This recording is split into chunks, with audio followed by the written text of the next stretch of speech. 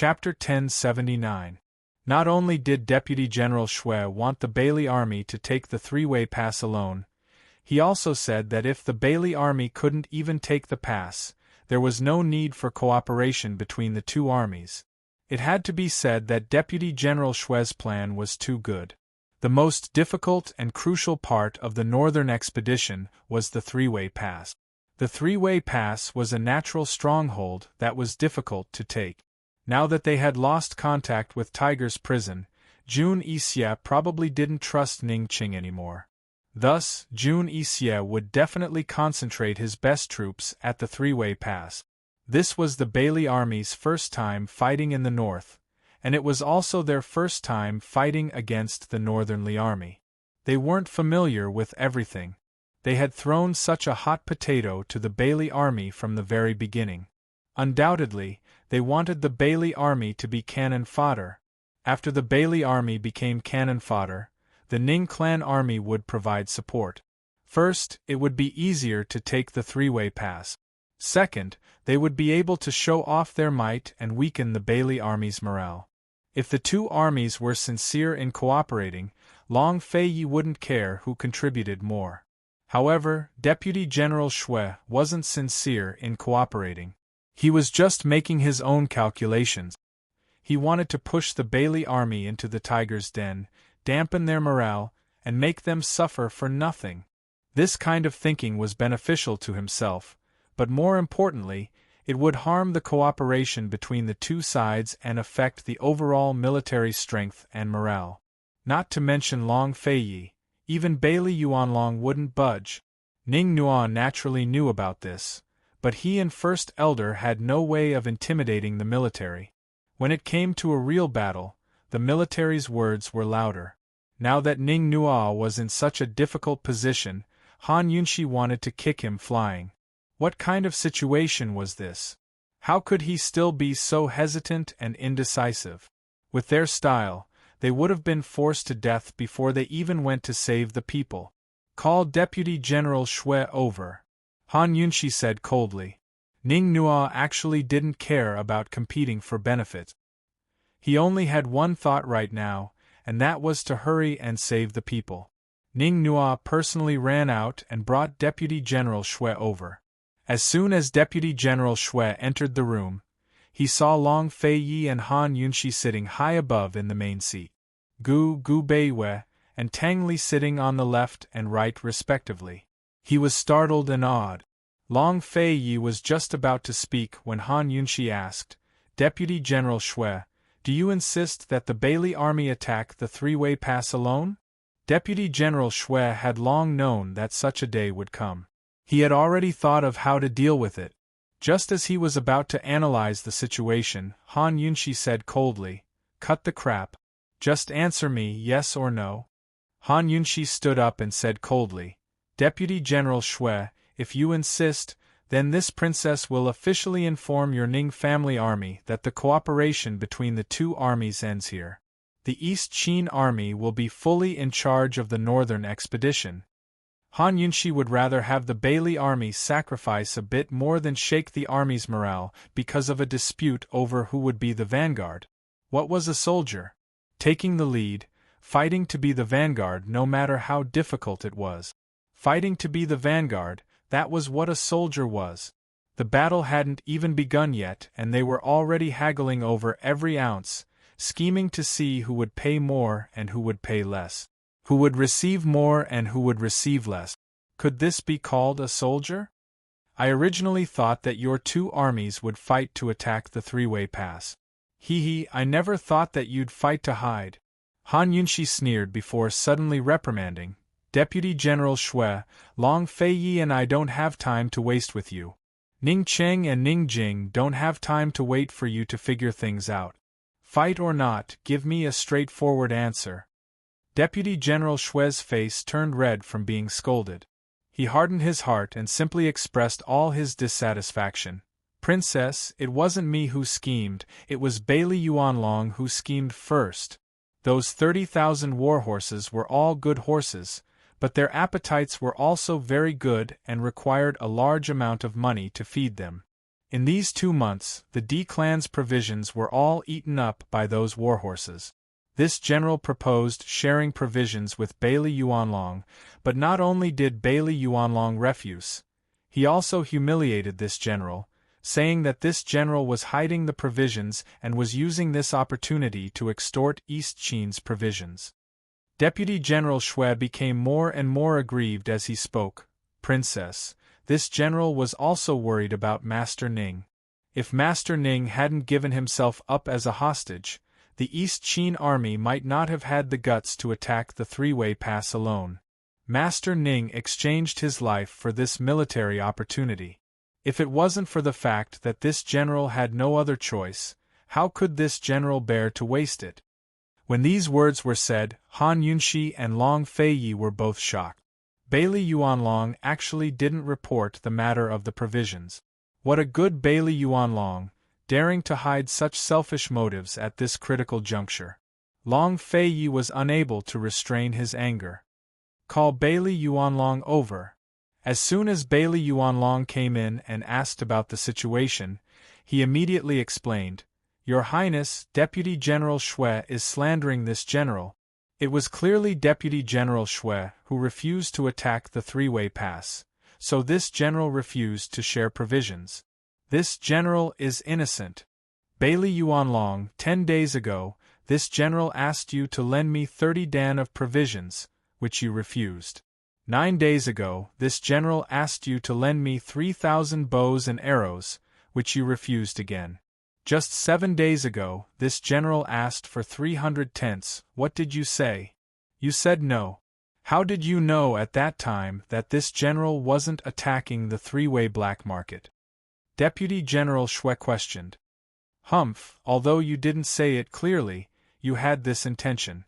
Don't think this general didn't know. Bailey Yuanlong coldly retorted. The two of them continued to quarrel like this. Whether it was big or small, if they were sincere collaborators, how could they quarrel like this? Both of them clearly had selfish motives and wanted to compete for benefits, so neither of them gave in. If not for the fact that these two were the leaders of the two armies and couldn't lack them on the eve of a great battle, if not for the fact that Long Feiyi and Han Yunxi had to go to Tiger's prison to find out what was going on and couldn't personally lead the troops, they would have killed these two fellows on the spot. Bang! Long Feiyi slammed his fist on the table with a loud bang. In an instant, Bailey Yuanlong and Deputy General Shui didn't dare to make a sound and both lowered their heads. Bailey Yuanlong, this crown prince will give you 1 day to calculate all the provisions in your hands and hand them over to the Western Qin princess. Long Feiyi said. There's no need to hand them over to me. Hand them over to Myriad Merchant Hall's 5th elder. Han Yunxi said seriously. Deputy General Shui, I'll give you half a day to calculate all the provisions in family head Ning's hands and report them to 5th elder. From now on, 5th elder will be in charge of the allocation of provisions between the two armies. Anyone who disagrees will be dealt with according to military law. Deputy General Shui was wholeheartedly convinced that 5th elder was a member of the D clan. Bailey Yuanlong glanced at Long Fei, but didn't dare to speak as soon as he saw the man's furious face. Deputy General Shui, you still haven't answered this princess question. Han Yunxi asked again. East Qin had taken a big step back in terms of provisions. Although Deputy General Shui was a bit unwilling, he didn't dare ask for more. He cupped his fists and bowed. I'll listen to everything the princess says. These words really weren't easy to come by. Normally, Han Yunxi would laugh at herself, but at this time, her small face without any makeup was so cold and solemn that it was frightening. Do the two of you have any other questions? Han Yunxi asked coldly. Of course there were other questions, but compared to the attack on the three-way pass and provisions, they were small problems.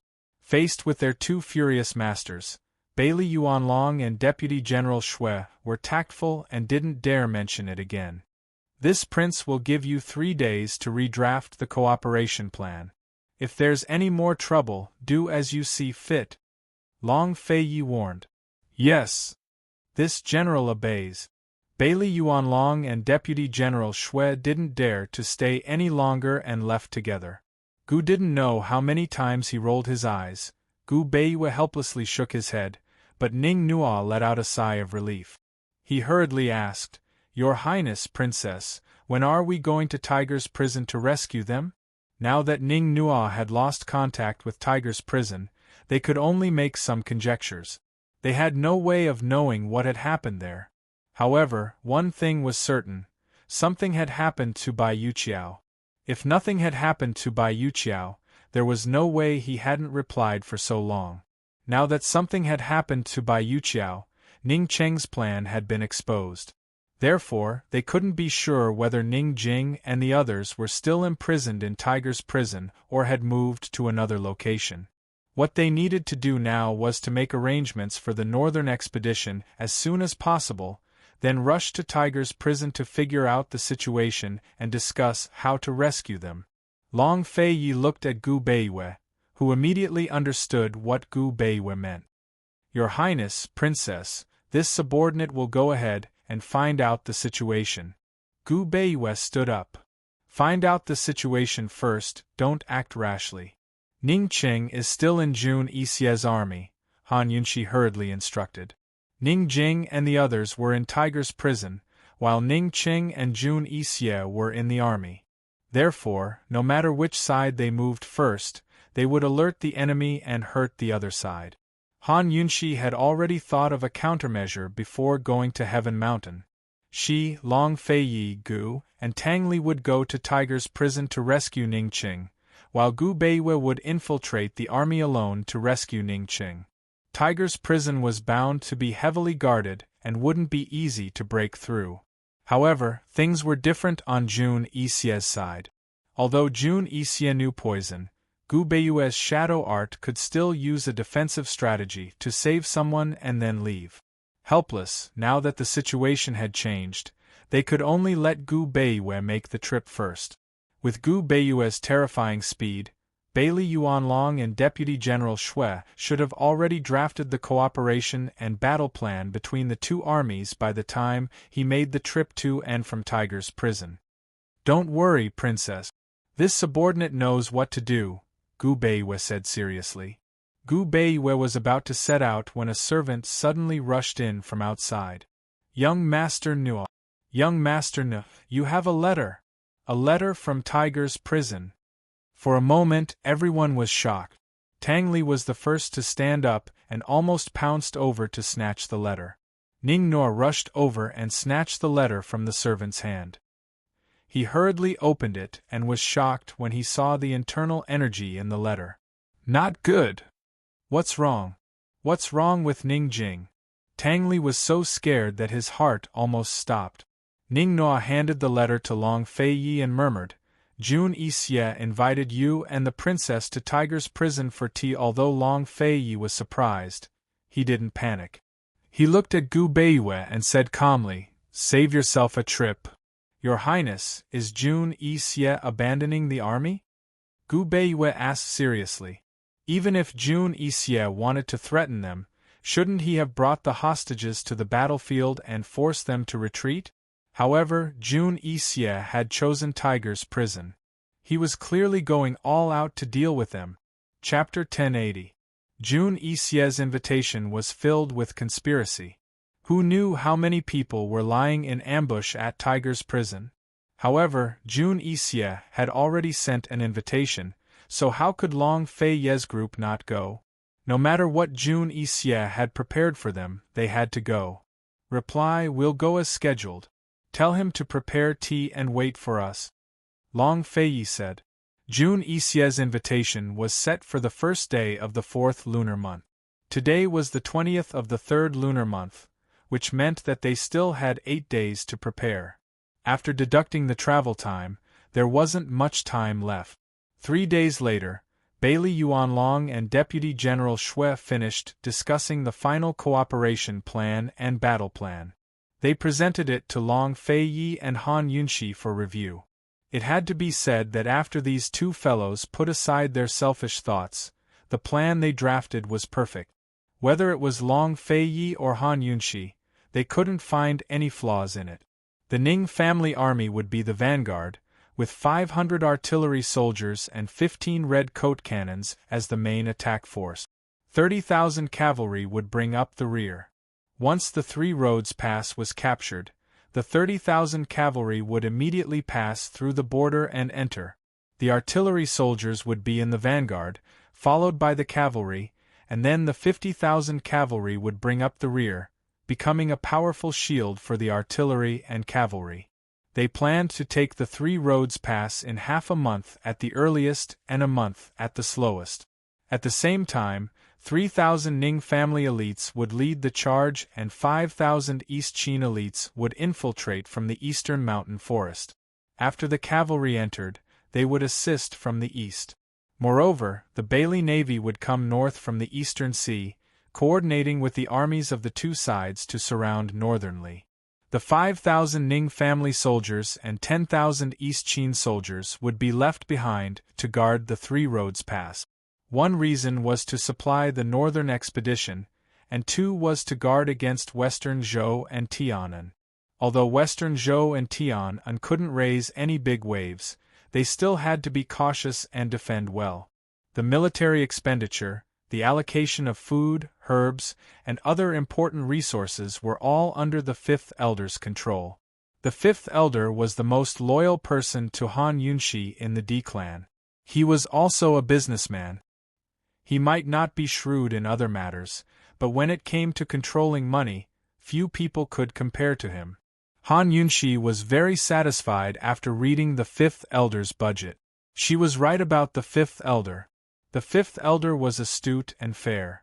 He had no intention of favoring the D clan. The entire army was ready. They were just waiting for Long Feiyi and Han Yunshi to give the order to set off. As long as they gave the order, they could send out their troops at any time. Seeing that His Highness hadn't given the order for a long time, Bailey Yuanlong went to a fortune-teller to find an auspicious day to deploy the troops. When the red paper with the auspicious date and time was handed to Long Feiyi, he immediately rolled his eyes at Long Feiyi when he saw that it was the 15th of April. "Who told you that this is an auspicious day?" he asked coldly. Bailey Yuanlong could tell that His Highness wasn't satisfied with this date, so he didn't dare say anything else. Gu Beiwe said, "In my opinion, as long as it's earlier than the 1st of April, it's an auspicious day. Since the entire army is ready, why don't we head north tomorrow and attack the three-way pass directly? Let's give Ning Qing a show of strength." Although they were very worried about the safety of the hostages in Jun Yixie's hands, they definitely couldn't show it. Instead, they had to give Jun Yixie and the others the misconception that they didn't care. Otherwise, Jun Yixie would have them completely under his thumb. At that time, not to mention rescuing the hostages, even they themselves would be in danger. Jun Yixie's invitation was set for the first day of the 4th lunar month. If they delayed until the 15th and something happened to them at Tiger's prison, then it was very possible that they'd failed to prepare for this battle. On the contrary, if they sent their troops before the appointment, they could first test Jun Yixie's bottom line, and second, they would have an additional bargaining chip to negotiate with Jun Yixie. No one knew that Gu Beiwe had another idea. He actually hoped that he could negotiate with Jun Yixie this time and make some concessions. There was no need to go to war and fight. Long Feiyi didn't know that Gu Beiwe didn't want to go to war, but he agreed with Gu Beiwe's opinion. Jun Yixie had already sent an invitation, so they had to return the favor. Long Feiyi looked at Han Yunshi and asked, "What do you think?" Han Yunshi also agreed with Gu Beiwe's opinion. At this juncture, let alone Tang Li, Ning Jing, and Mu Linger, even she and Long Feiyi had to serve the northern expedition. If there was a need, they had to give in without hesitation or even sacrifice themselves. However, she didn't answer Long Feiyi's question. Instead, she looked at Tang Li and asked, "Tang Li, what do you think?" The time Gu Beiwe mentioned was the most important time to consider the overall situation. However, this method might infuriate Jun Yixie as well as give Jun Yixie a show of strength. The most direct consequence of infuriating Jun Yixie was that the hostages would suffer. In Jun Yixie's eyes, the rule of not abusing the hostages during negotiations between two armies at war was bullshit. Perhaps it was Han Yunxi and Long Feiye's return that gave Tang Li confidence and courage. He had been very well behaved these past few days. He slept early and woke up early. Every day, he was in high spirit. Other than learning about the northern expedition, he spent most of his time practicing martial arts and practicing his hidden weapons. When Long Feiyi and the others were discussing important matters, he would sit at the side. However, he only listened and never said a word. Han Yunxi's question caught Tang Li off guard. However, he quickly regained his senses and said seriously, "Everything has to be based on the overall situation. Do what needs to be done." No one knew if Tang Li's words were sincere or forced. Whether it was sincere or not, the fact that he could say it proved his determination and courage. Long Feiyi nodded and made a prompt decision. "Bailey Yuanlong, Deputy General Shui, you two pass down the order immediately. Everyone, listen up. Rest well tonight and set out tomorrow." "Yes." Bailey Yuanlong and Deputy General Shui said in unison, and left to carry out the order. Long Feiyi asked seriously, "Gu Beiyue, if we set out tonight, how long will it take to reach Tiger's prison?" 3 days, Gu Beiyue answered truthfully. Su Donglin wasn't around, so he had to arrange many things. Naturally, he had already figured out the time needed to travel from Three-Way Black Market to Tiger's prison. 3 days, 3 days later. Long Feiyi pondered. 3 days later is the 28th of February. Han Yunxi quickly said, "That's why we have to set out tomorrow at the latest after the two armies set out for the northern expedition." Unexpectedly, Long Feiyi said, "We won't be participating in the northern expedition's military deployment ceremony. Have Ning No reply to Jun Yixie and say that this crown prince will personally lead the troops to conquer Heavenly River City. I'll go have tea with him as promised." Tang Li didn't understand what he meant for a moment and was confused. Long Feiyi then said, "Tang Li, go prepare. We'll set out for Tiger's prison tonight. We'll arrive on the 28th and hold the hostages for a long time. We'll go have tea with Jun Yixie again in early April." When he said this, Tang Li was overjoyed. His dark eyes immediately lit up. "As you command, brother." He was so happy that he almost jumped out of bed last night. He had been waiting for this day for far too long. Gu sat on one side, clenching his fists as he laughed out loud. Long Feiyi, this old man likes this idea. Who cared what time Jun Yixie set for tea? They'd sneak into Tiger's prison to rescue the hostages first. Then they'd go have tea with Jun Yixie. When the time came, Jun Yixie wouldn't hesitate at all. Han Yunxi was thrilled as well. Although this idea was a little difficult, they had to succeed since Long Feiyi said it. Without the hostages in Jun Yixie's hands, they could drink the tea slowly. Gu Beiyue smiled faintly. "Your Highness, this subordinate is willing to cooperate with you to the best of my ability." With that settled, everyone went to make preparations. Han Yunxi personally packed up Long Feiyi's belongings. He didn't return to his rooms, but went to see Manager Luo of Kangon Private Bank. After the alliance between East Qin and the D clan, the central and southern regions loosened their restrictions on merchants, giving Cloud Realm Trade Consortium a chance to make a comeback. However, many of the financial groups and aristocratic families in the central and southern regions were dissatisfied. They'd already caused a ruckus in the south multiple times. Long Feiyi was too busy, so he only pretended to be ignorant of the matter and left it to his subordinates to deal with. After all, the people in the south didn't dare to be too rampant, so it wasn't enough to affect the overall situation. Very soon, Han Yunxi finished her preparations. She was about to find Long Feiyi when a servant girl brought over a bowl of dark brown medicinal soup.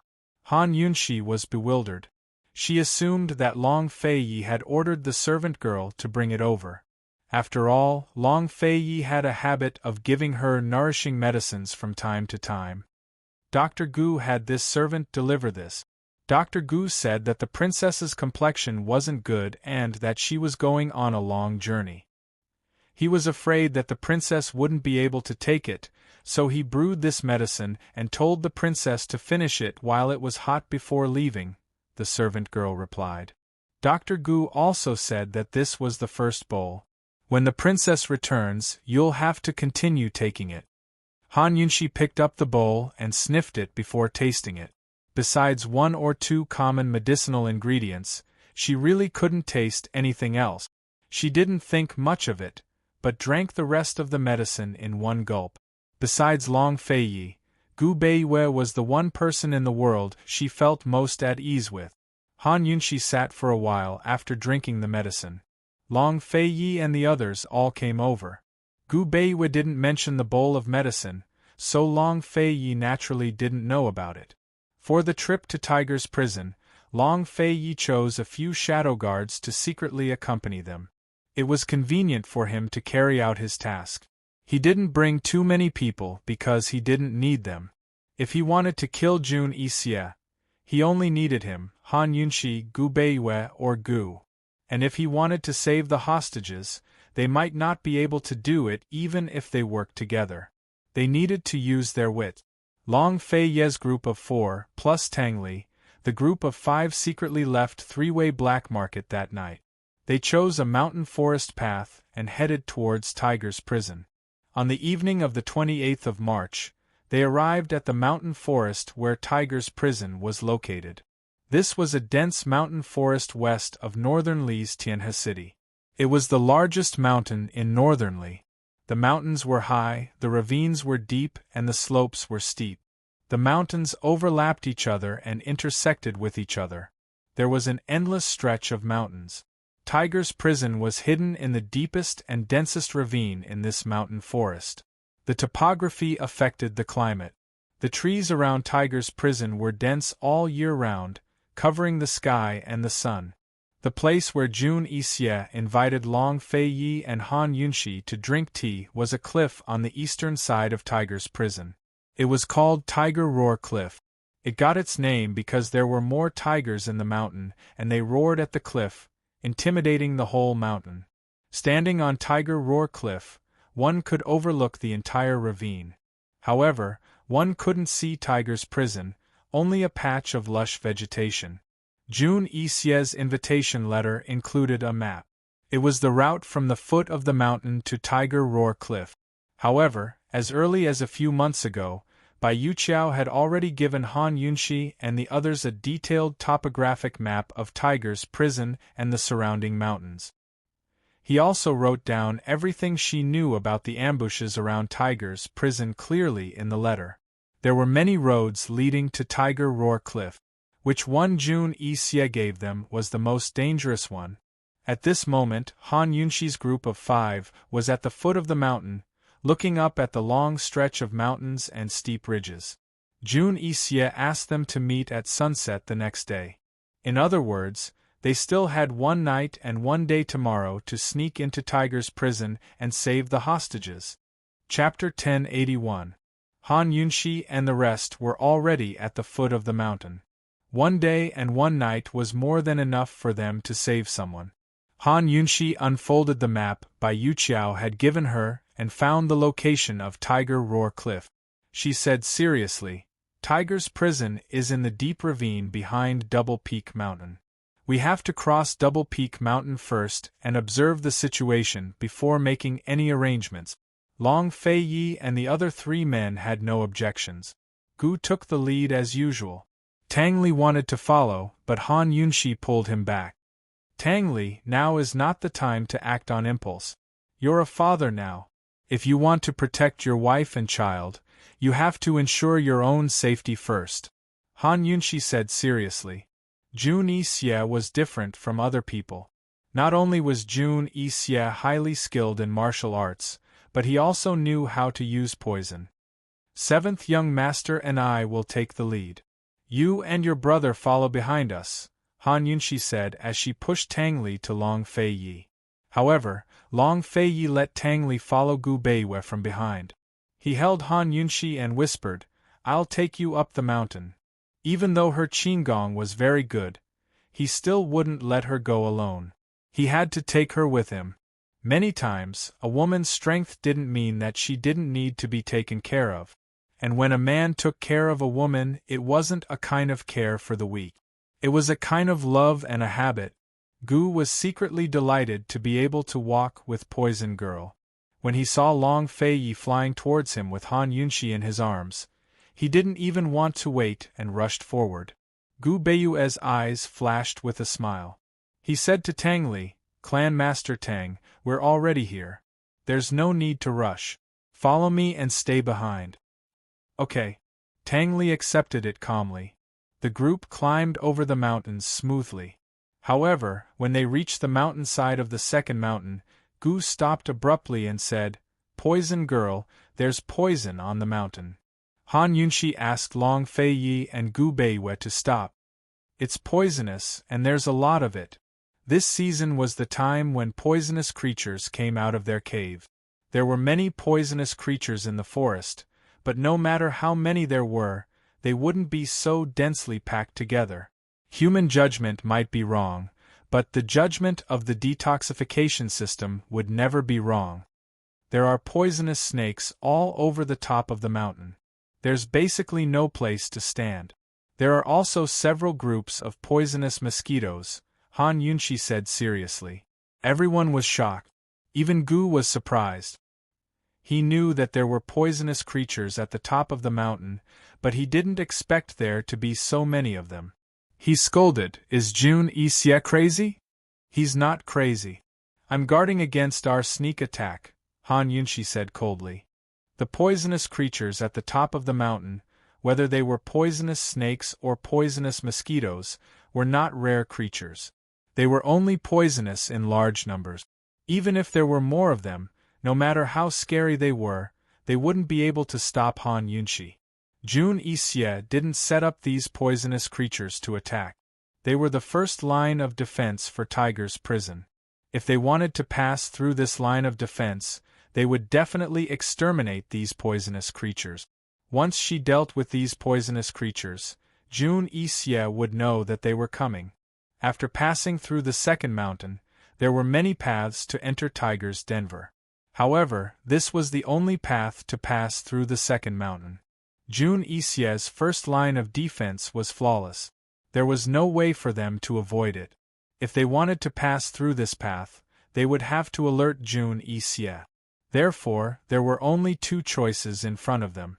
The first was to wait until tomorrow evening and let Jun Yixie pick them up to go to Tiger Roar Cliff for tea. The second was to exterminate all the poisonous creatures on the mountain and openly tell Jun Yixie that they were coming. Everyone was silent for a moment. Long Feiyi said, "Tang Li, do we wait or do we charge? You decide." Although Tang Li was the Tang clan's clan head, he rarely made any major decisions. He looked at Long Feiyi and was a little stunned. "Don't dawdle. Think carefully and say it," Long Feiyi said again. Tang Li clenched his fists and said loudly without hesitation, "Charge." Long Feiyi was very satisfied with this answer. Han Yunxi and Gu Beiwei couldn't help but laugh. Gu put his arm around Tang Li's shoulder and said, "Kid, I have faith in you." They charged right away.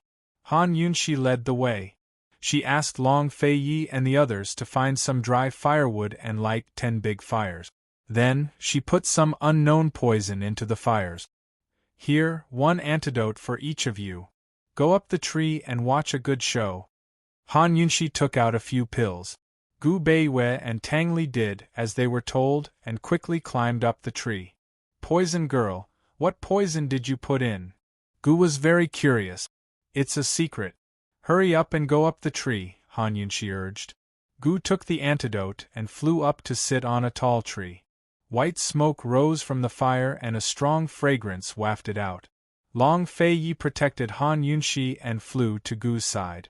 As the smoke and fire spread, a rich aroma gradually spread throughout the forest. After a while, they saw several groups of black fog flying towards them. What's that? Tang Li asked. There are 3 types of poisonous mosquito swarms. The other type is extremely poisonous. If you are bitten by one of them, your wound will swell within 2 hours. If you don't take the antidote within 4 hours, you will definitely die, Han Yunshi answered seriously. Jun Yi Xie. Tang Li narrowed his eyes. Gu was very familiar with poisonous mosquito swarms. If he hadn't seen it before, even Long Fei Yi and Gu Beiwei would have thought that it was poisonous fog. As the poisonous mosquito swarms got closer, the buzzing sound became louder. When they got closer, they realized that the poisonous mosquito swarms were fighting to be the first to pounce into the fire. They looked down from the tree and saw a black mass of poisonous mosquito swarms like a huge black fog. They surrounded the fire and drowned it. Even the smoke couldn't float out. Sister-in-law, will the fire be extinguished? Tang Li asked softly. Han Yunshi didn't answer, because, just as Tang Li finished his sentence, the huge black fog below suddenly dissipated and became densely packed black spots, scattered around the fire. They're all dead? Tang Li asked curiously. Gu Qishao was curious as well. He really wanted to know what kind of poison Lass had used to attract all of the mosquitoes to her, sending them flying to the fire. Gu was about to go down the tree to take a look. But, halfway down, he immediately flew up. He was so shocked that he broke out in cold sweat, because he saw countless poisonous snakes crawling out from the surrounding bushes. There were poisonous snakes of various sizes and colors.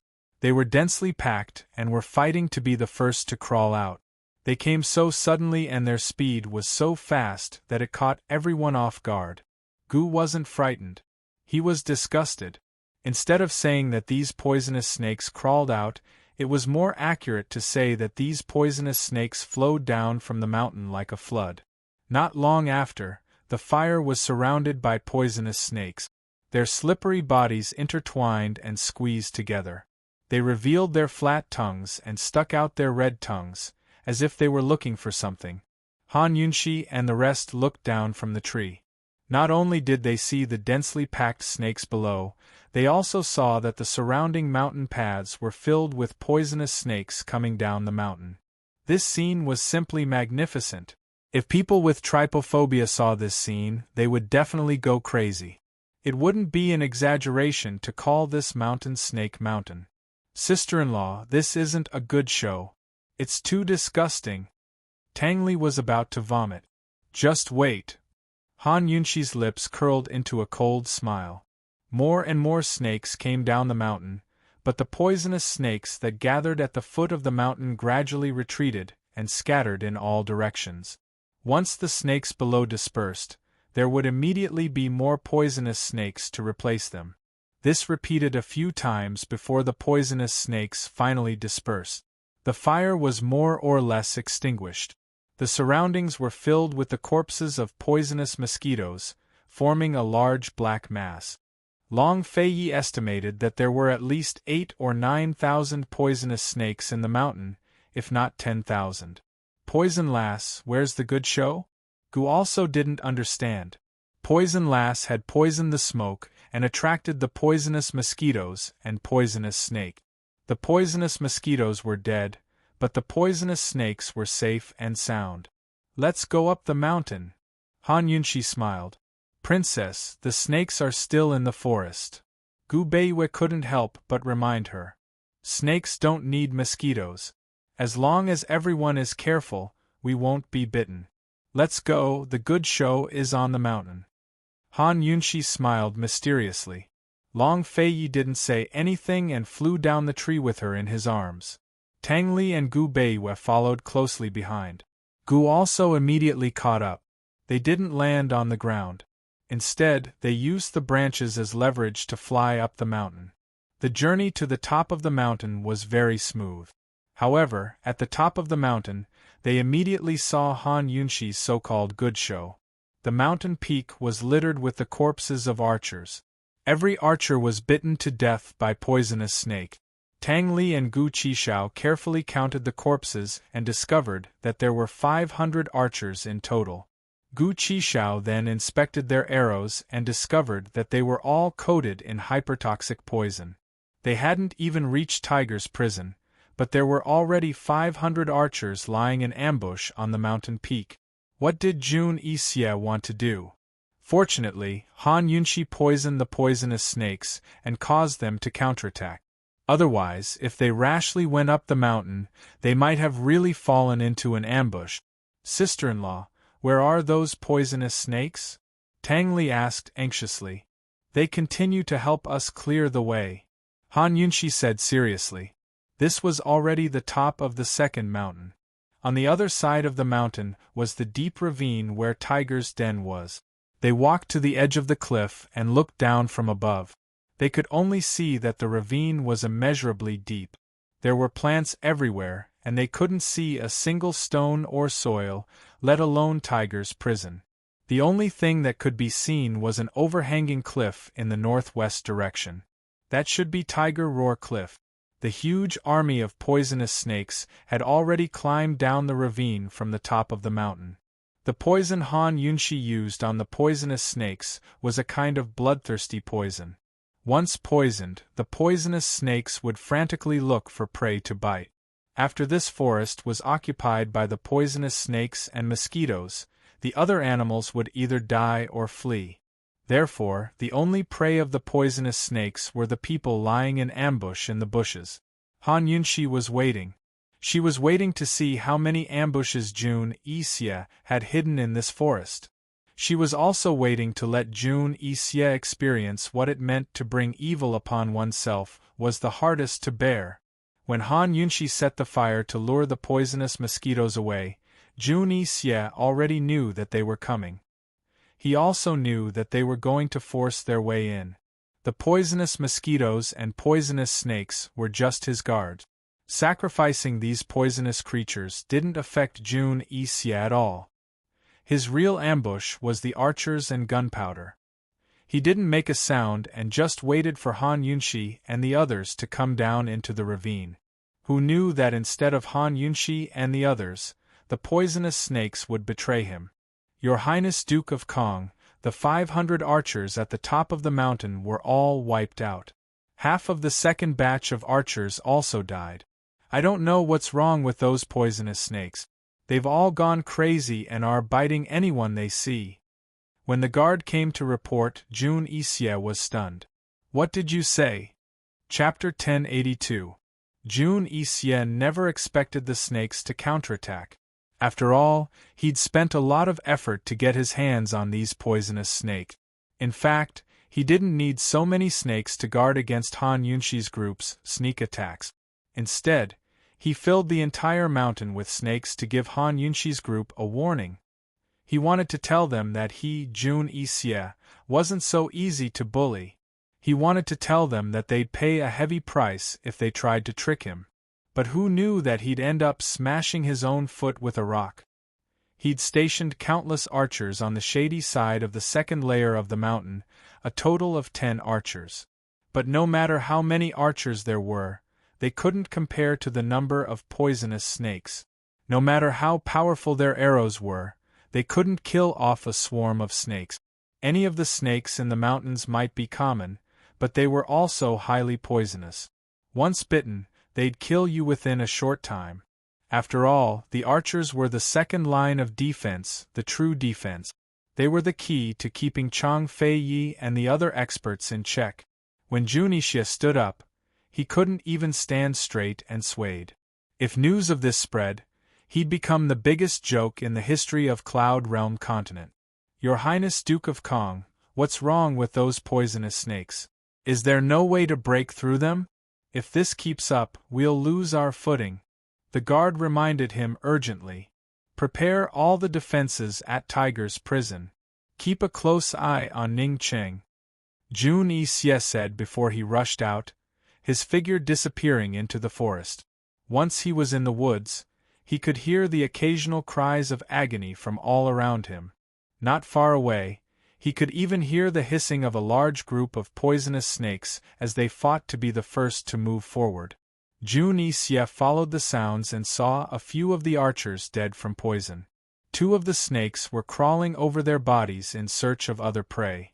As soon as Jun Isya approached, the poisonous snake smelled his scent and immediately turned around to pounce on him. Jun Isya was not afraid of them. He stepped on the head of a poisonous snake with one foot and grabbed the tail of a poisonous snake with one hand.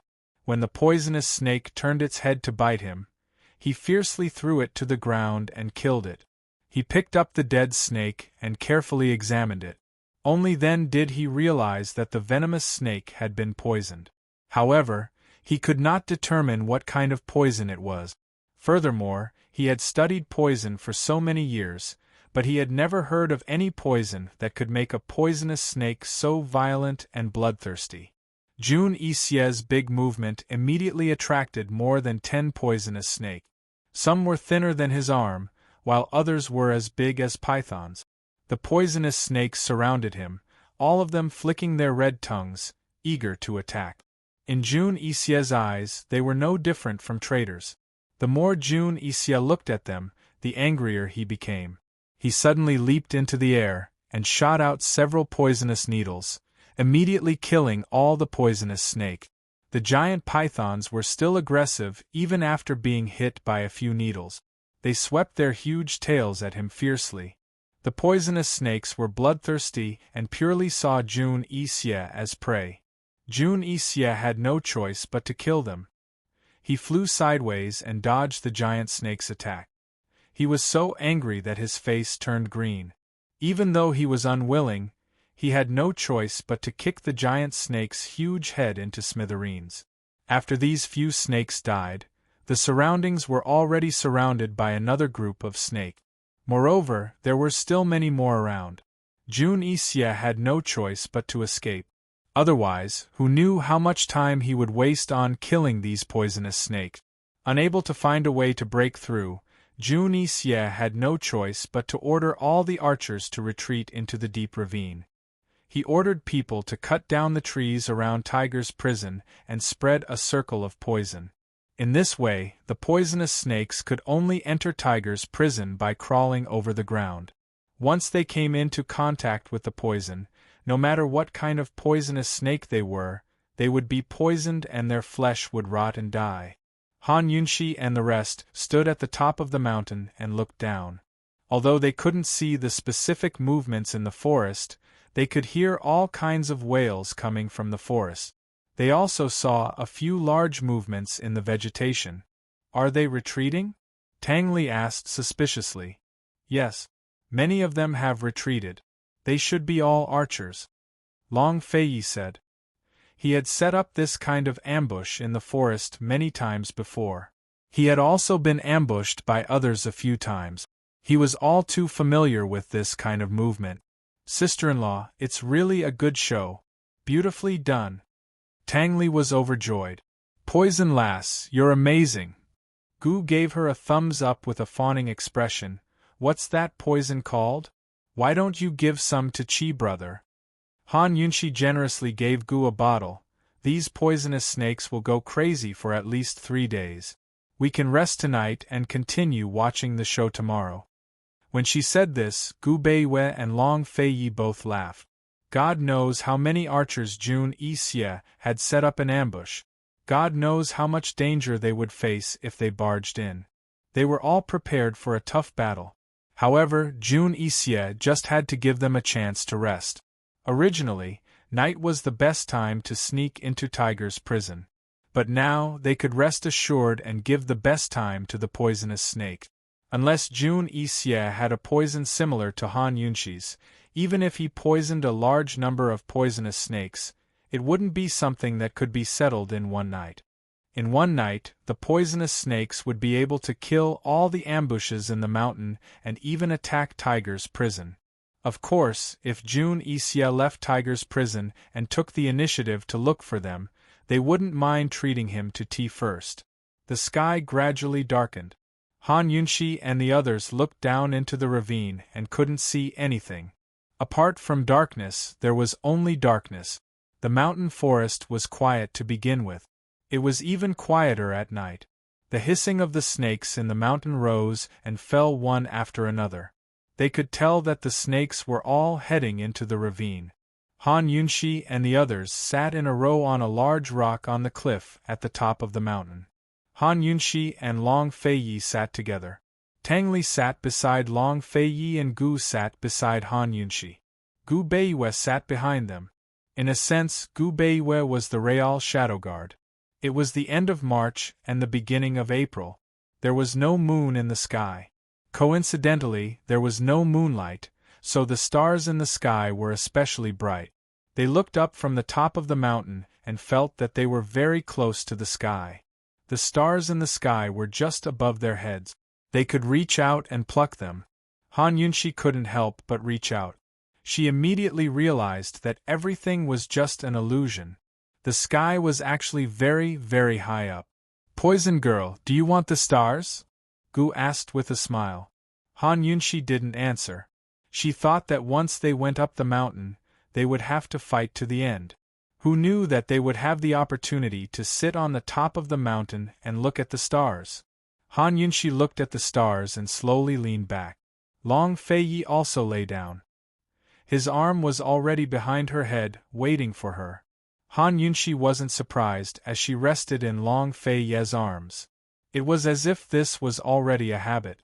She was about to answer Gu's question when Tang Li said, "Of course my sister-in-law wants it. Are you going to pluck it?" "Haha, you have to ask your brother to pluck it." It was rare for Gu to be so modest to Long Feiyi. He turned to look at Long Feiyi. "Are you going to pluck it?" As soon as he said that, a shooting star streaked across the sky.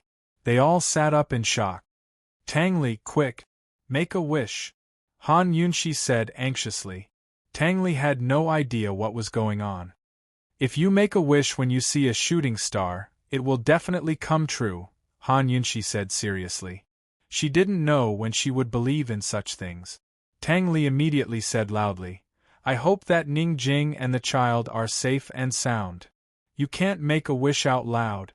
Han Yunshi wanted to correct him, but seeing how serious Tang Li was, she gave up. Han Yunshi didn't notice that Long Feiyi was sitting at the side and closing his eyes for a while. Soon, they lay down again, and the topic of plucking the stars was interrupted. Hearing Tang Li's wish, Gu was no longer in the mood to joke. He put his hands behind his head and looked at the bright stars. Gradually, he became distracted. "Gu, why aren't you worried about Mu Ling? Tang Li suddenly asked. Gu was stunned for a moment and replied, "Am I not here to save her now?" That one sentence made Tang Li speechless. However, without Tang Li's reminder, Gu really forgot about that little girl Mu Ling. He didn't even think about her. It was fine if he didn't think about her, but after being reminded, he still missed her quite a bit. It seemed like it had been a long time since someone chased after him, searched the world for him, and inquired about his whereabouts. Gu closed his eyes and recalled Mu Ling-er's appearance. A face that loved to cry appeared in his mind. In the whole world, Mu Ling-er was probably the only one who called him Chi brother. They fell silent. Everyone was immersed in the starry sky and immersed in their own thoughts. Tang Li couldn't even count how many days it had been since he last saw Ning Jing. The last time they met in Myriad Merchant Hall, they even quarreled. He wondered what the first thing he should say when he saw Ning Jing. He wondered what Ning Jing's first words would be when she saw him. Would she scold him? Or would she ignore him? Or would she ask him to carry the child? As he thought about it, a sweet smile appeared on Tang Li's lips. Even if they met, he would gladly endure Ning Jing's beating and scolding. The mountain breeze caressed them and the stars twinkled. Everyone was a little sleepy. Gu Beiwei silently guarded behind them. He looked at the moonless night sky and smiled faintly. The moon was bright and the stars were sparse. The brighter the moon, the more lonely it was. And this sky full of stars was so lively and vast, but there was no place for the moon. It was only when he looked up at the night sky that Gu Beiwei remembered his real name, Lone Moon. After some time, Gu Beiwei suddenly said, "Princess, Your Highness, look at the bottom of the mountain." Everyone sat up with a start. They saw that Gu Beiwei was no longer behind them. He was standing at the edge of the cliff, looking at the deep ravine.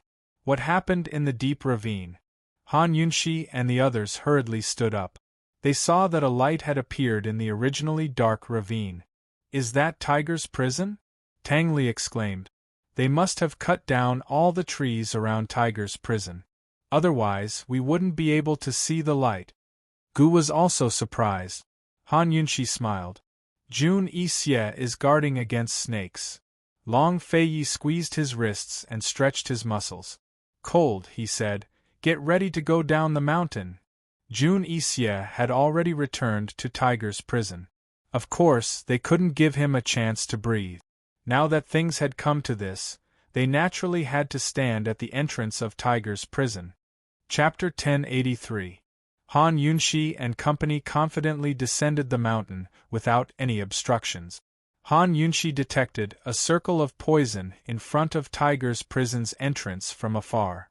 Jun Yixie had used it to prevent the venomous snakes from entering. The circle of poison was about 3 meters away from Tiger's prison's entrance. A large number of venomous snakes had died inside and outside the circle of poison, but the venomous snakes behind continued to surge in. As the venomous snakes were poisoned, they could not control themselves. Even when they saw their own kind dying due to poison, they continued to advance without stopping. As Han Yunshi and company had taken the antidote, they did not become the targets of the venomous snake. They stood outside the circle of poison on the ground, allowing the countless venomous snakes to crawl past their feet. Not only were there venomous snake corpses in front of Tiger's prison's entrance, there were also 5 rows of archers. They stood in a disorderly fashion, with their bows drawn and ready to shoot. It was like a dense wall of arrows, with the arrows all aimed at the 5 of them. Who knew what the result of 10,000 arrows being released would be? However, Tiger's prison's entrance was tightly shut. They did not see Jun Yixie's figure. Han Yunshi stood in the middle, Long Feiyi and Tang Li were on the left, while Gu Beiyue and Gu were on the right. The 5 of them naturally saw the group of archers, but they were not afraid. Since they chose to barge in, they were mentally prepared. Not to mention 5 rows of archers, even if there were 10 or 100 rows, they would not even frown. Jun Yixie, how long has it been since we last met? Why are you so cowardly? What, are you afraid to see me? Gu shouted. As soon as he spoke, there was a whoosh as a sharp arrow flew out. Gu Qixiao's lips rose into a cold smile. He didn't move, but tilted his head slightly to the side. The arrow whistled past his ear. You don't dare to come out, right? Brother, let's kill our way in. Tang Li said coldly as he raised a special crossbow. At this time, Jun Yixie's voice came from inside the door. Long Feiyi, Han Yunshi, this prince has made an appointment for tomorrow evening. Are you that impatient to drink tea with this prince? Gu Qixiao laughed out loud. Wang? Didn't the Northern Dynasty's emperors dethrone you long ago? What, you still don't know? Jun Yixie, if you can live until tomorrow evening, this prince doesn't mind deigning to have a cup of tea with you. Long Feiyi coldly snorted. With Gu and Long Feiyi singing the same tune, Jun Yixie immediately flew into a rage out of humiliation.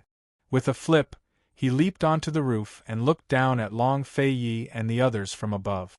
He said, Long Feiyi, Han Yunshi, if you want Ningqing to live until tomorrow evening, then just wait for me. Where's Ningjing? Where's my child? Tang Li couldn't help sniffing. Jun Yixie began to laugh. Tang Li, if you kneel down and beg me, I might consider letting you see your child. Tang Li was unable to restrain his anger, and the crossbow in his hand was about to shoot out. Who would have thought that Han Yunshi would make a move first and shoot out a golden needle? Jun Yixie did not notice the needle, but he noticed the poison and quickly dodged it. Seeing the golden needle fall onto the roof and shatter a tile, he was incomparably shocked. He never thought that Han Yunshi's internal energy would be this strong. How long had it been since they last met? Just what did Han Yunshi experience during this time? Wasn't she a martial arts waste? If he hadn't noticed the poison, he might have been killed by Han Yunxi's needle. Han Yunxi said coldly, Jun Xie, if you want to negotiate, you have to act like you're negotiating. Let us see all the hostages first. Otherwise, you'll have to bear the consequences. Jun Xie felt guilty. He only had Ning Qing in his hands. However, none of the people who came today were from the D clan. He had to guard against Han Yunxi and Long Feiyi abandoning Ning Qing and killing him. In this way, even if he wanted to perish together with Long Feiyi and Han Yunxi, he might not be able to kill them. Who wants to negotiate with you? Jun Xie said angrily. Then what do you want? Tang Li was anxious. Jun Xie suddenly laughed. Men, move aside. Open the door. With the order, the 5 rows of archers in front of Tiger's prison retreated to the left and right, opening up a wide path. At the same time, their arrows were all pointed towards the center. The door of Tiger's prison slowly opened. Jun Xie descended from the roof and stood in the courtyard outside the door. A cold and insolent smile appeared on his lips. He said, Long Feiyi, Han Yunxi, the hostages are in the room behind me. Do you dare to come in? Long Feiyi and the others were all on guard when they heard his words. The archers outside the door could still see and guard against them. However, in the small tiger's prison, who knew what kind of ambush Jun Xie was hiding? Long Feiyi did not answer Jun Xie. He ordered coldly, without seeing the hostages, no one is allowed to take a step in, especially Tang Li. In Bai Yuqiao's letter, Ning Jing and Mu Ling lived in the big courtyard behind Jun Xie. When he thought of Ning Jing and the child being so close to him inside, Tang Li's eyes became wet.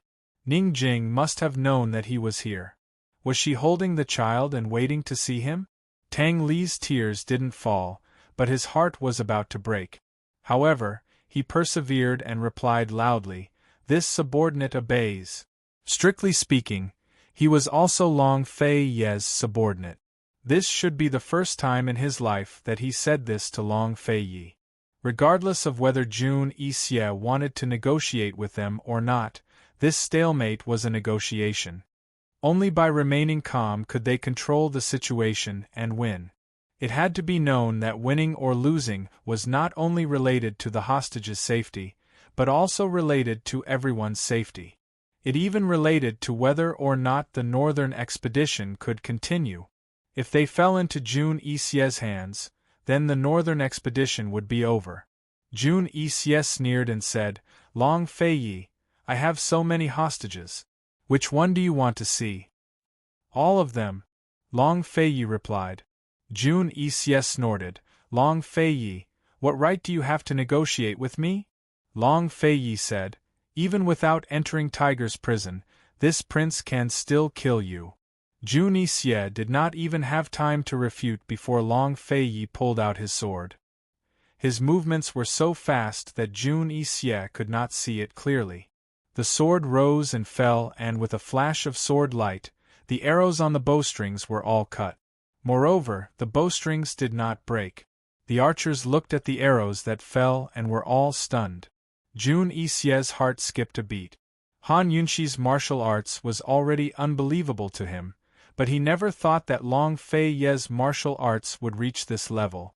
Thinking of the past, he and Long Feiyi's martial arts were on par.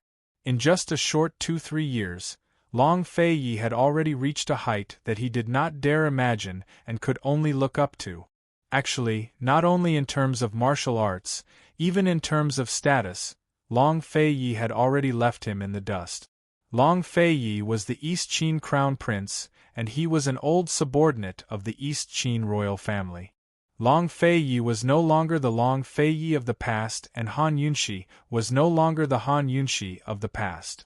As for him, he could not take a single step forward. Jun Xie couldn't help thinking, just what had he done in these past 2-3 years? He was already filled with jealousy, and this jealousy was wreaking havoc in his heart, swallowing his reason. If he couldn't surpass them, then he would destroy them. Jun Xie loudly said, Someone, bring Ning Qing over for me. When this was said, Long Feiyi and Han Yunshi immediately looked at each other. Gu Beiwei and Gu also looked over at them. When they were at Heaven's Peak, they had also been threatened with hostages, but they had still taken them away. If Jun Yixie could let them see all the hostages, they wouldn't mind taking them away. After all, they didn't want to waste words with Jun Yixie. Very quickly, the guards brought Ning Qing over. However, Han Yunshi and the others were shocked. Ning Cheng's hands and feet were tied behind his back with gunpowder strapped to his chest. Ning Cheng! Han Yunshi loudly shouted. Ning Cheng slowly raised his head. It was unknown when the phoenix feather mask on his right eye had been taken off by him. Although he was much more haggard and his face was covered in stubble. But he was still handsome. His facial features were sharp and his face was deep. The stubble didn't make him look down, rather it added to the aura of a mature man. His clothes were filled with tears and one could tell with a single glance that they were whip wounds. Only the heavens knew what Jun Yixie had done to him. If one didn't look carefully, no one would be able to tell that his right eye was devoid of life. However, Han Yunshi and the others all knew that Ning Cheng's right eye was blind. His vision of things and people was reduced by half. He slowly raised his head and saw Han Yunshi at a glance. He actually smiled, a slight smile. Han Yunshi never knew that Ning Qing could be so beautiful and brilliant when he smiled. She suddenly remembered what Ning Jing had said while crying in Medical City.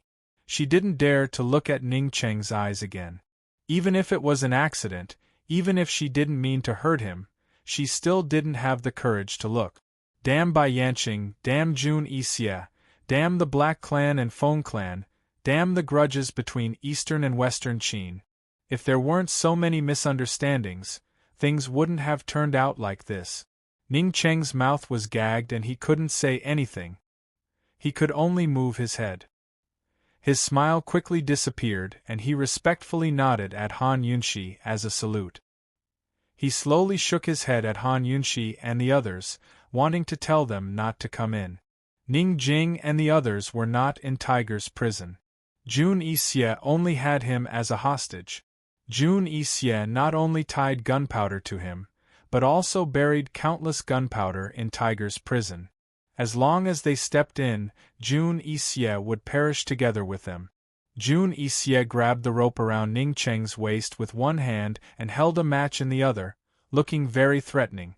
Han Yunshi and the others naturally saw Ning Cheng shaking his head and knew that he was telling them not to go in because there was an ambush. But how could they retreat just because there was an ambush? Gu Beiwei quietly walked to Long Feiyi's side and whispered to him. They were evaluating whether they could make it in time if they made a move to snatch the hostages. Of course, they were just evaluating, because they hadn't seen the other hostages yet. Where are the others? Long Feiyi asked. Jun Yixie sneered. Long Feiyi, I didn't expect you to be afraid. Why are you afraid to come in? If you only have one hostage, then only one of us can go in, Gu Beiwei said. But Jun Yixie said, Han Yunshi, come in first. Although he hated Long Feiyi the most, he wanted Han Yunshi to die with him. He wanted Long Feiyi to have a taste of loss and powerlessness. Chapter 1084. Jun Yixie wanted Han Yunshi to walk in alone? This was the biggest joke in the world. What did he take the men present for? Forget about Long Feiyi, Gu and Gu Beiwei. Even Tang Li wouldn't let Han Yunshi walk in alone. Long Feiyi looked at Jun Yixie coldly and didn't want to answer him. Gu Beiwei didn't say anything either. Ning Qing sneered. Gu narrowed his long and narrow eyes and said word by word, Jun Yixie, you're thinking too much. Tang Li snorted coldly. Jun Yixie, other than bullying women, what else do you dare to do? If Jun Yixie had enough hostages, he would have brought all the hostages here and let Long Feiyi and the rest enter Tiger's prison. Unfortunately, he didn't. He only had Ning Cheng. Faced with Long Feiyi and the rest's contempt and mockery, Jun Yixie could only endure. He looked at Han Yunshi and sneered, Han Yunshi, It looks like you don't have any sincerity in saving them. Not sincerity? If she didn't have sincerity, would she and Long Fei have left the two armies on the northern expedition and come here personally to take the risk? Even when facing Ning Qing, Han Yunshi didn't want to explain too much. At this moment, Ning Qing was looking at her. His gaze was trusting and respectful. Jun Yixie's provocation was superfluous. Ning Qing wasn't that stupid. Who knew that Jun Yixie would suddenly kick Ning Qing's knee?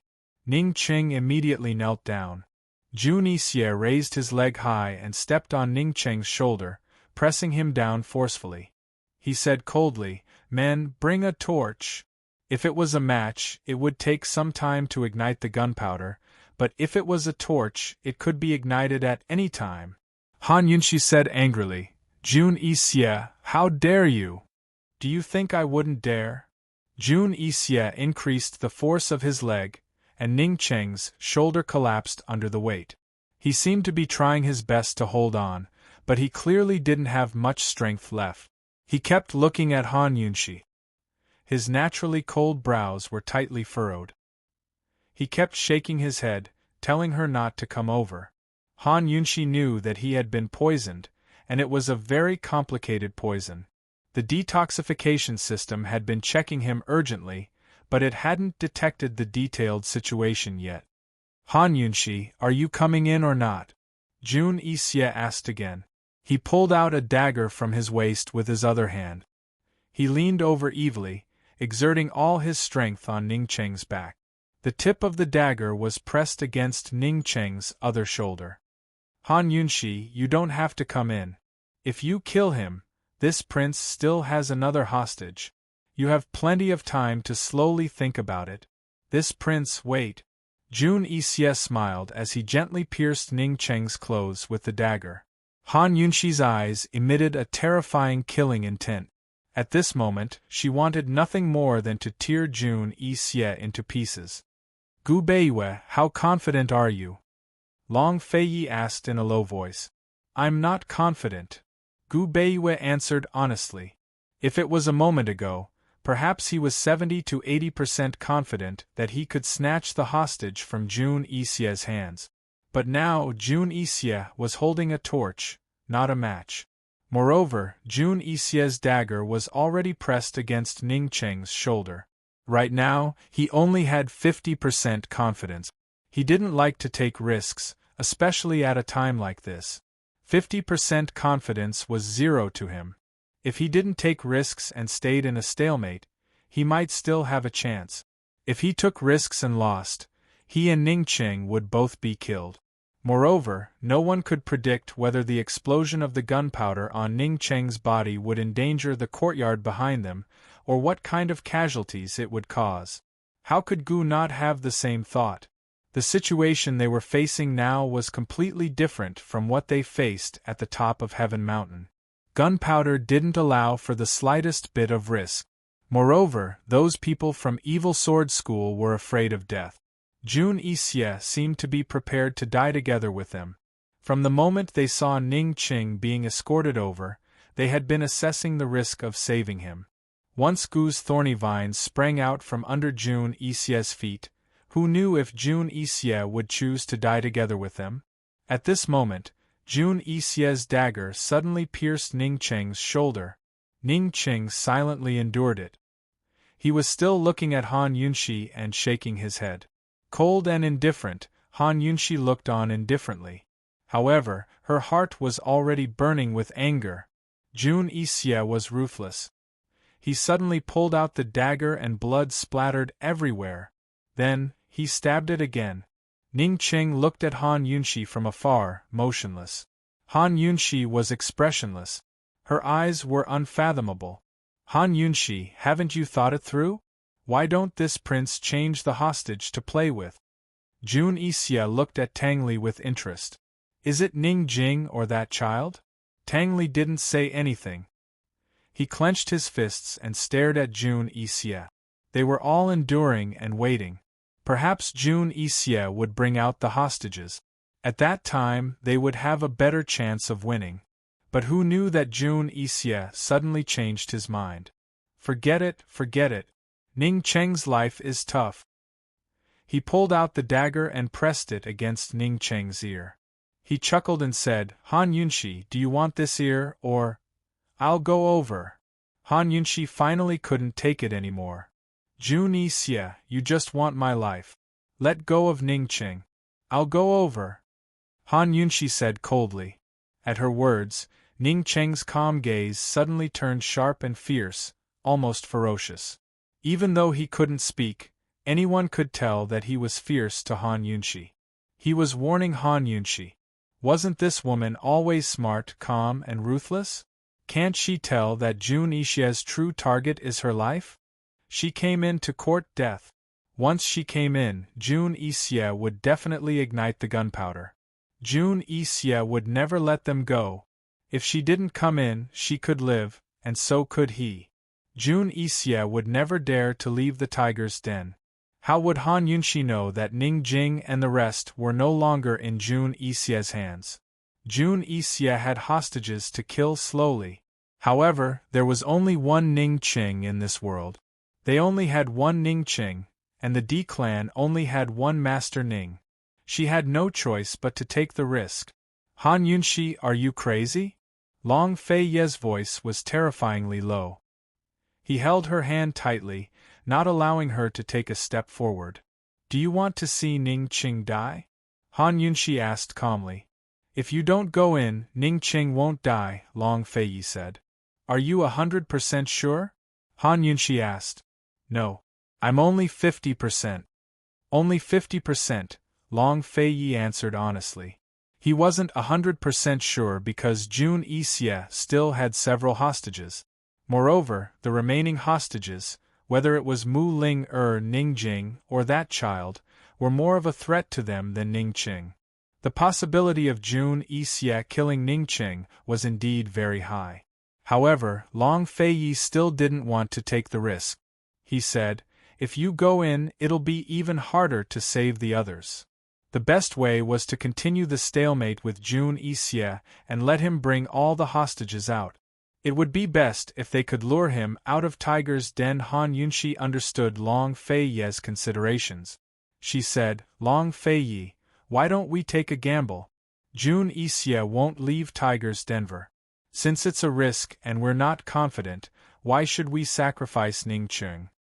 If they continued the stalemate, they weren't 100% sure that they could see all the hostages, lure Jun Yixie out, and protect Ning Cheng.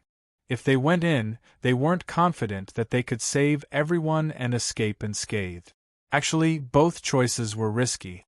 Why would they choose the stalemate? Why would they choose to watch Ning Cheng get tortured and even the other hostages get tortured? Long Fei Yi was silent, but he still didn't let go. Gu Beiwei Gu and Tang Li were very quiet. This choice was too big. It concerned everyone's life and death. Even Tang Li didn't dare to act rashly. Han Yunshi whispered again, everyone, if we act immediately after entering, will we have a higher chance of success? They were still 2 to 3 meters away from Tiger's den. If they entered the courtyard, would they have a higher chance of success? I'm still not 100% sure. At most, I'm 70% sure. Gu Beiwei had already considered this problem. I'm 70% sure too, Gu answered. Long Fei Yi, what do you think? Han Yunshi's face was cold and stern as she asked in a low voice. Long Fei Yi didn't answer Han Yunshi's question. He said directly, Gu Beiwei, I'll leave Ning Ching to you. Tang Li and Gu, go save the others. Jun Yixie, leave him to us. After he finished speaking, he didn't let Han Yunshi walk by herself. Instead, he held her hand and walked forward. Gu Beiwei and the other 2 immediately followed. Ning Ching didn't expect Long Fei Yi to not stop Han Yunshi and come over personally. He immediately glared at Long Fei Yi.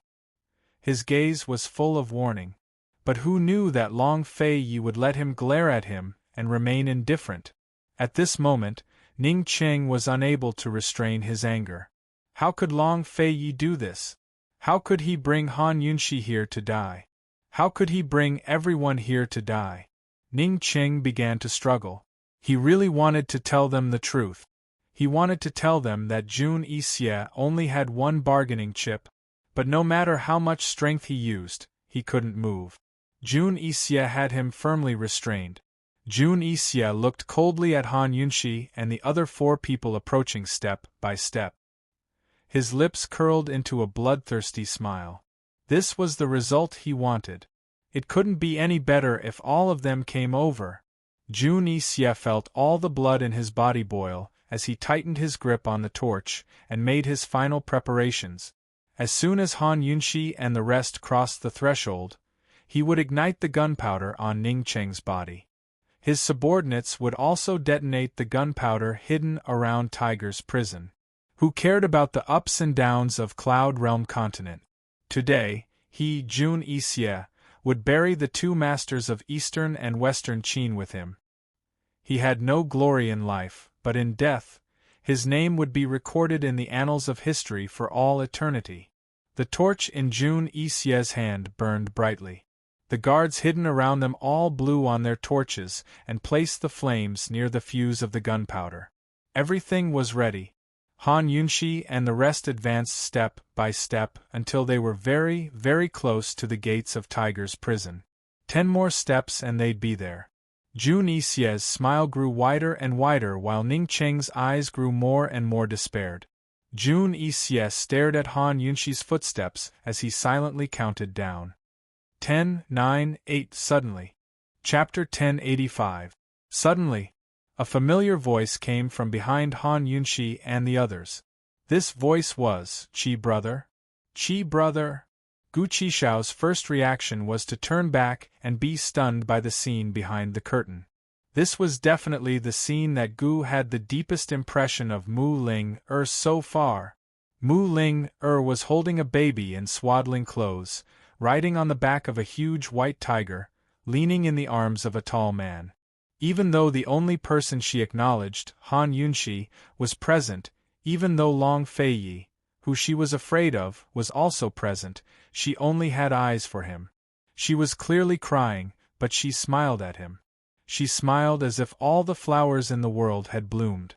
She smiled as if the years would be peaceful and beautiful from now on. She smiled as if everyone who saw her would unconsciously forget all their troubles and smile with her. This kind of smile was called happiness. Even if it was just seeing Qi brother, Mu Ling was happy. She smiled with tears streaming down her face. Qi brother, Ling missed you so much. Qi brother, Ling finally got to see you. Everyone was stunned. Even Jun Yixie and Ning Cheng in Tiger Prison Courtyard were very surprised. They never thought that Mu Ling and Deacon Jean would appear at this moment. Ning Cheng's eyes finally rekindled with hope. Mu Ling and Deacon Jean were here. Jun Yixie's plot would definitely not succeed. Definitely not. Jun Yixie was stunned. He had already counted to 8. 7 more steps. 7 more steps, and he would be able to kill Long Feiyi and all of them. Why? The snakes had already been poisoned to death, and the surrounding archers did not dare to shoot without Ning Cheng's orders. The tiger suddenly rushed over. They were still stunned. They did not know how the tiger and these 2 people came over. In fact, when Han Yunshi used poison to attract the poisonous mosquitoes and snakes, causing a commotion in the mountain, Deacon Jean and Mu Ling knew that reinforcements had arrived. Deacon Jean quickly discovered that the guards in the forest had all retreated to Tiger Prison. He knew that this was the best time for him to escape with Mu Ling. However, he still came over with Mu Ling. It was not for anything else, but because Mu Ling promised her something. If it was any other time, someone would have noticed that Mu Ling's long hair was missing. However, at this moment, no one had any extra thoughts. Everyone was surprised and pleasantly surprised. Tang Li's attention was all on the child in Mu Ling's arms. Before Mu Ling could speak, Tang Li rushed over. Child. My child, right? Yes. Mu Ling quickly handed the child to Tang Li. Tang Li was so surprised that he did not know what to do. He even forgot to reach out to take the child. Take it. Mu Ling jumped down from the tiger's back with the child in her arms. Tang Li, this is the daughter that Sister Jing gave birth to for you. Hurry up and hold her. Tang Li suddenly froze. He did not reach out his hand, but muttered, "Where's Ning Jing? Why were there only Mu Ling and Deacon Jean? Where was Ning Jing? Shouldn't Ning Jing be the one holding the child? Where was Ning Jing? Ling what's going on? When did you leave Tiger's prison? Where's Ning Jing?" Han Yunxi asked loudly. Long Fei Yi and the others also retreated. Gu Beiwei and Gu Jun brought up the rear. One was on guard against Jun Yixie in Tiger's prison, while the other was paying attention to the movements of the surrounding archers. After all, there was an additional child, so they had to be more cautious. Sister Jean Zi saved us. Jean Zi knows the art of animal taming. He saved us, but they met a mysterious person. Jean Zi and I escaped with the child. Sister Jing, Bai Yuqiao, and little Yuer. We don't know where they are, Mu Ling said anxiously. Deacon Jean glanced at Tiger's prison and sneered. It seems that you were deceived by Jun Yixie. This time, everyone was even more shocked. When they did not see Ning Jing earlier, they thought that Ning Jing was still trapped in Tiger's prison. Who knew that the truth was like this? Jun Yixie actually deceived them like this. At this moment, Jun Yixie realized that the child was not Mu Ling's, but Ning Jing and Tang Li's. He was completely deceived by Bai Yuqiao. However, Jun Yixie did not have time to think about this matter at this time. His attention was all on Deacon Jean, who was riding on the tiger's back. He finally knew who saved Mu Ling and the others. He finally knew who stole the big white tiger that he had tamed for many years.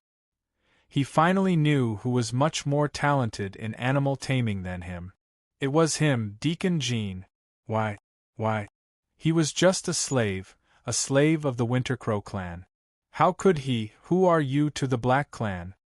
Long Fei Yi asked in a cold voice. Although Mu Ling only said that Deacon Jean knew how to tame beasts, Deacon Jean was sitting on the white tiger at this moment. It was the white tiger that Bai Yuqiao mentioned in the letter. In other words, Deacon Jean was controlling the tiger tamed by Jun Yixie. The Black clan was an old subordinate of the East Qin imperial family. Long Fei Yi understood the Black clan better than the other nobles. The Black clan's animal taming technique was a kind of talent. Every generation, every person's talent was different. Those with the Black clan's direct bloodline had the highest talent in animal taming. The tiger was the king of the mountain, one of the beast kings. Those who could tame the tiger had to have top talent. Moreover, the tiger that Deacon Jean tamed was one that Jun Yixie had already tamed. He controlled Jun Yixie's tiger to betray Jun Yixie. In other words, Deacon Jin's animal taming technique was far superior to Jun Yixie's. If Jun Yixie was the Black clan's direct bloodline, then what was Deacon Jin's relationship with the Black clan? No matter what, Deacon Jean was more honorable than Jun Yixie. As long as Deacon Jean was here, Jun Yixie did not have the qualifications to be the Black clan's patriarch. Long Fei Ye's question was also what Jun Yixie wanted to ask. Deacon Jean replied, "Who I am is not important. What's important is that I have already sent Mu Ling and the child here. Return the slave contract to me." Although his words were very rude, they made his position clear. Long Fei Yi did not ask any more questions. Instead, he said coldly, "Wait aside." Long Fei Yi turned to look at Jun Yixie. The corners of his mouth curved into a sinister smile. Since Jun Yixie only had one hostage, then Jun Yixie had no right to negotiate with them. Tang Li was still in a daze. Han Yunxi took the child from Mu Ling's hands. She glanced at him and immediately handed him to Tang Li. No news about Ning Jing is good news. 10,000 arrows are waiting to protect your child. At this moment, Tang Li came back to his senses and took the child with trembling hands. Little Tang Li was actually sleeping soundly in this illusion. As soon as Tang Li held her in his arms, The corners of her mouth curved into a pure and sweet smile. Tang Li's heart almost melted when he saw it. He did not know who little Tang Tang resembled. He had just come back to his senses, but when he saw little Tang Tang, he was immediately stunned again. He looked at little Tang Tang and smiled foolishly. His gaze was unbelievably gentle. Han Yunshi patted him hard on the shoulder. "Protect her." After she said that, she turned around and looked at Jun Yixie. At this moment, Tang Li came back to his senses and hugged little Ning Jing even tighter. This was his and Ning Jing's daughter. She was his treasure and his life.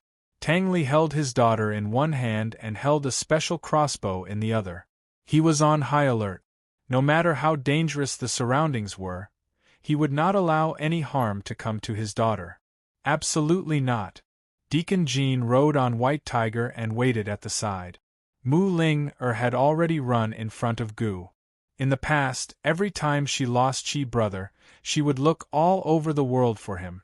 When she found him, she would rush to him, stand in front of him, and stare at him. This time was no exception. In fact, this time she really hoped that she could hug Chi brother. However, she did not. This was the bottom line of her love for him. In the past, Gu would let her stare as he went about his business. However, this time Gu was also staring at her. He was a full head taller than her. He looked down at her with great interest and even slowly bent down to approach her. Mu Ling had never been looked at so closely by Chi brother. He had never looked at her with such a playful gaze, and he had never looked at her for such a long time. She, who had always been carefree, was a little embarrassed. Her ears immediately turned red. She was so embarrassed that she wanted to look away, but she could not bear to. At this moment, it was as if she and Chi brother were the only two people left in the world. Her cheeks flushed red as she continued to look into Chi Gija's eyes boldly. She saw that his eyes were filled with her. However, just as Mu Ling was enjoying herself, Gu's forehead suddenly bumped into Mu Ling-er's. "It hurts," Mu Ling blurted out. Gu immediately let go and said coldly, "Stupid girl, when did you get pregnant with Chi brother's child?" Mu Ling rubbed her forehead. Only then did she remember that matter. She burst out laughing. "People will believe you if you say that." She laughed. "Why?" Gu Qishao asked in a low voice. Mu Ling laughed even louder. "Because Chi brother looks like someone who would do such a thing." Gu gritted his teeth. He knocked Mu Ling-er's head and scolded her in a low voice. "Your reputation is ruined. Don't you want to get married? Chi brother, do you know that even if Ling-er's reputation is ruined, there are still people in the world who are willing to marry Ling-er? Chi brother, do you know that even if Mu Ling-er's reputation is ruined, she can't not marry and chase after you for the rest of her life? Chi brother, do you know that Mu Ling always thought that Ling would lose you, but this time Ling lost herself. I don't want to marry. I don't want to marry. Chi brother, can Ling not marry?" Mu Ling murmured. Unfortunately, Gu didn't hear her. He ignored her and turned to walk to Gu Beiyue's side. He looked at Jun Yixie. Deacon Jean looked at Mu Ling calmly. Seeing that Mu Ling was still standing there, he gradually became unhappy. Didn't this woman see that there were archers all around her? Didn't she see that Jun Yixie and Long Fei Yi were at daggers drawn? Why wasn't she coming over? With her strength alone, could she fight against these archers? Just as Deacon Jean was about to speak, Mu Ling consciously walked back. She would definitely do what she had promised. Deacon Jean looked down at her from above. Although he was very unhappy, he still reached out to her. "Come up." Mu Ling sat on the tiger's back. Deacon Jean rubbed her forehead and whispered, "Does it hurt?" Jun Yixie didn't know that the child was Ning Jing and Tang Li's. "I was too excited writing and didn't pay attention to the details." Chapter 1086. Did it hurt? Mu Ling had always been very strong, but when she heard the two words Deacon Jean, she suddenly felt very sad. Her forehead did not hurt. Her heart, however, hurt very, very much. Mu Ling did not make a sound. Deacon Jin's attitude softened and he also did not make a sound. He gently rubbed Mu Ling's forehead while paying attention to the surrounding archers and Jun Yixie's situation. Long Fei Yi, Han Yunxi, and Gu Beiwei stood in a line, standing 5 or 6 steps away from Tiger's prison. Jun Yixie held Ningqing, not moving at all. The atmosphere between the two sides became more and more tense. Jun Yixie, if you come out yourself, this prince can leave your corpse intact. Long Fei Yi said in a cold voice. Jun Yixie was not afraid. Long Fei Yi, come in if you have the skills. This king will release Ningqing. Otherwise, this king will make him wish he was dead. Gu gave a cold laugh. Jun Yixie, do you think we're all idiots? They were worried that Jun Yixie had quite a few hostages. If they killed Ningqing, he could use other hostages to threaten them. But now Jun Yixie only had Ningqing in his hands. This also meant that Ningqing was his last and only bargaining chip. Jun Yixie did not want Ningqing to die more than them. In this situation, how could they foolishly enter Tiger's prison and take a risk? Even a fool could see that Jun Yixie had set a trap in Tiger's prison. Jun Yixie did not have any advantage. Even if it was a battle of attrition, they could exhaust Jun Yixie to death. Long Fei Yi was already too lazy to reply to Jun Yixie.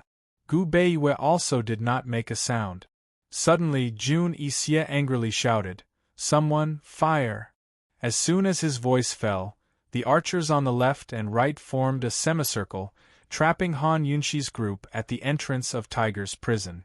Tens of thousands of arrows were released, wanting to force them into Tiger's prison. Jun Yixie doing this meant that there was something fishy going on in Tiger's prison. Long Fei Yi and Han Yunxi did not move. They both stared at Jun Yixie. Gu Beiwei held his sword and blocked the arrows around them. With Gu Beiwei's speed, no matter how fast the arrows were, they would not be able to threaten Han Yunxi and Long Fei Yi. Tang Li protected little Tang Tang. While dodging, he shot arrows to kill the archers. This crossbow was his latest invention. Although it was small, it was very powerful and its speed was top-notch. Other than the Chu family's imperial archers, there should not be any other archers who could be faster than his crossbow. Deacon Jin protected Mu Ling and dodged with the help of the white tiger. He used the tiger's speed to cut down several tricky arrows. Gu originally wanted to attack, but at this moment, he was staring at Mu Ling and Deacon Jin. This was because he noticed that Deacon Jin was hugging Mu Ling's waist. This stinky girl, when did she get together with Jin Zi, who came from an unknown background? Didn't this stinky girl chase after him all day long? Why did she suddenly have a change of heart? This was not like her. Having a change of heart was a good thing, but she could not be deceived by Jin Zi. Manager Jin didn't look like a good person at first glance. Could it be that this stinky girl was bullied or threatened by Jin Zi?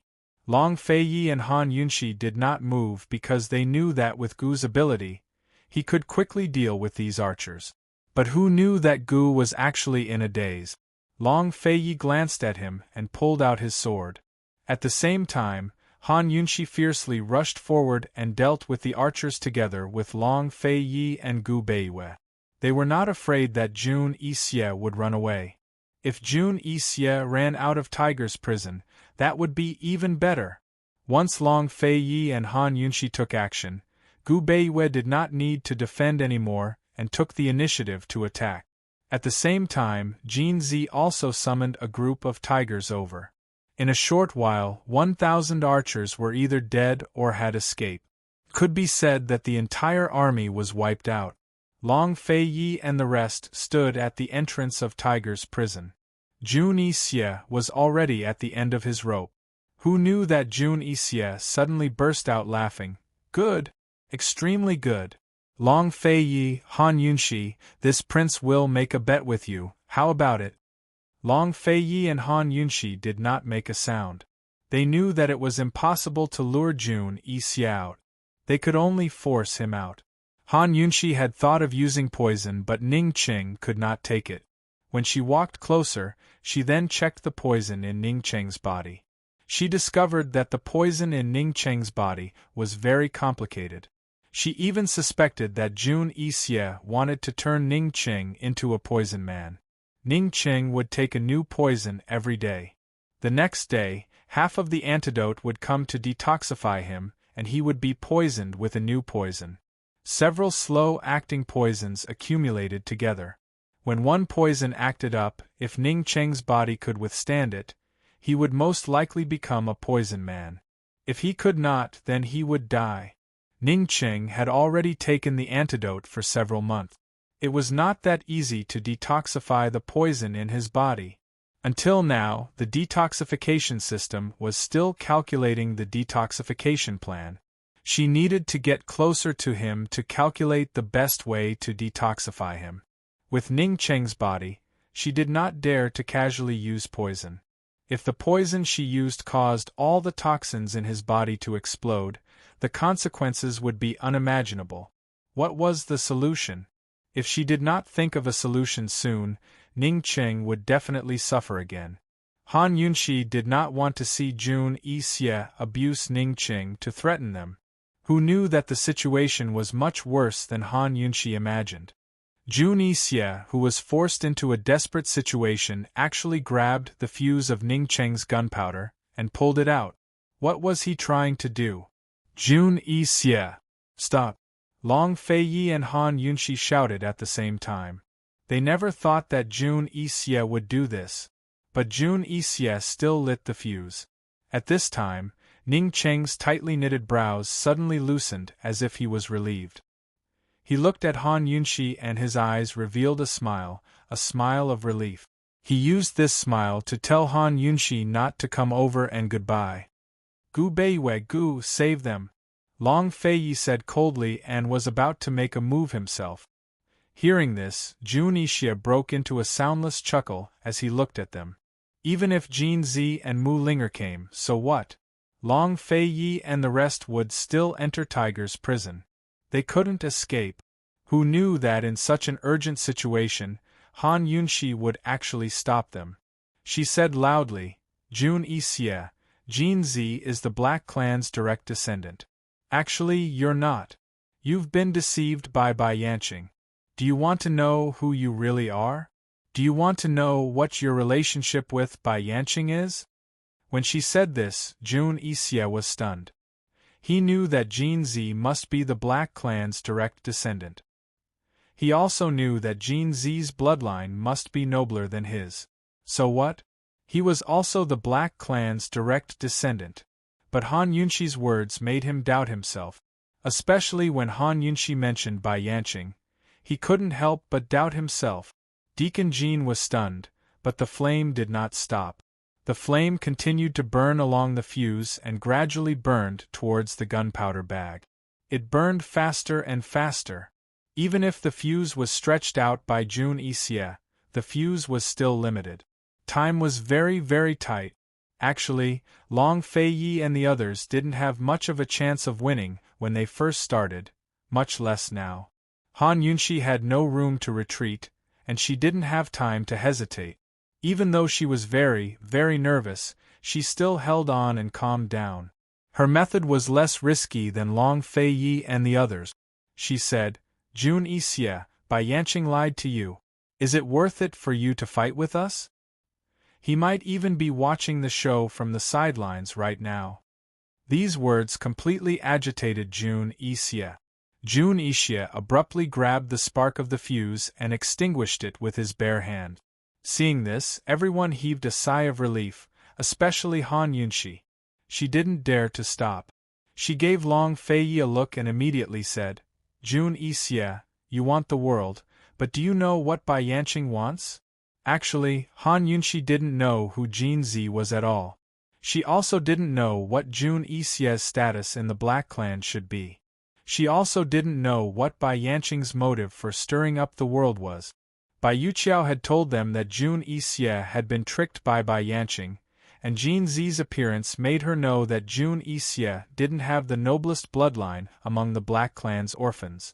Han Yunshi purely used this information to raise some sensitive questions and make Jun Yixie mistakenly think that she knew the truth. Jun Yixie's temperament was extremely high, and he cared a lot about his face. Moreover, he hated Bai Yanqing so much. After being provoked by Han Yunshi, how could he not figure it out? What exactly does he want? Jun Yixie roared. Hee Jun Yixie, you're so smart, but you don't know what he wants. Han Yunshi stalled for time and diverted Jun Yixie's attention. Gu Beiwei had been staring at the torch in his hand for a long time, and Long Feiyi was ready to make a move at any time. When Jun Yixie wasn't paying attention, as long as Gu Beiwei snatched the torch in his hand, and as long as Long Feiyi rescued Ning Qing from his hands, then everything would be over. At Han Yunshi's words, Jun Yixie began to seriously ponder the matter. Long Feiyi and Gu Beiwei were still waiting for the best time. After all, this matter didn't allow any mistakes. Once Jun Yixie found out that he was tricked by Han Yunshi, they wouldn't have another chance. At this time, Deacon Jean shouted, Jun Yixie, I'm the Black Clan's orphan, you're not. You're just. Deacon Jean didn't continue, but he successfully attracted Jun Yixie's attention. Jun Yixie looked at him. Long Feiyi and Gu Beiwei exchanged glances. Here's their chance. Gu Beiwei suddenly flew over, and Long Feiyi followed closely behind. Jun Yixie came back to his senses and subconsciously held the torch tightly. Just as he was about to light the fuse, Gu Beiwei appeared in front of him out of thin air and grabbed his wrist. Jun Yixie's other hand released the dagger and grabbed Ning Qing's neck. Gu Beiwei's other hand immediately reached over and tried to pull his hand away. But Jun Yixie's grip was unwavering. At this time, Long Feiyi arrived. Long Feiyi didn't hesitate and kicked Jun Yixie's abdomen fiercely. Jun Yixie spat out a mouthful of blood, but unexpectedly, he actually laughed out loud. Although Long Feiyi and Gu Beiwei didn't know what the ambush in Tiger's prison was, they knew that they had to get Ning Qing out of here as soon as possible. Long Feiyi pulled Jun Yixie's hand that was grabbing Ning Qing's neck and was about to pull it away. Suddenly, there was a loud bang and the entire Tiger's prison exploded. Chapter 1087. It exploded. Tiger's prison suddenly exploded. A huge cloud of smoke instantly engulfed Long Feiyi and the rest. In the blink of an eye, they had all disappeared. The torch in Jun Yixie's hand had clearly been knocked away by Gu Beiwei. What was with this explosion? Long Feiyi, Han Yunshi cried out in shock. She allowed the dust and sand to fly towards her as she tried to move forward. Poison lass, you're crazy! Gu roared. Soon, there was another boom and another explosion. This time, the explosion was much more powerful than the previous one. The entire Tiger's prison was completely engulfed. Han Yunshi was affected by the explosion and was sent flying. Just as she fell to the ground, she didn't know who suddenly pounced on her and protected her in his arms. She couldn't see anything. She could only hear the sounds of explosions ringing out one after another. She could only feel waves of heat surging towards her from behind. The explosions continued. Jun Yixie's ambush in Tiger's prison was not for anything else but for gunpowder. Not only did he tie gunpowder to Ning Qing's body, he even buried gunpowder in Tiger's prison. He wanted them to walk in so that they would perish together and die. Then wouldn't Long Feiyi and Gu Beiwei and Ning Qing? Thinking of this, Han Yunshi immediately struggled to get up. However, the person behind her protected her tightly and pinned her down. Let go! She roared angrily. She didn't even realize how panicked and agitated she was. Do you want to die? Don't move. The voice behind her was unusually sharp, but Han Yunshi could still tell that it was Gu's voice. This was probably the first and only time in her life that she had heard Gu's cold voice. After being yelled at by Gu, Han Yunshi finally regained her senses. That's right. Did she want to die? The explosions were still going on behind them. They were so close that they were lucky to be able to jump down in time and not be killed by the explosion. There was nothing they could do but wait. Han Yunshi stopped moving completely. All of the flying sand landed on Gu Qishao's body as he propped himself up with a hand on the ground. His head was bowed, his beautiful face devoid of its usual smile. Instead, it was solemn and indescribably cold. With such a huge explosion, Long Fei Yi and the others were not only doomed, they were dead for sure. No matter how fast Gu Beiwei was, the most he could do was to protect himself. After an unknown amount of time, the explosions finally stopped. Gu stood up and shook the sand off his body. Han Yunshi was covered in dust even though she was protected by him. Moreover, her right shoulder was badly mutilated. She had just been injured by the explosion. At this moment, no one cared about their wounds. Han Yunshi and Gu were especially silent. They slowly turned around. How they wished that when they turned around, they would see a miracle and their familiar faces. However, the miracle did not happen. They did not even see Gu Beiwei. What they saw was a sea of fire. Tiger's prison had turned into a sea of fire.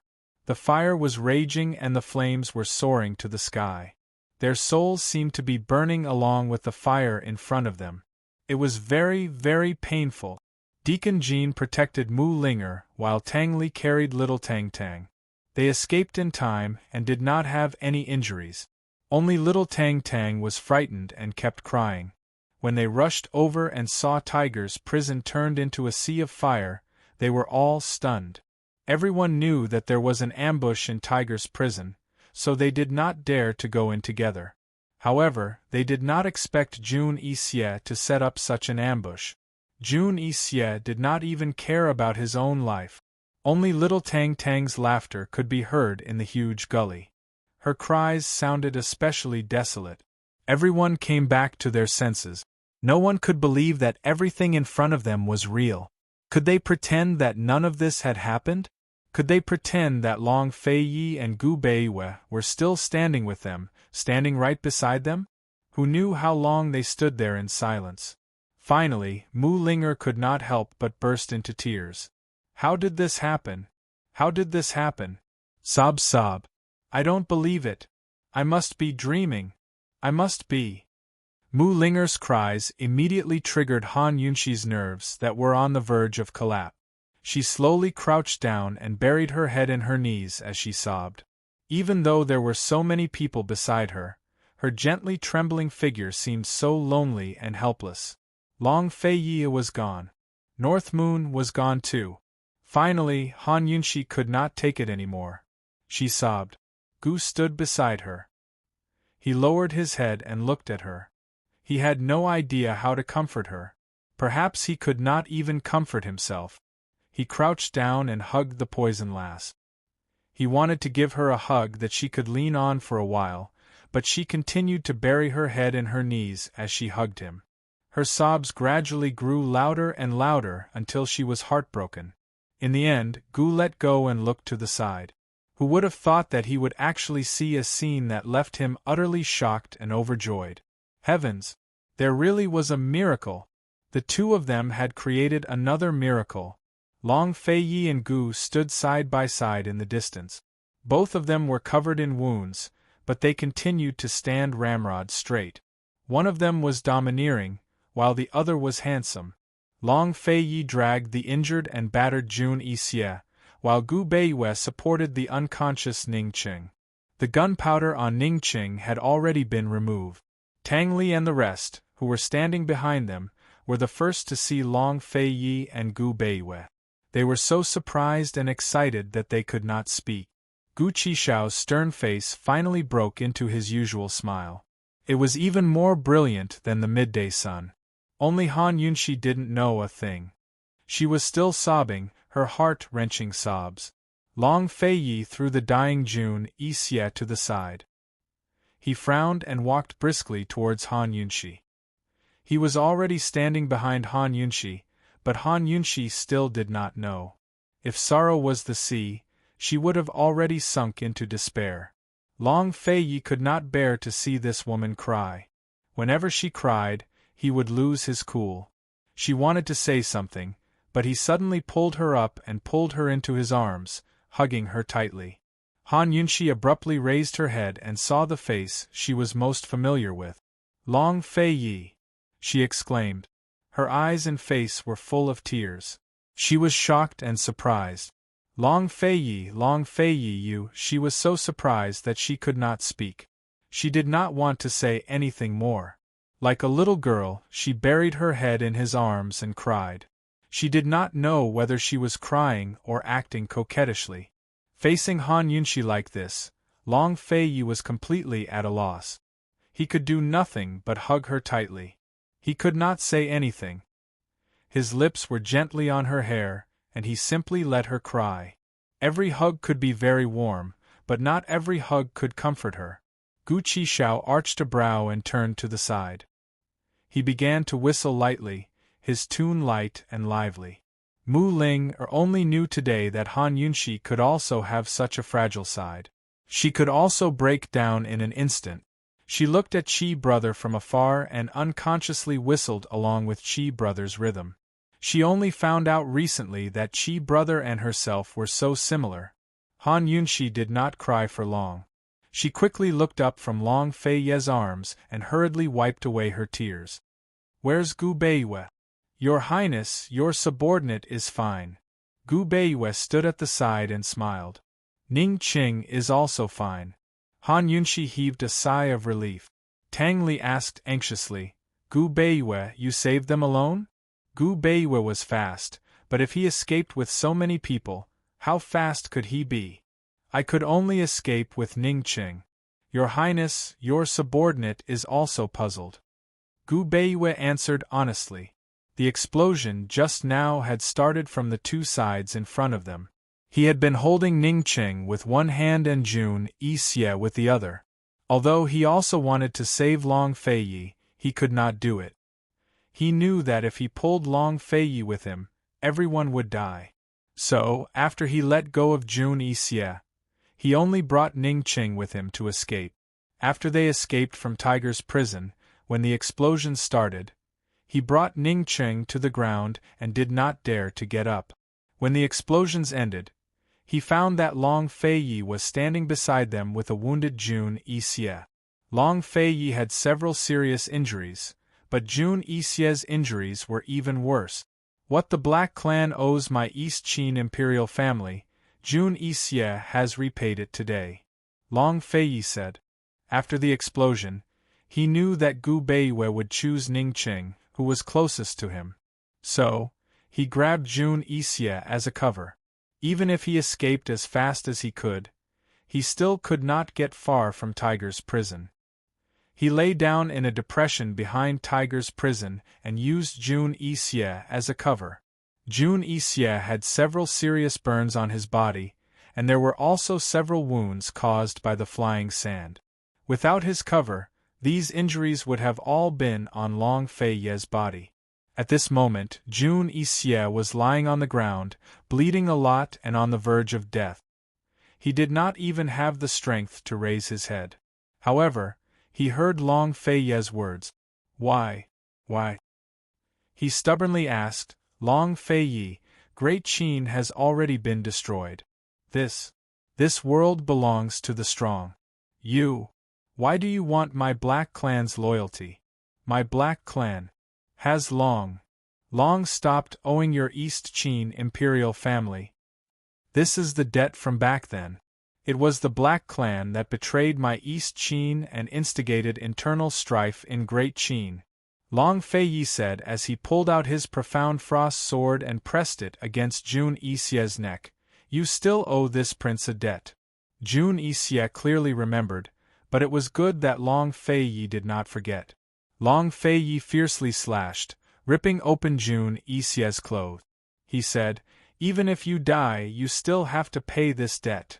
Jun Yixie finally remembered this debt. To be more precise, this debt was what he owed Han Yunxi. Just as he was about to speak, Long Fei Ye's sword pierced through his back without hesitation. Long Fei Yi had been waiting to kill Jun Yixie for a very long time. Before coming to save him, he had already told Gu Beiyue and Gu that Jun Yixie could only die in his hands. Jun Yixie knew that he would definitely die today, but he did not expect that there would not even be a single person to accompany him in death. He struggled to look at Han Yunxi and asked, "Tell me, what kind of person am I to the Black Clan? Bai Yanqing, what exactly does he want to do?"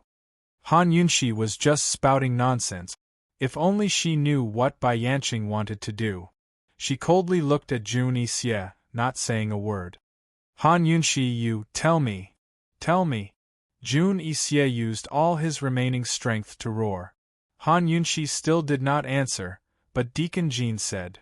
Chapter 1088. Deacon Jean said, "Jun Yixie, I heard from Bai Yuqiao that you spent a few years to tame the white tigers. I only used 3 days to tame the 6 white tigers. I am the descendant of the Black Clan." When Deacon Jean said this, everyone looked at him suspiciously. Could it be that this guy already knew his identity? Jun Yixie stared at Deacon Jean with wide eyes. He was unwilling and unconvinced. Even the descendant of the Black Clan might not be able to tame the white tigers. Who could be sure about talent? How could Deacon Jean deny him based on this? Who knew that Deacon Jean would say, "The descendant of the Black Clan has always lived in seclusion in the Winter Crow clan and has never set foot in Northernly. Jun Yixie, I don't know who you are either. But let me tell you, there is absolutely no trash like you in the descendant of the Black Clan. At best, you are just an ordinary clansman of the Black Clan." When these words came out, Jun Yixie seemed to have suffered a great blow. He stared blankly at Deacon Jean, blood flowing from the corner of his mouth. Not long after, his head slowly fell to the ground. He slowly died just like that, with his eyes wide open. He must have never thought that he would end up like this. No one present was surprised by Jun Yixie's death, because since they had come to save him, it was destined that either Jun Yixie would die or they would die. Everyone was curious about what Deacon Jean had just said. "Just who are you?" Long Fei asked coldly. "I'm just a slave. Han Yunxi, give me back my indenture contract." Deacon Jean said snappily. His attitude seemed to dislike this group of people very much. In fact, he was usually like this. Cold to everyone, without much patience. "Who are you in the Black Clan?" Han Yunxi questioned. "I said, I'm just a slave. Didn't you already investigate my identity long ago?" Deacon Jean said again. "Then why did you just say?" Mu Ling couldn't help but speak up. Deacon Jean looked at Jun Yixie, who had died with his eyes wide open, and replied coldly, "Revenge, on purpose." When these words came out, everyone looked at Deacon Jean in a new light. They felt that this guy was sinister and cruel, but Gu Qishao only laughed out loud. "Satisfying. I like it." As Gu Qishao saw it, if Manager Jean hadn't said those words on purpose, Jun Yixie would have died too easily. Of course, while he was praising Manager Jean, a hint of wariness flashed past his eyes. What did such a sinister, cruel, and vengeful fellow do to his little lass? Other than being casual with him, his little lass wasn't a casual girl. At this moment, Gu Beiwei interrupted everyone and said, "Princess, take a look at Ning Qing first. Everyone's wounds need to be treated quickly." Han Yunxi then remembered that Ning Qing had been poisoned. She hurriedly asked Gu Beiwei to put Ning Qing down and lay him flat. She didn't care about her own wounds. She squatted by the side and activated the detoxification system to conduct a closer inspection. At such a close distance, the detoxification system's efficiency greatly increased. After a while, Han Yunxi exclaimed, "Quick, search Jun Yixie's clothes and find the antidote. Hurry!" Everyone didn't know what was going on. Could it be that Han Yunxi couldn't make the antidote for Jun Yixie's poison? Didn't she usually make the antidote very quickly? Although everyone understood, they still hurriedly helped to search. Long Fei quickly found a small bottle of pills in Jun Yixie's torn clothes and handed it to Han Yunxi. Han Yunxi poured out all the pills and quickly chose one. Long Fei immediately came over to help. He pinched Ning Qing's chin and forced Ning Qing to open his mouth. Han Yunshi hurriedly stuffed the pill into his mouth. Ning Qing was only unconscious, but he still had basic swallowing instincts. He swallowed the pill as soon as it reached his throat. At this moment, Han Yunshi heaved a sigh of relief. "What's going on?" Long Feiyi asked. Han Yunshi sighed softly and asked, "Mu Ling how did Ning Qing get poisoned? Why didn't you mention this in your letters?" Mu Ling was very surprised. "Sister, didn't Ning Qing tell you?" Ning Qing had written a letter to Long Feiyi, explaining the situation between him and Jun Yixie very clearly. She, Ning Jing, and Bai Yuqiao had always thought that Han Yunshi knew about Ning Qing's poisoning. He didn't. Han Yunshi was very sure. This is a big misunderstanding," Mu Ling murmured. Han Yunshi's brows furrowed even tighter. This misunderstanding was indeed big. Fortunately, they had delayed the rescue and northern expedition.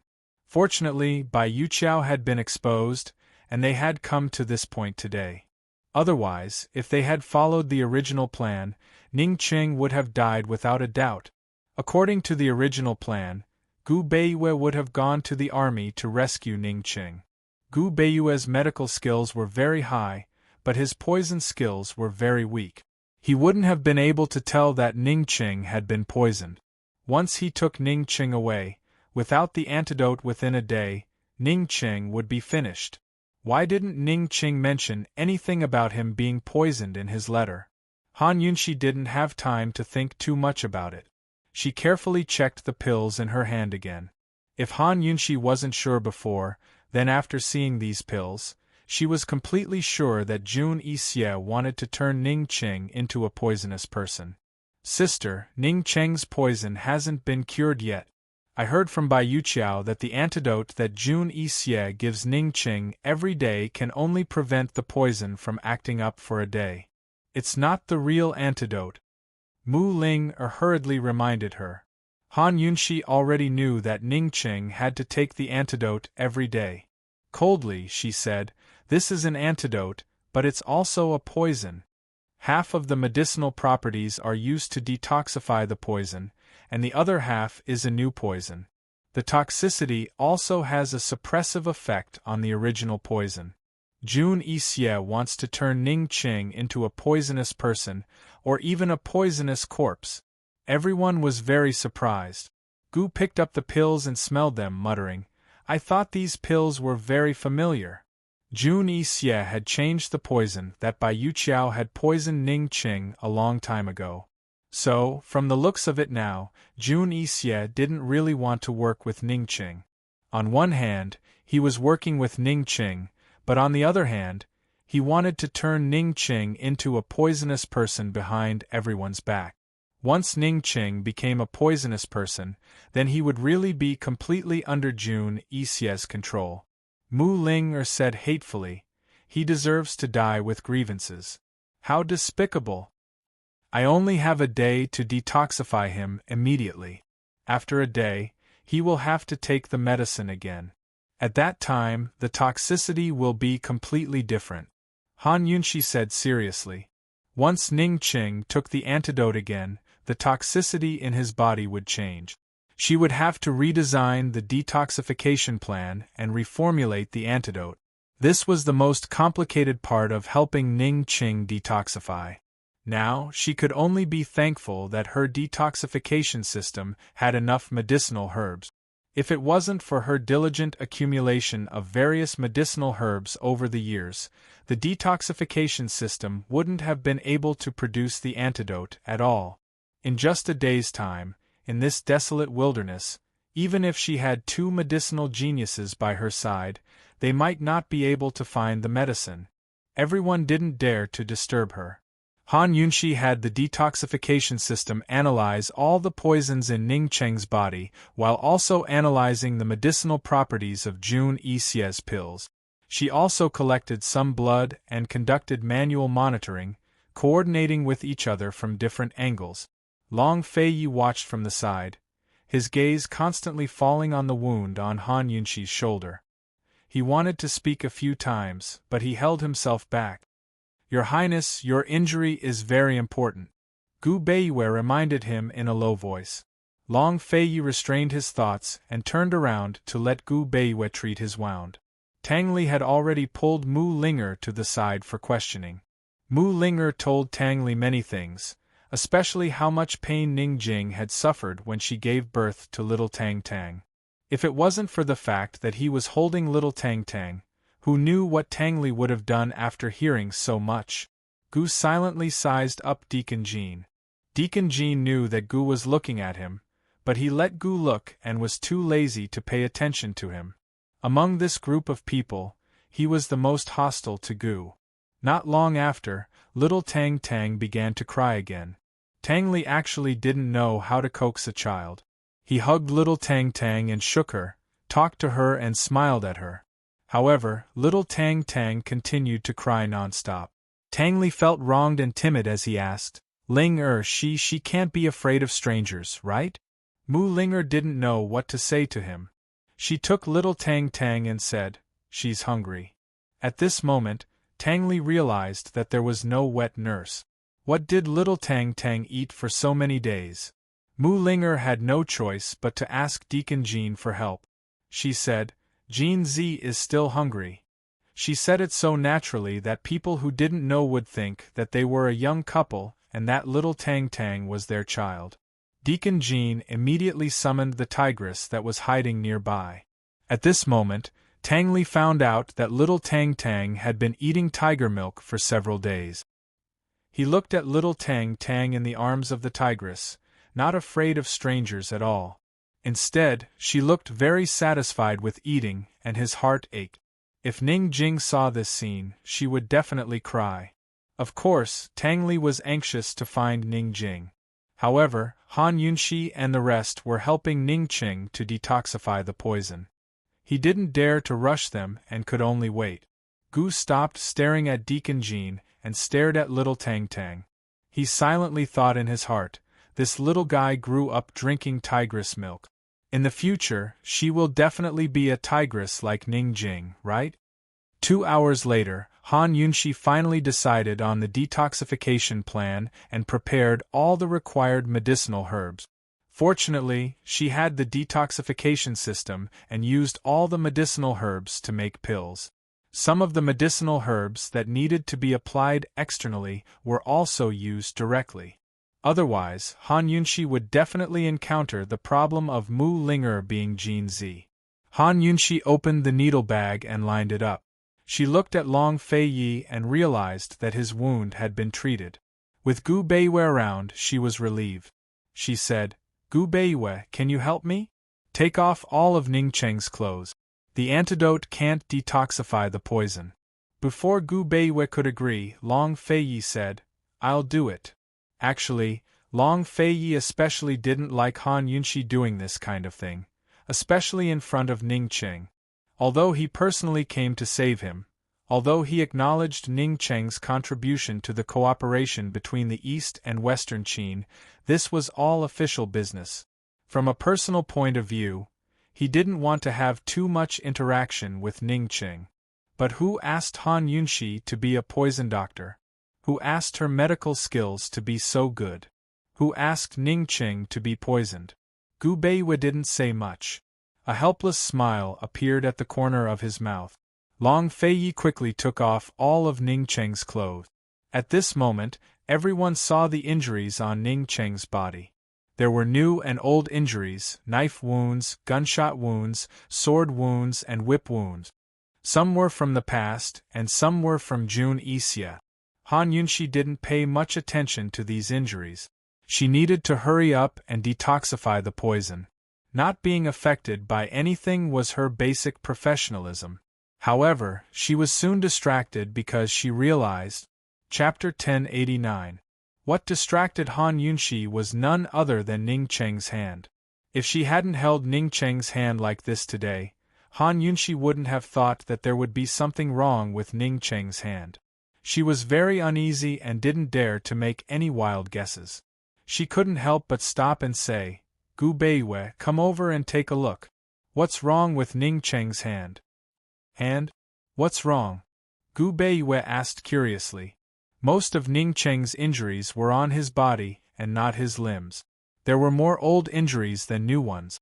Other than the wound on his shoulder caused by Jun Isie's dagger, most of them were whip wounds.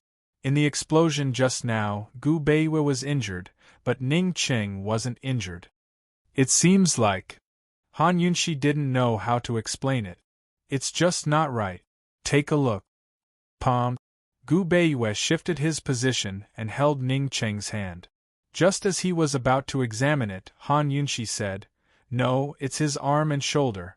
It's his tendons and bones." Gu Beiwei immediately let go of Ning Qing's hand and examined his arm and shoulder. After a thorough examination, Gu Beiwei was shocked. He was seriously injured at least 5 years ago. It hasn't healed, and his tendons and bones are severely damaged. It must be a serious tear or even necrosis. Moreover, his upper arm is a prosthetic. Long Feiyi looked over when he said this. Gu Beiwei was definitely the best doctor in the world. Although he was also shocked by Ning Qing's condition, he didn't make a fuss. His voice was very soft, and only Long Feiyi, who was beside him, heard it. Tang Li and the rest didn't know what was going on. After all, this was Ning Qing's privacy. His hand is crippled? Long Feiyi was indeed very surprised. Ning Qing's tibia was severely damaged and had yet to recover. In addition, his upper arm was a prosthetic limb, so Ning Qing's arm would not be able to exert much strength. This would not affect his daily life much, but if he were to practice martial arts or go to the battlefield, then this arm would be useless. Ning Qing was not an ordinary person. He was the leader of a clan and a general of an army. He was someone who had to gallop on the battlefield and kill his enemies. If nothing else, he had to hold the sword in one hand and the reins in the other to kill the enemy. How could a crippled arm restrain a frightened warhorse? Han Yunshi and Long Feiyi had never heard of Great General Ning's arm being crippled, much less the Ning clan head himself. Just how had Ning Qing managed to hide this fact from the Tianing army and the D clan all these years? If Ning Qing hadn't fainted today, and they hadn't been able to grab his left arm, who would have thought it would be like this? Han Yunshi couldn't help but think back to her past interactions with Ning Qing. She really couldn't remember anything. She had never paid attention to Ning Qing's hand. She only remembered seeing Ning Qing holding a sword with both hands, but who would have thought that Ning Qing only had the strength of one arm? Can it be cured? Han Yunshi asked quickly. Gu Beiwei carefully examined the arm again before he said helplessly, "Princess, it's too late. Even if there's a miracle medicine, the effects will be average. Moreover, even if it cures his tibia, it won't have much meaning." As Gu Beiwei spoke, he gestured at Ning Qing's upper arm. This entire section is a prosthetic limb. If this subordinate's guesses are correct, Ning Qing must have been seriously injured that year. All the bones in his upper arm must have been shattered. Otherwise, he wouldn't have needed a prosthetic limb. Han Yunshi understood. They couldn't give him a real upper arm. Even with modern medicine's bone grafting, it was impossible to transplant an entire upper arm. Therefore, no matter how they treated it, Ning Qing's arm was destined to be unable to exert any strength. Faced with this situation, Han Yunshi and Gu Beiwei had a tacit understanding. Since Ning Qing had concealed this matter so well, rather than exposing him, they might as well pretend that they didn't know anything. This was privacy and dignity. "I don't know anything," Han Yunshi said softly. She took out her gold needles and began to search for acupoints to apply them. When Han Yunshi said this, Long Feiyi naturally understood. Gu Beiwei put down Ning Qing's hand and checked his other hand without any extra curiosity. Gu Beiwei didn't hold Ning Qing's left palm.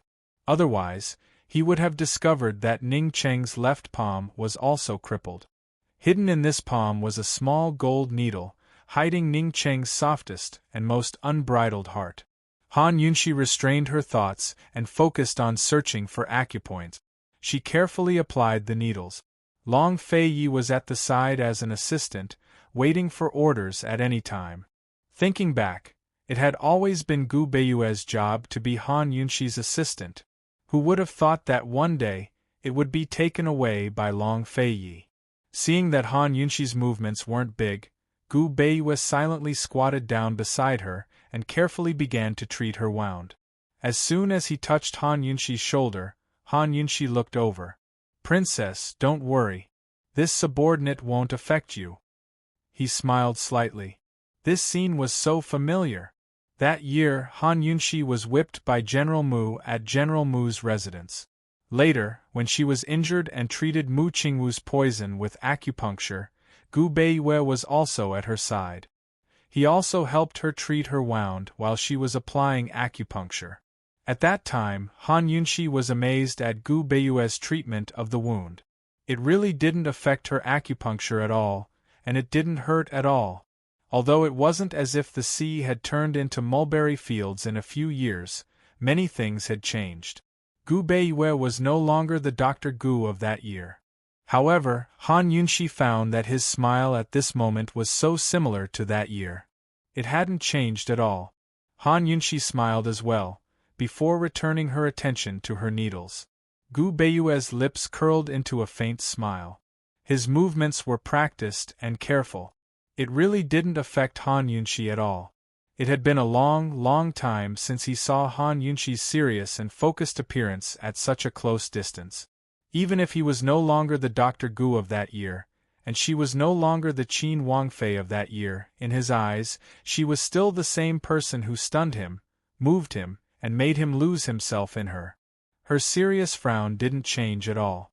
Gu Beiyue quickly collected his thoughts and memories. He looked at Long Fei-yi and found that Long Fei-yi was looking at him. "Is the injury deep?" Long Fei-yi asked in a low voice. "It's not a big injury. Your Highness can rest assured." Gu Beiyue lightly replied. "Will it leave a scar?" Long Fei-yi asked again. "It depends on the medication.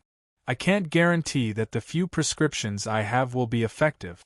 When I leave the mountain tomorrow, I have to find the medicine immediately." Gu Beiyue said honestly. "Write a prescription later and have the shadow guard look for it immediately." Long Fei-yi said again. Finally, Han Yunshi raised her head and frowned at Long Fei-yi. "Don't talk. You're disturbing me." Long Fei-yi was resentful and obediently shut his mouth. A helpless smile flashed across Gu Beiyue's eyes. It turned out that her seriousness and focus were so easily broken. Unfortunately, he couldn't do it. Han Yunshi inserted many needles into Ning Cheng's arms, and even made a few cuts to draw out the poison. After that, she made Ning Cheng take a pill. This was probably the longest detoxification Han Yunshi had ever taken. It wasn't until the next afternoon that she finally got Ning Cheng out of danger and didn't have to take Jun Yixie's medicine every day. However, in the following month, Ning Cheng still had to take the antidote she concocted every day to completely remove the poison in his body. After detoxifying the poison, Han Yunshi was exhausted. She collapsed in Long Fei-yi's arms and didn't want to move. She wanted nothing more than to sleep until the sky turned dark. However, she couldn't. There was still no news from Ning Jing, Su Xiaoyu, and Bai Yuqiao. Tang Li and Mu Ling saw that Han Yunshi was so tired and didn't dare to rush her or ask Long Fei-yi. Unexpectedly, Deacon Jean spoke again. "Han Yunshi, where's my indenture contract?" Han Yunshi glanced at him. "I'm not free." "Wait." Han Yunshi really didn't understand where Deacon Jean got his confidence from to ask for his indenture contract from her. Didn't he know that all of this was caused by his kidnapping? It was fine that she wasn't in a hurry to settle the score with him, but he was in a hurry to collect the debt from her. Deacon Jean still wanted to speak, but Han Yunshi beat him to it.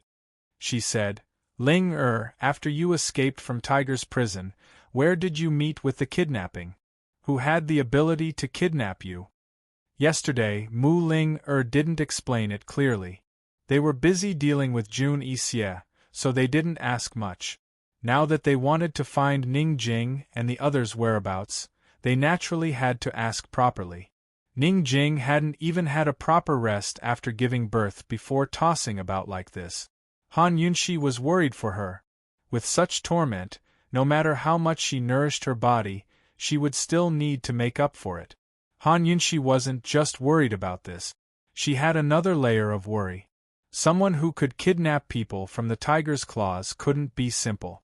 She thought of someone, but she wasn't sure and hoped that it wasn't him. Speaking of the kidnapping, Mu Ling was still afraid. She said, "Sis, the person who kidnapped us was a mysterious person. He was masked, so we couldn't tell who he was. He was very powerful. We didn't even see what he did, but the two big white tigers melted into a pool of blood. Not even their bones were left. If Bai Yuqiao hadn't stopped him, Jin Zi, the children, and I wouldn't have been able to escape. That person wanted to kill us." "I don't know either. It's poison," Han Yunxi hurriedly interrupted, as if she didn't want Mu Ling to continue speaking. "Bai Yanqing?" Long Fei Yi was very sure. He finally understood why Jun Yixie didn't search for the hostages after losing them. Instead, he wanted to die together with them. From the looks of it, Jun Yixie already knew that the person who kidnapped them was Bai Yanqing. He couldn't beat Bai Yanqing, and he didn't know what Bai Yanqing wanted to do. That was why he gave up so thoroughly. "Mu Ling what don't you know? Where's Ning Jing? Where is she?" Tang Li couldn't stay calm. Mu Ling had said so much to him just now. Didn't she say very clearly that Ning Jing and the others were kidnapped? Now what was she trying to say? Mu Ling was easily frightened. After being yelled at by Tang Li, she blurted out, Actually, I don't know if Ning Jing and the others were kidnapped, or..." Han Yunxi interrupted again. "All right? Where did you get robbed? Take me there." "It's in the mountains behind Tiger's prison," Mu Ling said anxiously. Gu and Mu Ling walked in front. Deacon Jean followed behind with a gloomy face. Gu Beiyue supported Ning Qing, and the group went to the back of Tiger's prison. The fire in Tiger's prison was still burning, and it lit up the surroundings. Before Mu Ling could say the exact location, Han Yunxi detected that there was poison nearby. She ran over first, and Tang Li followed closely behind. He was even faster than his brother. They didn't run far before they saw bloodstains on the ground. Chapter 1090. There were patches of blood stains on the ground, intermittent. Han Yunxi could tell at a glance that this was the color of the blood stains that had melted into the soil. Some time had passed, and some of the blood stains had already faded, but some had already blended into the soil. That was why the blood stains were intermittent. Mu Ling and Deacon Jean only saw two tigers that had melted, but based on the analysis of the blood stains on the ground, the amount of blood was not just two tigers. Tang Li stood at the side, hugging little Tang Tang tightly, not moving at all. Long Fei Yi and the rest came over and were about to touch the soil when Han Yunxi stopped them. "Don't touch it. This soil is all poisonous. This kind of poison is specially used to corrode the flesh." "Sister Jing and the rest, were they kidnapped?" Mu Ling asked timidly. She no longer hoped that Sister Jing and the rest could escape. She only hoped that Sister Jing and the rest wouldn't be among the blood stains on the ground. Tang Li immediately looked at her. Mu Ling clearly didn't do anything bad, but she was still frightened. She avoided Tang Li's gaze. Han Yunxi ignored Mu Ling. She squatted on the ground and carefully examined the poisoned blood. How could she not have the same extravagant hope as Mu Ling? Unfortunately, the detoxification system quickly gave her a piece of bad news. She stood up and said calmly, "There's animal blood in these bloodstains." Although it was cruel, she still looked at Tang Li and said seriously, "There's also human blood." Before Han Yunxi could finish, Mu Ling hurriedly interrupted her. "Did they bleed when they were injured?" Even if there was human blood, it didn't prove that they were dead. Unfortunately, Han Yunxi denied this theory. All of this human blood belongs to one person. Based on the amount of blood lost, it's enough to cause death. The DNA could be found even if the blood stains had been left for several years. What more in a month or two? The detoxification system would never make a mistake. although Han Yunshi did not want to believe it.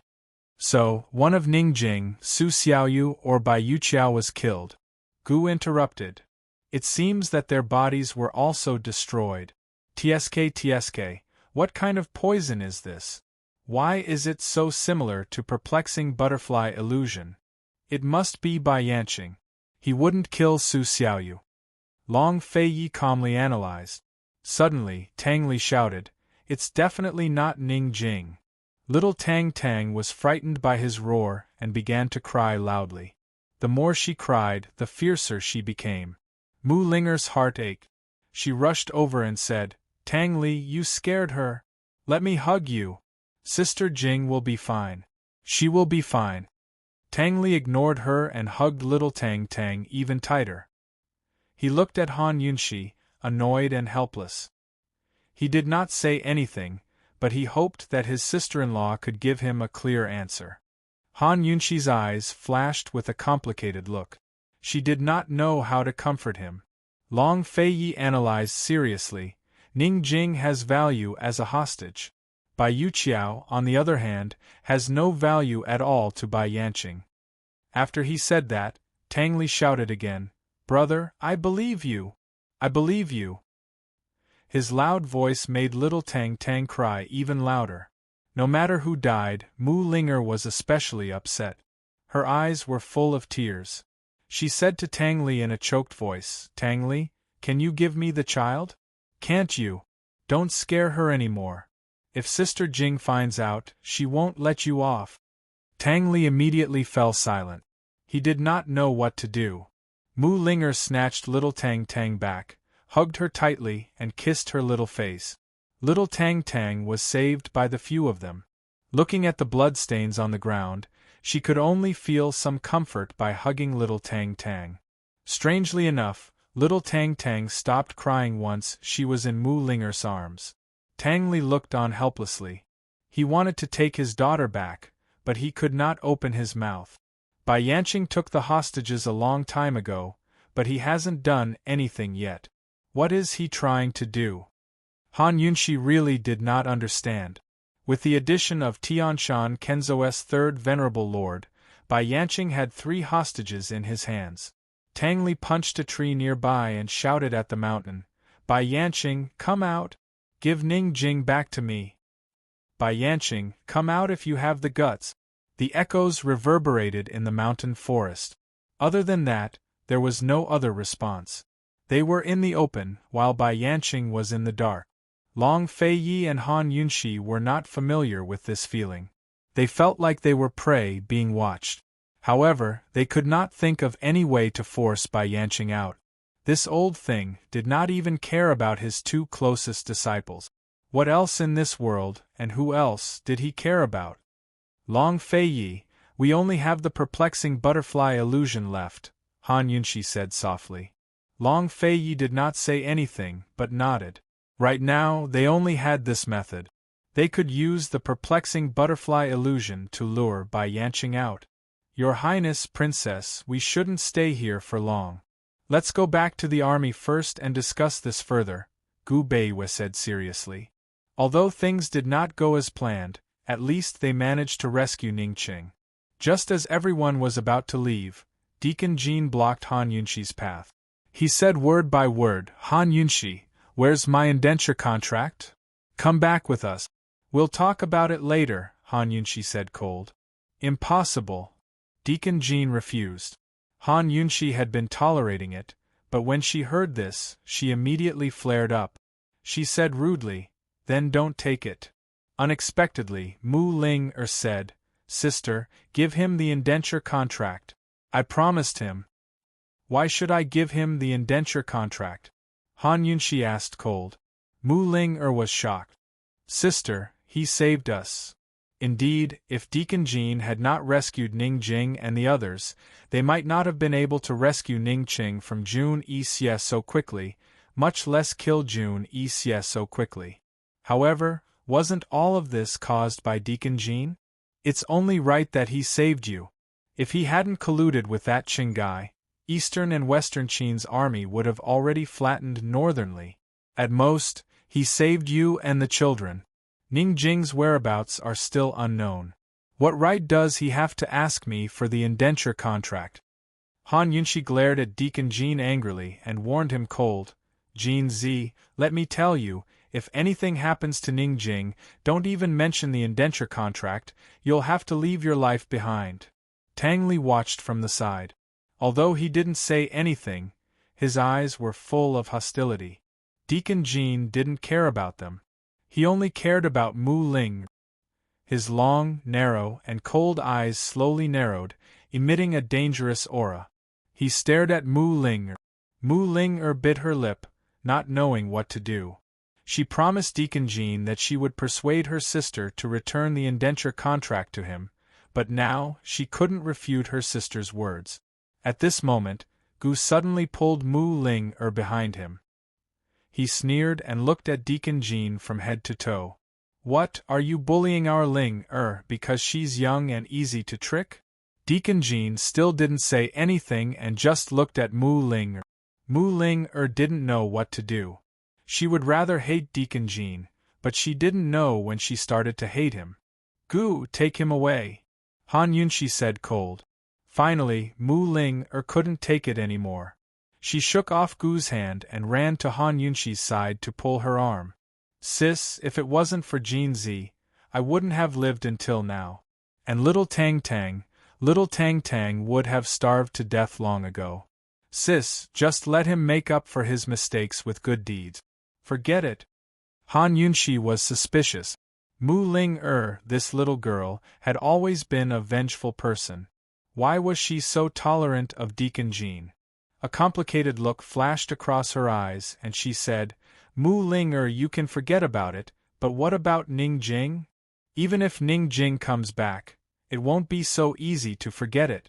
Tang Li finally spoke up. Mu Ling became even more anxious. She realized that Jean Z was right. As long as he brought her back, only death would await him. However, he still brought her over because of her promise. Mu Ling didn't want to haggle over who was right and who was wrong, and who owed who more. She didn't want to go back on her promise, and she didn't want to owe anyone anything. She steeled her heart and grabbed Deacon Jin's hand tightly. She said, Sis, Ling has already pledged to marry Jean Z. Ling was born Jean Z's woman, and will die as Jean Z's ghost. If you don't let him off, then you won't let Ling off. Han Yunshi was dumbfounded. You, Mu Ling didn't dare to look into Han Yunshi's eyes for fear of being exposed. She looked at Tang Li and said seriously, Big brother Tang Li, please forgive Jean Z this time on account that Ling has lost her reputation to protect Sister Jing's child. Tang Li was most grateful to Mu Ling. Looking at Mu Ling's teary eyes, he didn't know what to say. He could only look at his sister-in-law. Han Yunshi was scared out of her wits by Mu Ling. She didn't believe that Mu Ling would give up on Gu so easily. She secretly wondered if Mu Ling had been threatened by Jean Z. Or had she been coaxed? Seeing how agitated Mu Ling was, Han Yunshi rationally didn't argue. She said, Ling Tang Li can't make a decision on behalf of Ning Jing. Moreover, I don't have the indenture agreement with me. Also, what's the big deal about a private pledge? You're a daughter of the Mu family, my sister. How can I marry you so casually? Go back to the three-way black market and wait. Ling will come with us. I'll consider this matter. Han Yunshi was stalling for time. It was also a test. She was testing Deacon Jin's sincerity and whether he would reject her. It was easy for Deacon Jean to summon tiger beasts to deal with them in the wilderness, but it would be difficult to escape once they reached the three-way black market. Alright. If I marry her, I'll get everything I need. I'll wait. Deacon Jean actually agreed. He added, I believe that the Princess of Western Qin will keep her word and won't go back on it. Of course.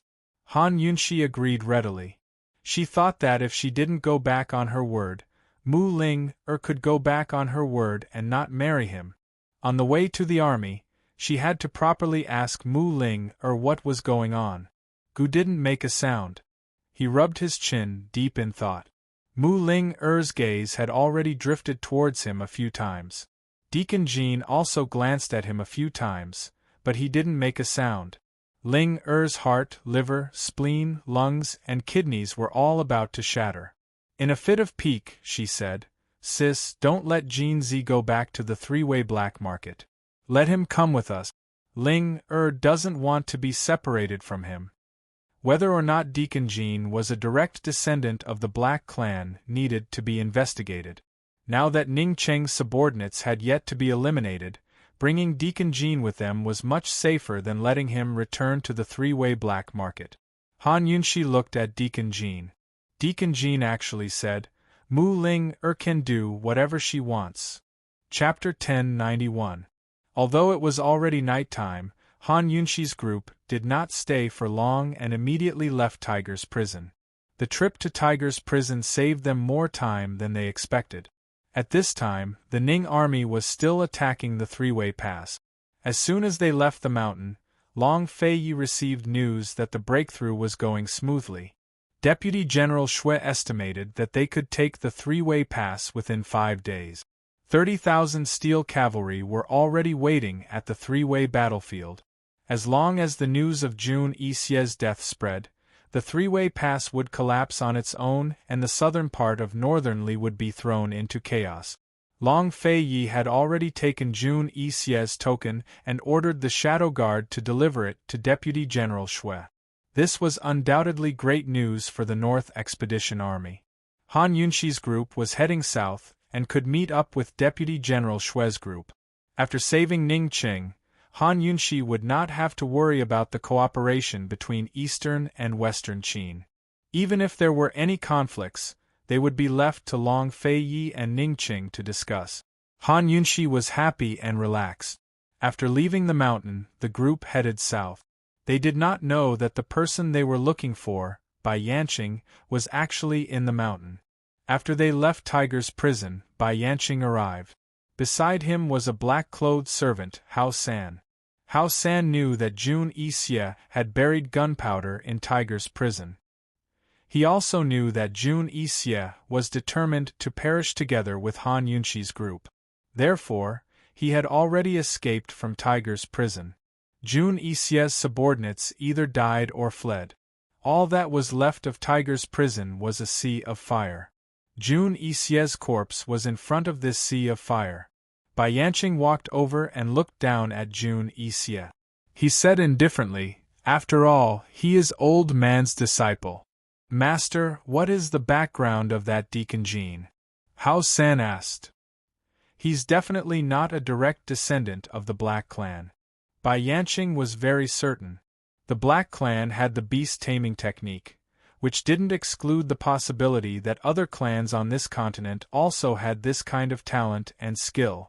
Bai Yanqing did not know where Deacon Jean came from, but he was very sure that Jun Yixie was a direct descendant of the Black Clan. Ever since the war in the Great Qin Empire, the Feng clan and the Black Clan had been on good terms. Jun Yixie's father was his best friend, so there was no mistake about it. Hao San frowned as he looked at Jun Yixie, who had died with his eyes wide open. He sneered, "This Jean Z is really vicious." Bai Yanqing didn't say much. He took out a bottle of poison and slowly poured it on Jun Yixie's body. Soon, Jun Yixie melted into a pool of blood.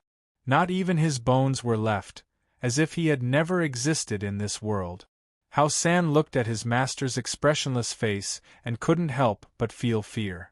Jun Yixie could be considered his master's half-son, but his master really didn't have any feelings for him.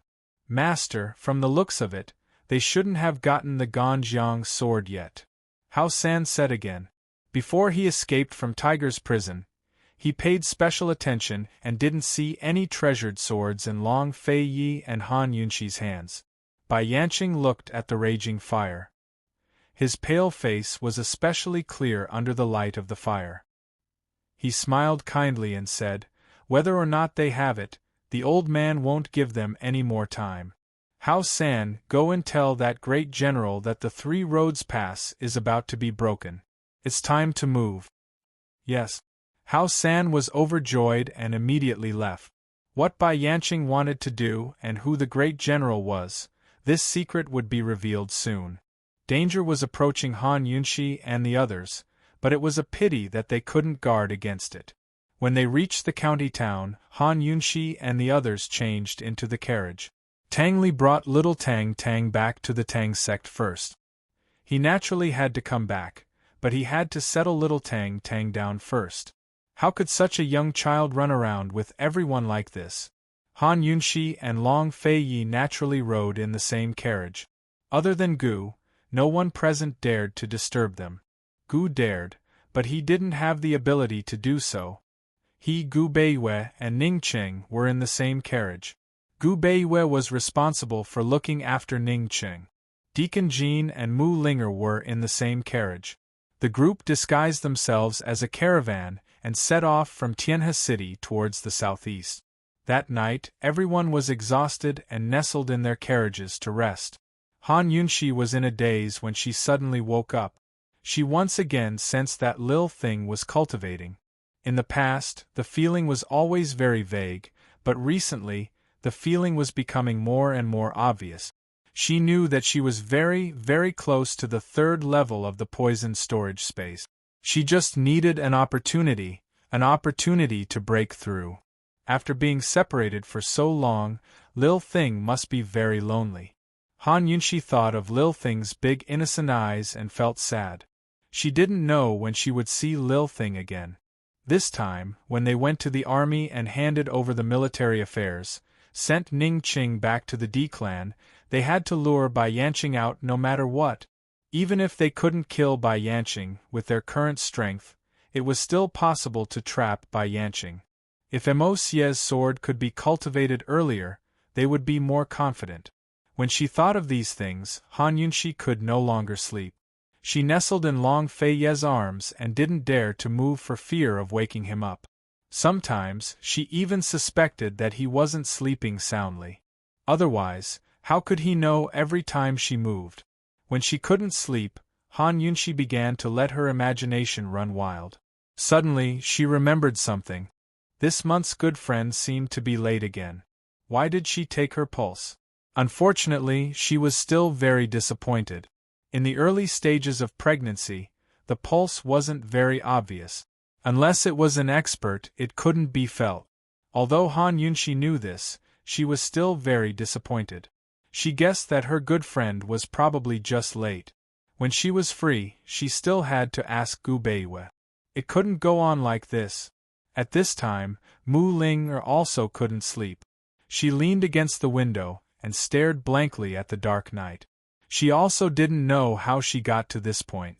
When the poisonous mosquitoes flew out of the mountain and the poisonous snakes swarmed out, she and Jin Zi both knew that the reinforcements had arrived. Jin Zi said that when Han Yunshi and the others fought with Jun Yixie, he would take her out of the mountain and go to Winter Crow Country, hide their identities, and never come back. She had a big fight with him and even tried to snatch little Tang Tang back and escape. Unfortunately, she couldn't do it. She called him a thief who stole the child. Unexpectedly, he told her very seriously that if he didn't leave, Han Yunshi and Long Fei Yi wouldn't let him go. If he left, he would treat her and the child well. Helpless, she could only beg him and exchange conditions with him. As long as he returned the child to Tang Li, as long as he took her to see Han Yunshi and the others and told them the truth about the hostages in Tiger's prison, she would definitely persuade Han Yunshi to let him go. She would definitely marry him and go back to Winter Crow Country with him. Until now, Jin Zi's answer still lingered in her ears. He answered her like this. He said, Mu Linger, I can give you a year. If Gu marries you within a year, I'll pretend that you didn't promise me anything today. Jin Zi definitely didn't know that she had never asked Chi brother to marry her. She had only asked for Chi brother to have her in his heart, and that was enough. However, today she said that she was going to get married. Chi brother didn't say a word. She had been kidnapped as a hostage and had experienced many dangers. Today she was finally rescued.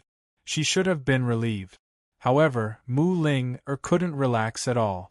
Sandwiched between Jin Zi and Han Yunshi, She felt very tired, but she couldn't tell the truth. She suddenly missed the days in Tiger's prison.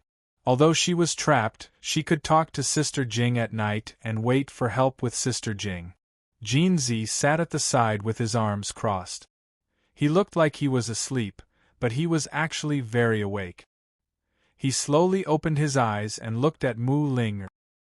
He looked at her for a long time without batting an eyelid, but Mu Ling didn't realize it. When they were in three-way black market, many women took the initiative to send themselves to him, and some of them were smart and quick-witted. He didn't know how he fell into this girl's trap. He had always hated silly women.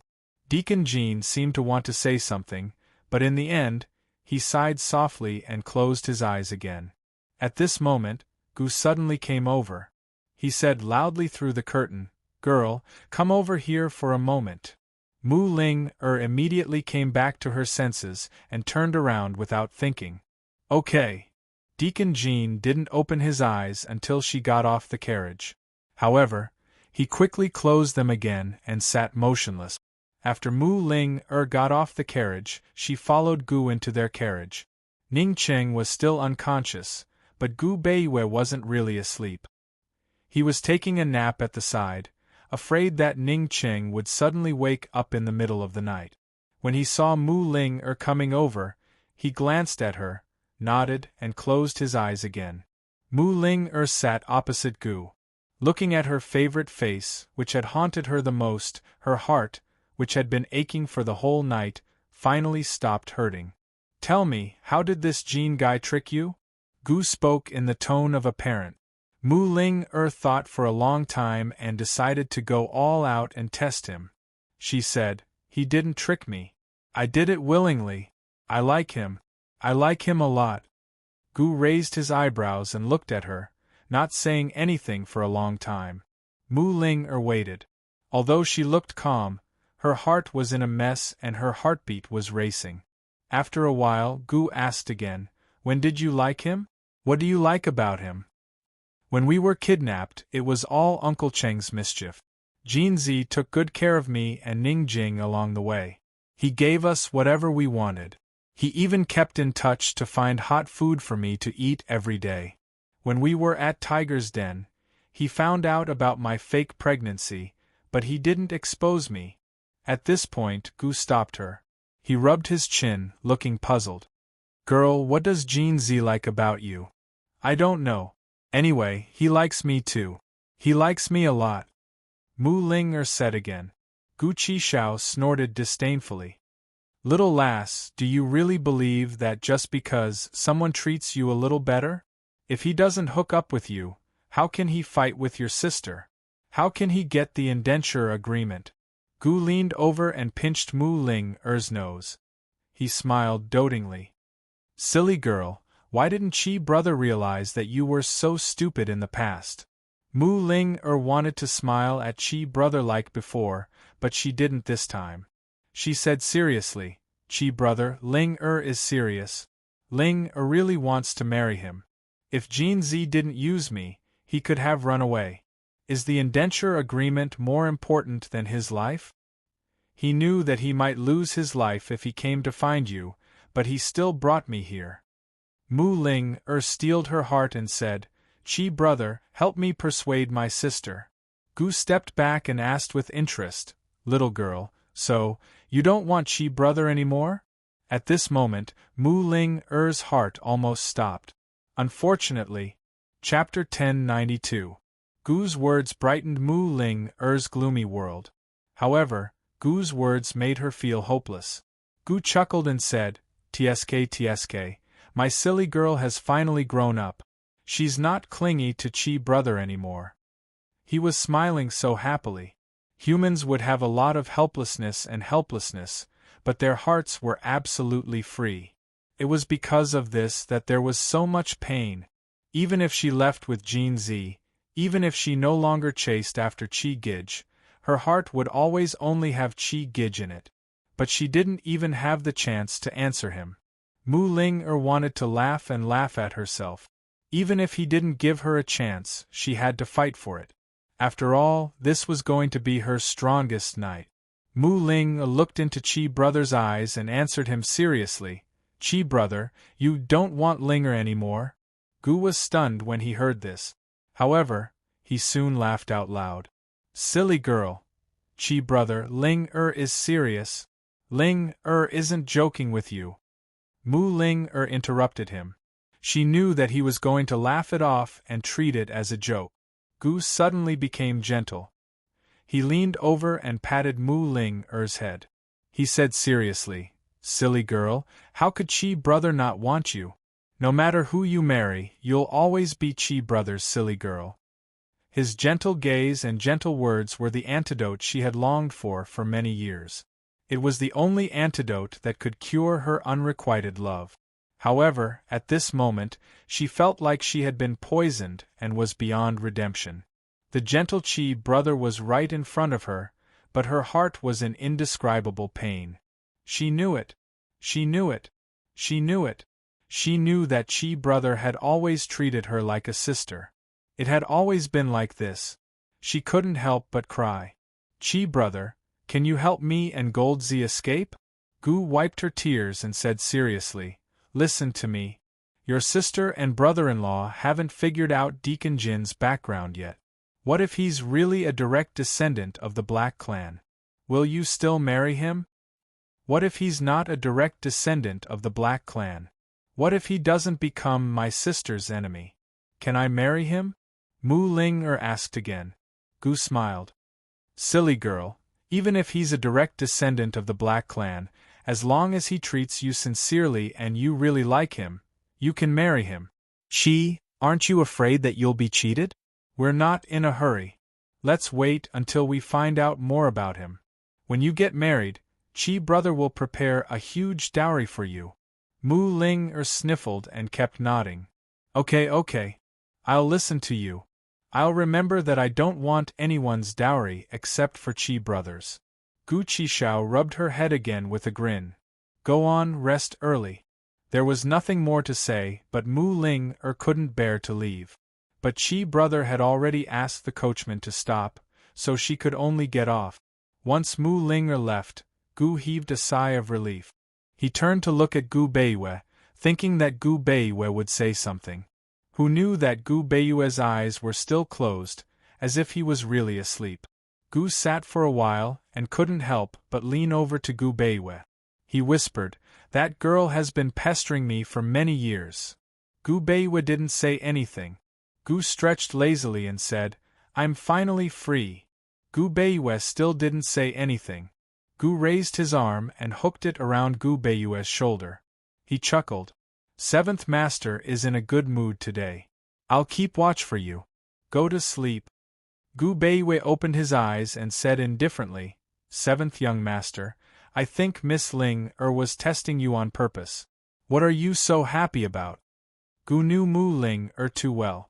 Of course, he knew that Mu Ling was deliberately provoking him. He replied, If she didn't test me on purpose, how would I have the chance to make things clear to her?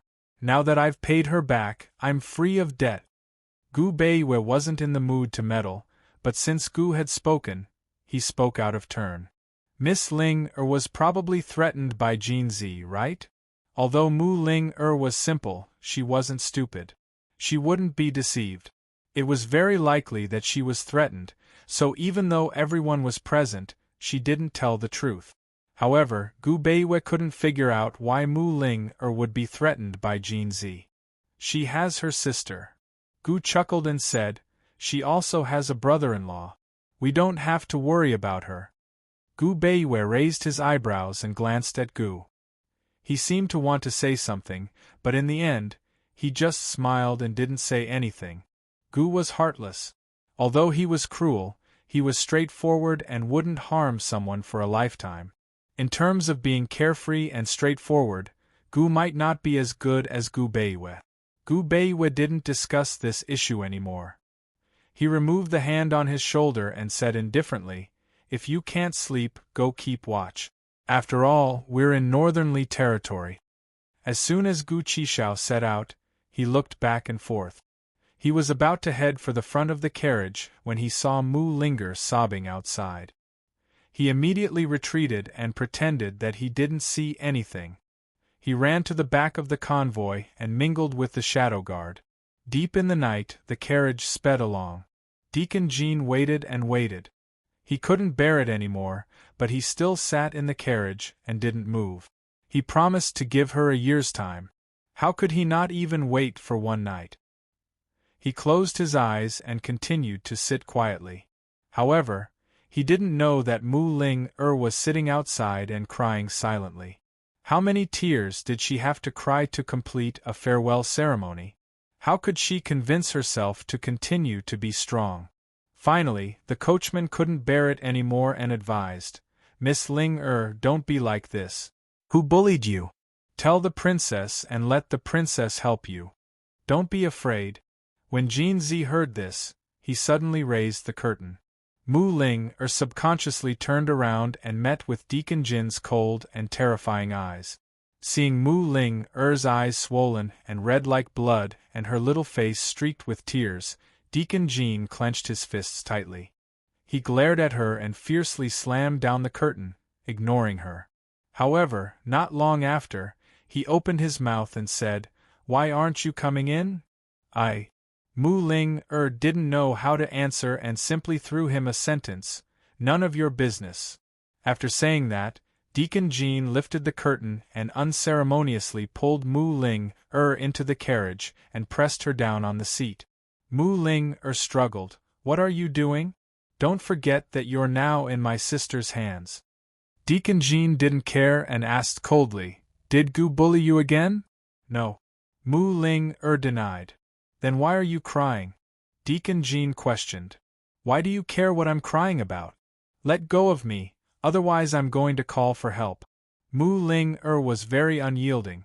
Deacon Jean stared at her for a moment and released her. But just as Mu Ling was about to get up, he suddenly pressed her down on the seat and kissed her lip. This kiss was filled with his anger and domineering. After barging in so rudely, he didn't give her any room to resist and entangled her little tongue.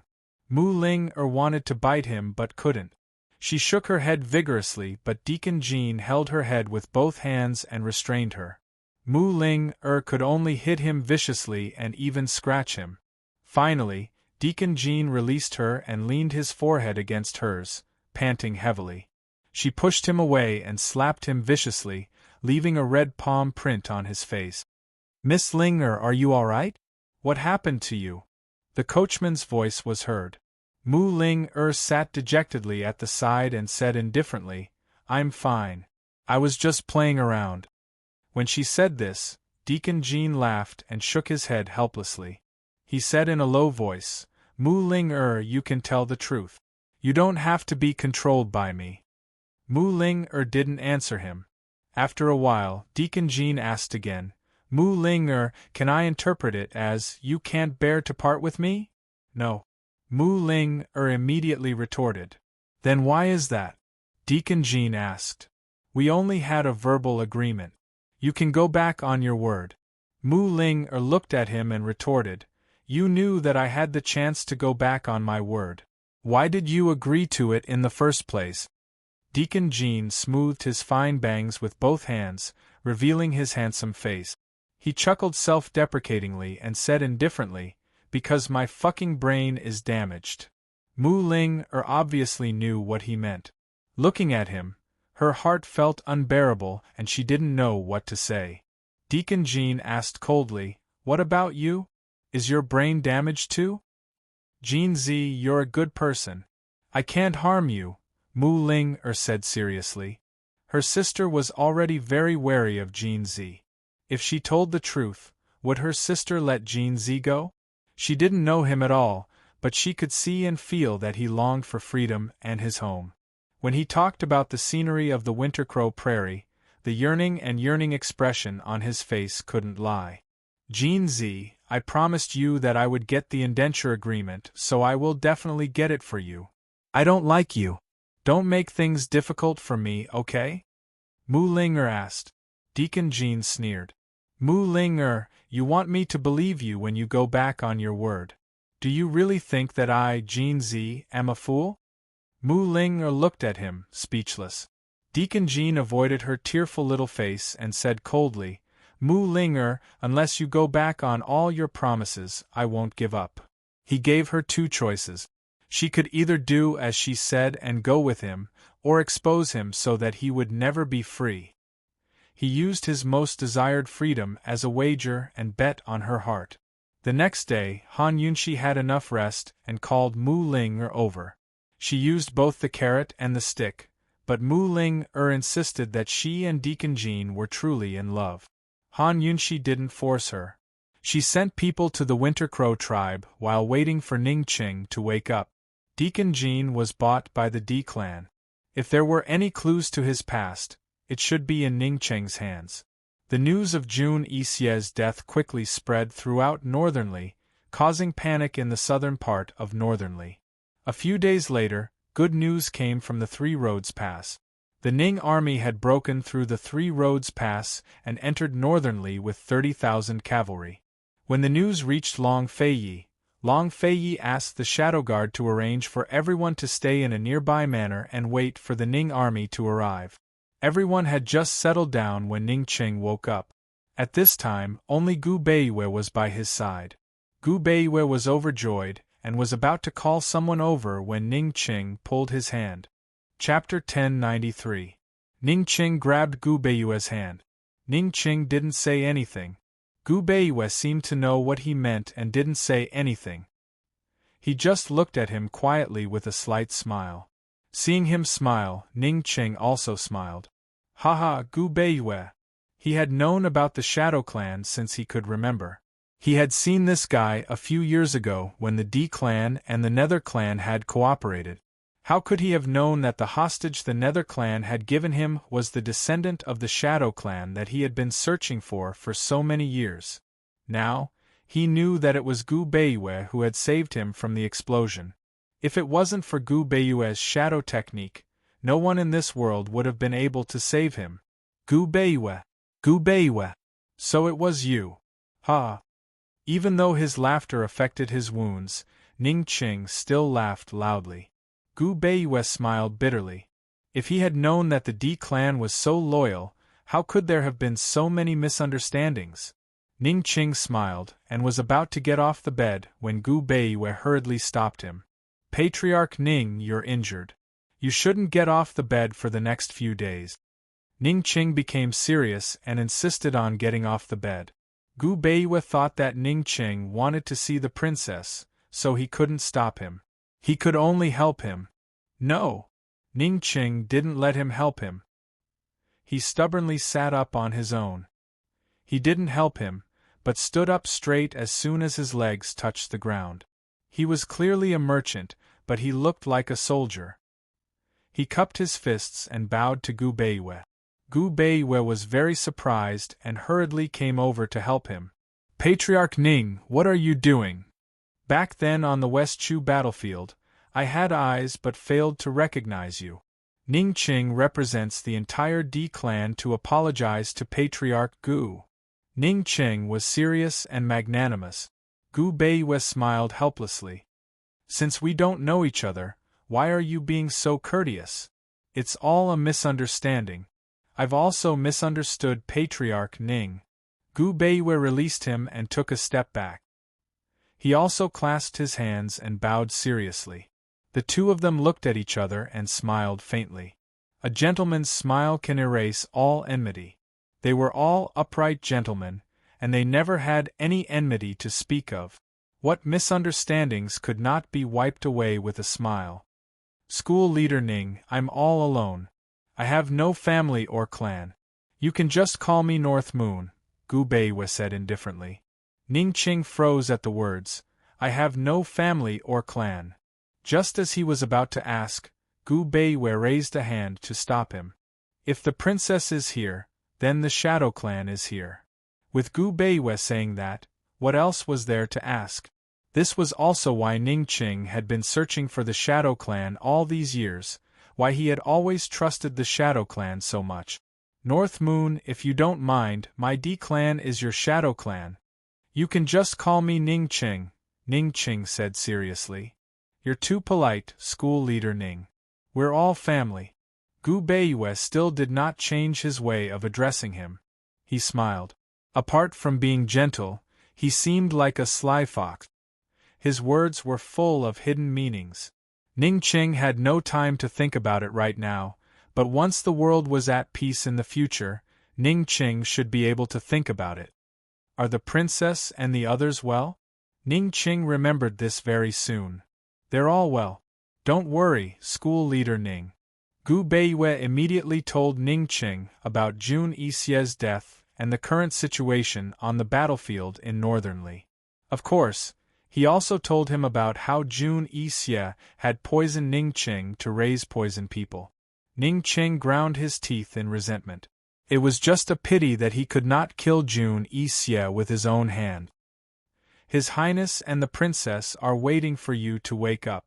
I'd better get someone to tell them, Gu Beiyue said. Only when he saw Ning Qing nod did Gu Beiyue order the shadow guard to report to him. It had been almost a year since they parted in Black Tower. He still remembered the last time he saw her. She was already one-eyed. Ning Qing sat on the bed with his eyes lowered, waiting silently. Gu Beiyue saw this and said nothing either. He sat beside him. Soon, Long Feiyi and Han Yunxi arrived. The moment Han Yunxi walked in, Gu Beiyue stood up. Ning Qing also stood up at almost the same time. However, Gu Beiyue only nodded, while Ning Qing cupped his fists and bowed. Subordinate Ning Qing greets the princess. Han Yunxi stood by the door and looked at this scene. Her heart was filled with emotions. Who would have thought that after going around in circles, she and Ning Qing would still return to this point? She raised her eyebrows and looked at him. Coldly, she said, "Raise your head." Ning Qing did as he was told. He looked straight ahead, his expression calm. Han Yunxi looked at his eyes seriously. One of them was empty, while the other was dark, deep, sharp, and bright. That gaze seemed to be able to see through everything, see through the bustling world and the clamor of people's hearts. "I didn't do it on purpose," Han Yunxi said seriously. "This subordinate knows." Ning Qing suddenly knelt down and said respectfully, "Fortunately, I still have one eye to receive punishment. This subordinate has been disrespectful to the princess. Please punish me, princess." He had said long ago that he would remember the crime of being disrespectful back then. There would be a day when he would receive punishment. Han Yunxi also remembered this incident and waited for Ning Qing to receive punishment. However, she did not expect that he would receive punishment with his other eye. If both eyes were blind, wouldn't he be crippled? She admitted that back then, she hated Ning Qing's rudeness to the core and wished that she could blind his eyes with poison. However, she was still angry in her heart today. However, as the princess of Western Qin and as Ning Qing's master, she could not bear to so cruelly punish a subordinate who had sacrificed everything for Western Qin. If she wanted to cripple him, why would she have risked her life to save him? As the princess, she had too many ways to punish him severely. However, this matter did not only concern her status as the princess, but also the feelings and face of another man, her husband. Han Yunxi eventually looked at Long Feiyi, only to see that Long Feiyi was expressionless and did not say a word. Han Yunxi understood that this was a place where official business was conducted. Coldly, she said, "Ning Qing, listen up.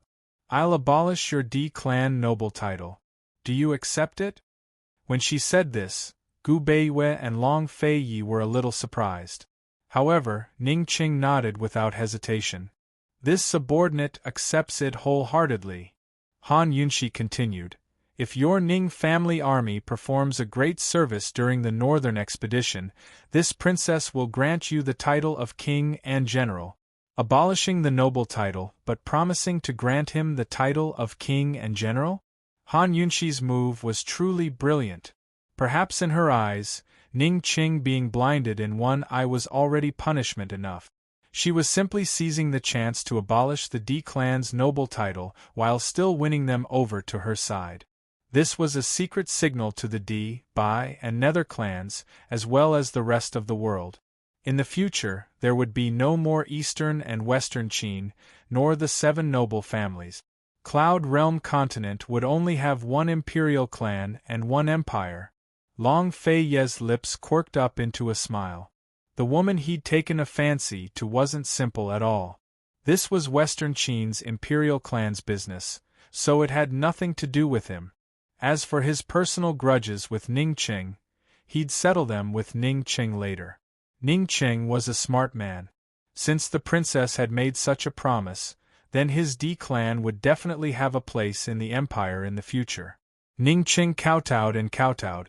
"Thank you for the princess's favor. Get up. Hurry and recover from your injuries. Without you, the Ning clan's head clan would have been thrown into chaos," Han Yunshi said coldly.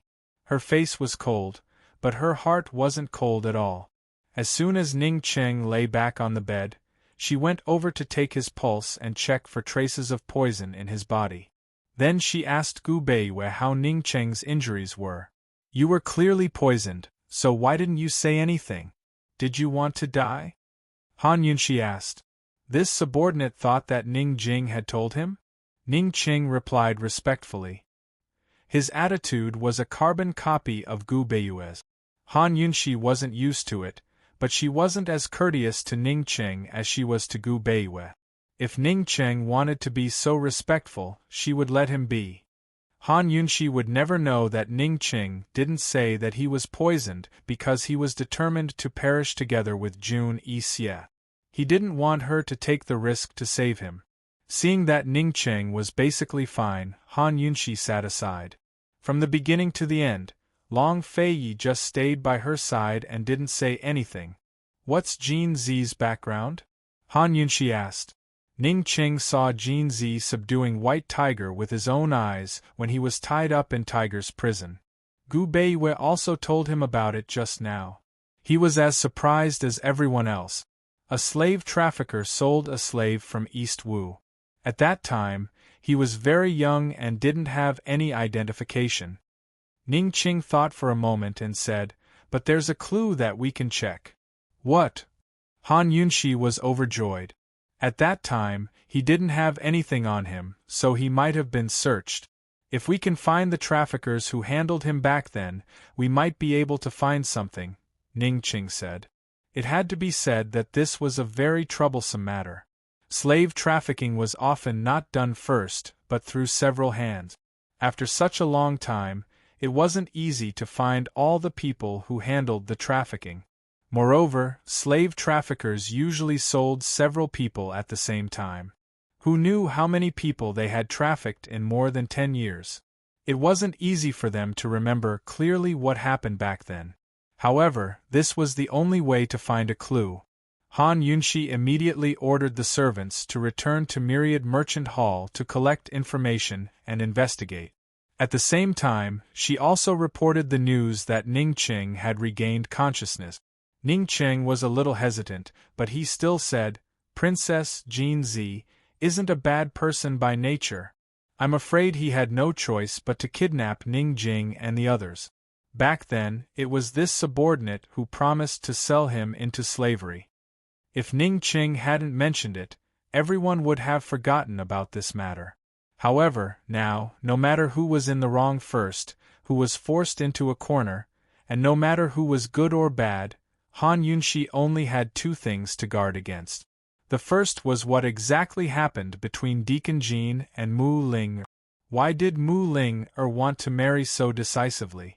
Han Yunshi didn't believe that Mu Ling would have a change of heart for Gu.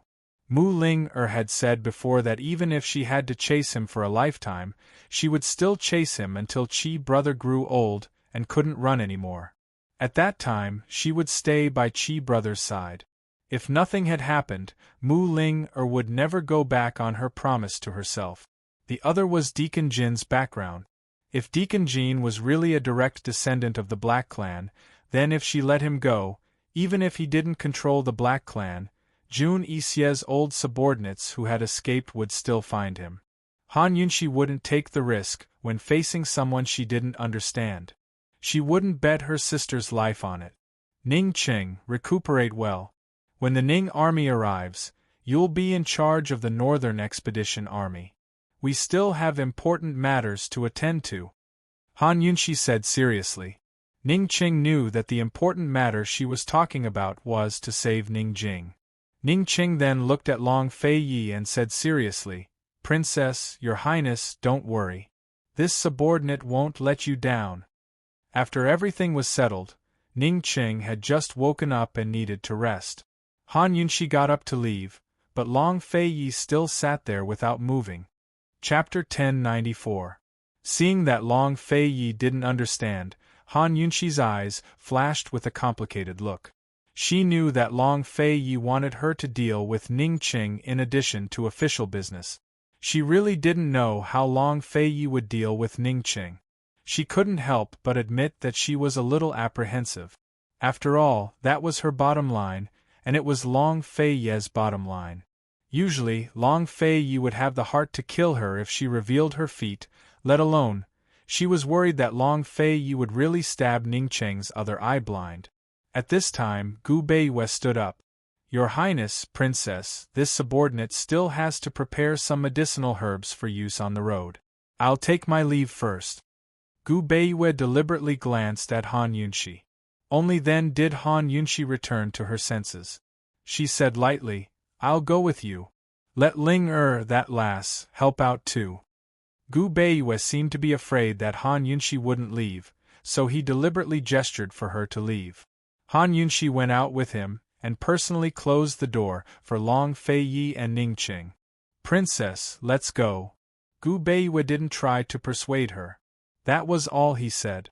However, since Gu Beiyue had spoken, Han Yunshi knew that she could rest assured. Long Fei Yi probably wouldn't commit murder or arson. She and Gu Beiyue walked towards the rear courtyard. Did you check Ning Qing's hand again these 2 days? Is there really no way to save it? Could it be that we saw wrongly? Han Yunshi asked in a low voice. When she saw Ning Qing's movements just now, it was very natural. She couldn't tell that he had a prosthetic hand at all. Han Yunshi sincerely hoped that she and Gu Beiyue had been mistaken that night. During the spring and autumn warring states period, there was a form of torture known as hang, which involved cutting off the legs of the criminal. At that time, there were many people who were tortured, so there were many people who had lost their legs. At that time, someone invented artificial limbs, and there were even peddlers who specialized in selling artificial limbs. There were also traces of artificial limbs in the historical records of Greece and Rome, as well as in archaeological records. Cloud Realm Continent's medical standards far surpassed the historical imperial court she knew. She believed that this continent had artificial limbs, but Ning Qing's arm was made of real flesh and blood. She couldn't tell at all. Gu Beiyue shook his head helplessly. Princess, it can't be wrong. I examined it again in detail. The tendons of Master Ning's arm were alive, but the bones were dead. They were fake bones or artificial limbs. Although the curative effect was not good, the doctor was able to keep the flesh and blood of Master Ning's arm so that it would not wither and die. I am unable to help you. Only then did Han Yunshi give up. Forget it, forget it. Gu Beiyue had not only examined Ning Qing's arm, but Ning Qing's palm as well. Naturally, he'd seen the needle. But he would never tell anyone about it, no matter who it was. When they reached the rear courtyard, there was no need for Han Yunshi to search. Mu Ling was already picking through the medicinal plants that the Shadow Guard had just delivered. All of them had burns on their bodies, so they naturally had to prepare medicine. Moreover, they were planning to send Ning Qing to the army before heading to the Poison Sect's forbidden grounds and use the perplexing butterfly illusion to lure Bai Yanqing out. As meticulous as Gu Beiyue was, he'd prepared common medicinal ingredients for the trip. Princess, shall this subordinate take your pulse again? Gu Beiyue suddenly asked. Han Yunshi wanted to ask a certain question, but Mu Ling was here, so she held back. If Mu Ling a girl who didn't know how to make a fuss, heard that question, Long Fei Yi Gu, and even Jin Zi might find out. Unlike last time, Gu Beiyue let go of Han Yunshi's hand after a while and said, Princess, you should take advantage of the next 2 days to rest well. If you keep working like this, your body won't be able to take it. Is there a problem? Han Yunxi asked. It's a small problem, a problem with your blood and qi. Gu Beiyue said as he wrote a prescription for Mu Ling to prepare. When small problems come together, a big problem will come. Mu Ling hadn't been in a good mood recently. She glanced at the prescription and didn't think too much about it. She immediately picked the herbs from the pile and casually said, "What a coincidence. We have all these herbs." Han Yunxi didn't pay attention to this coincidence. She thought to herself that there was no hope for her this month. She'd drink Gu Beiyue's medicine and work hard next month. Long Fei Yi hadn't mentioned this problem until now. She didn't know if he was troubled by it. He was probably so busy that he'd forgotten about it. "Princess, what are you thinking about?" Gu Beiyue asked. "Nothing." Han Yunxi snapped back to her senses. She looked at Mu Ling and immediately realized that Mu Ling eyes were swollen. This girl had cried again. Suddenly, Mu Ling looked up and asked, "Sister, Ning Qing is awake. Can we get Jin Zi to see him?" "Why?" Han Yunxi was puzzled. Sister, Ning Qing and Jin Zi have been master and servant for many years. They're also friends. Jin Zi has always been thinking about Ning Qing. Just let him see Ning Qing. Mu Ling said seriously. She wasn't lying, because Jin Zi had indeed asked her before. Of course, she still had a lot of selfish motives. She hoped that Ning Qing could help her persuade Jin Zi. "You can take him there later." Han Yunxi agreed readily. How could the silly Ling win against her incomparably shrewd sister? Han Yunxi wanted to use this opportunity to let Ning Qing test Jin Zi and ask him what was going on between Jin Zi and Mu Ling. More importantly, she was still hoping that Ning Qing could get Deacon Jin to help them.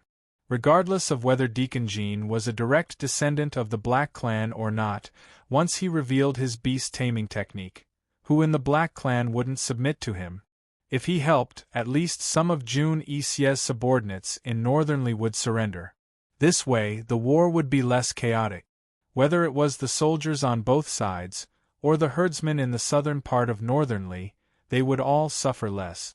Deacon Jin was full of hostility towards them, especially her, the person who had cheated his entire bank. She naturally couldn't show her face. However, Ning Qing could talk nicely with Deacon Jin. Seeing that Han Yunxi agreed, Ling was overjoyed. "I'll go call him now." "Wait, go tonight or tomorrow." Han Yunxi stopped her. Mu Ling didn't understand. "Ning Qing wants to rest, right? Your brother-in-law has something to do with him." Han Yunxi thought for a moment, then used a word, "Talk about it in detail." Mu Ling thought it was an important matter, so she waited obediently. Gu Beiyue squatted at the side, picking medicinal herbs. He turned back to look at Han Yunxi, and the corners of his mouth hooked up into a faint smile, helpless and doting. How could Long Fei Yi talk about it in detail with Ning Qing? A gentleman uses his mouth and not his fists, but a man doesn't talk nonsense. Long Fei Yi's figure flashed forward, and a fist smashed towards Ning Qing's face, directly sending Ning Qing flying to the bed. He had wanted to settle the score for Ning Qing, tearing Han Yunxi's clothes for a long, long time. He didn't care how many injuries Ning Qing had on his body. Daring to bully his woman like that, he had to pay the price. Ning Qing spat out a mouthful of blood, and supported himself on the bed. He obviously couldn't get up, but he still forced himself to. But as soon as he got up, Long Fei punched him again and sent him sprawling on the ground. Ning Qing got up again, and Long Fei Yi still beat him. After 3 punches, Ning Qing was completely lying on the bed, unable to get up. He spat out a large amount of blood, and his already pale face became a terrifying white. "Do you regret it?" Long Fei Yi finally spoke. "Regret?" Ning Qing honestly said. "This crown prince would rather you collude with Jun Yixie." Long Fei looked down at him disdainfully. If Ning Qing really colluded with Jun Yixie, he could happily kill him. There was no need to consider the big picture. Ning Qing's lips curled into a cold smile. "It's a pity that I don't." In the northern expedition, as long as there is a single defeat, this prince will not be polite, Long Feiyi said. His meaning was that if Ning Qing lost a single battle, he would not agree to Han Yunxi's promise of becoming a king. Is your highness using public office to avenge private wrongs? Ning Qing could still laugh. Long Feiyi generously admitted, yes. All right, this one will remember, Ning Qing honestly said. Actually, he was very clear that if Long Feiyi wanted to use public office to avenge private wrongs, he wouldn't be alive today. If he wanted to be the Di family's mortal enemy, the Di family wouldn't have a chance to cooperate with the East Qin army. Even if he wasn't convinced, he still admired Long Feiyi's magnanimity as an emperor. Although Northern Li's situation was very chaotic and the Northern expedition had a large advantage, how could it be possible to guarantee victory? Unless a miracle happened. Long Feiyi's goal was very clear. After the battle, he wanted him to disappear from Han Yunxi's sight forever. Remember to return that purple muslin robe to this prince. Long Feiyi still remembered this matter. Ning Qing wiped the blood from the corner of his mouth and replied, all right. Long Feiyi turned to leave, but Ning Qing suddenly shouted out, directly calling his name, Long Feiyi. Long Feiyi ignored him. Ning Qing said, Long Feiyi, after the battle, do you dare to drink with me? If you win, I'll leave. If you lose, I'll stay? He wanted to stay, not for anything else, but to give the Di family's brothers who had risked their lives for him. They were there to fight for the country, but the country couldn't be without them. In the Di family, other than those in charge, there were many brothers who silently contributed. Once he left, the Ning family's brothers would disband and scatter to other armies, being ostracized. He wanted to stay, but also for Han Yunxi, for his princess. Eastern and Western Qin cooperated, but in the end they were divided into factions. The Di family was the princess's only backing. How could he leave without worry? Long Feiyi stopped and laughed. Ning Qing, if you want to drink with this prince, first take down Northern Li. Remember, this prince won't allow you to lose a single battle. This was Long Feiyi's condition and also his bottom line. All right, it's a deal. If I don't lose, please prepare some good wine, Ning Qing said loudly. When Long Feiyi left, he couldn't help but vomit several mouthfuls of blood. Long Feiyi's 3 punches had been so heavy that he'd almost fainted.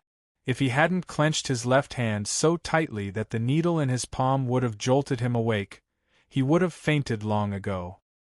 His crippled arm was his loyal dream of reviving his country. His crippled hand was his hidden infatuation.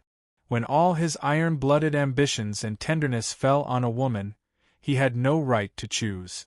Besides the dead Jun Yixie, Uncle Cheng, and Bai Yuqiao, as well as Ning'an, who'd always been guarding Tianning's imperial palace, who else in this world knew his heart?